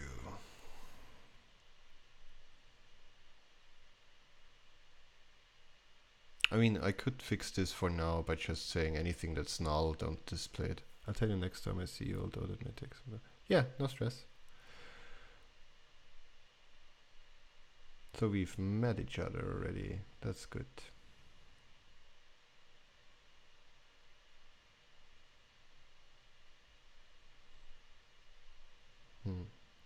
Nah, I think I need to fix this proper. So for each slot I need to know...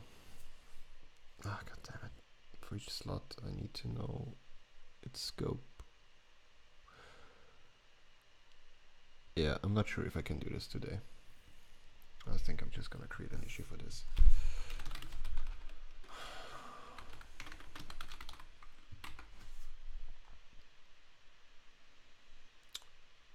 Assign null. Well, you cannot assign null, so it would be a differentiator.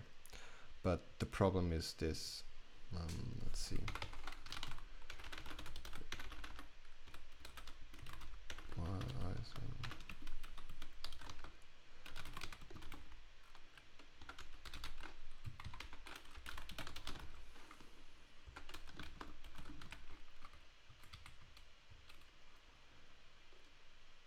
Is that a problem though?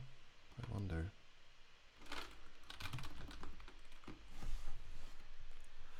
So I step over this, and look at the A. So the A is now defined. And then I go back up, and now the A is still null, and it's still there, even though the A has now left scope, because I'm now in the loop header. The A doesn't exist yet, and it would be displayed even with my null check. I wonder if that is so terrible. I think I'm gonna go with that for now, because I don't have the brains today to fix this. I need all my brains to connect this to this thing, and then I can call it a day. Maybe do some cleanup of the UI and see if I can make it. Yeah, this actually doesn't look too bad. I like this.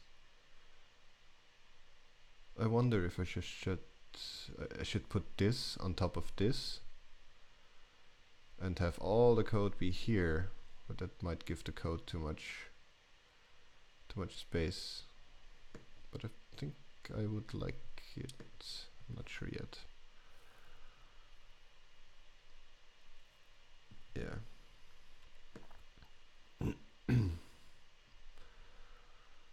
So anyways, let's create the issue. Also, I think my machine is slowly killing itself. Like a username? No. No.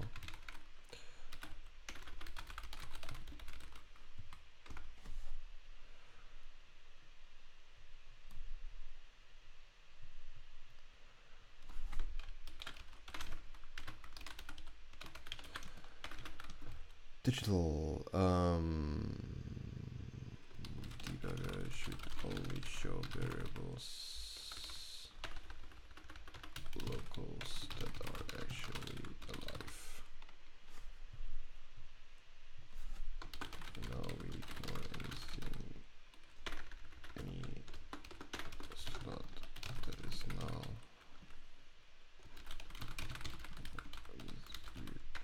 Stuff like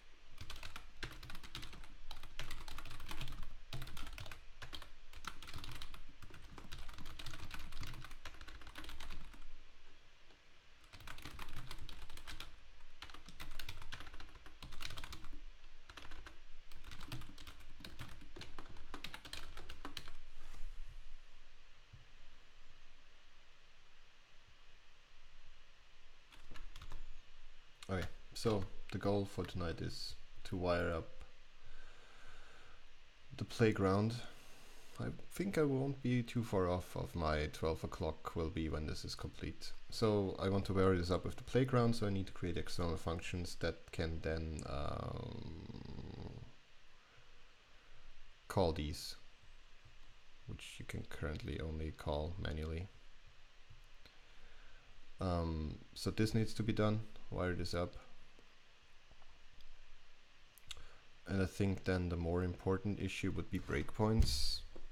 Then show the variables properly. I don't know. We'll see. I probably only managed to wire this up, and then I move this over to here and then I call it a day. So yeah, this is I think what I'm gonna do. Okay, I need a break. So you get an Arnie and you get a big fat I'll be back at 10:50 zest.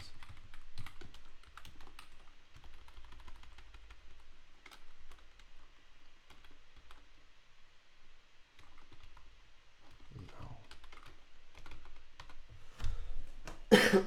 Okay. Be right back.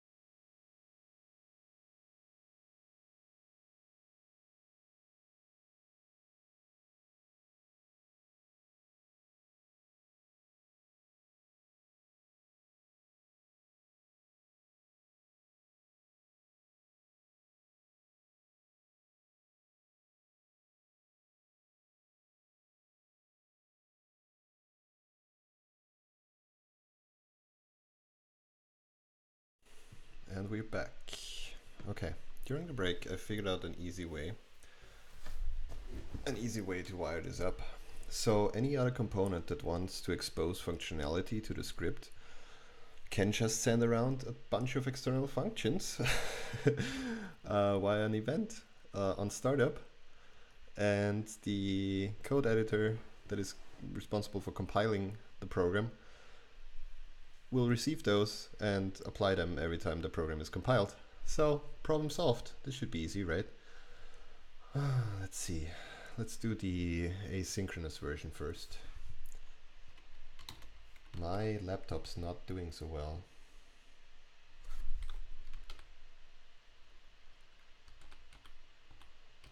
So I think I gotta open it up so it can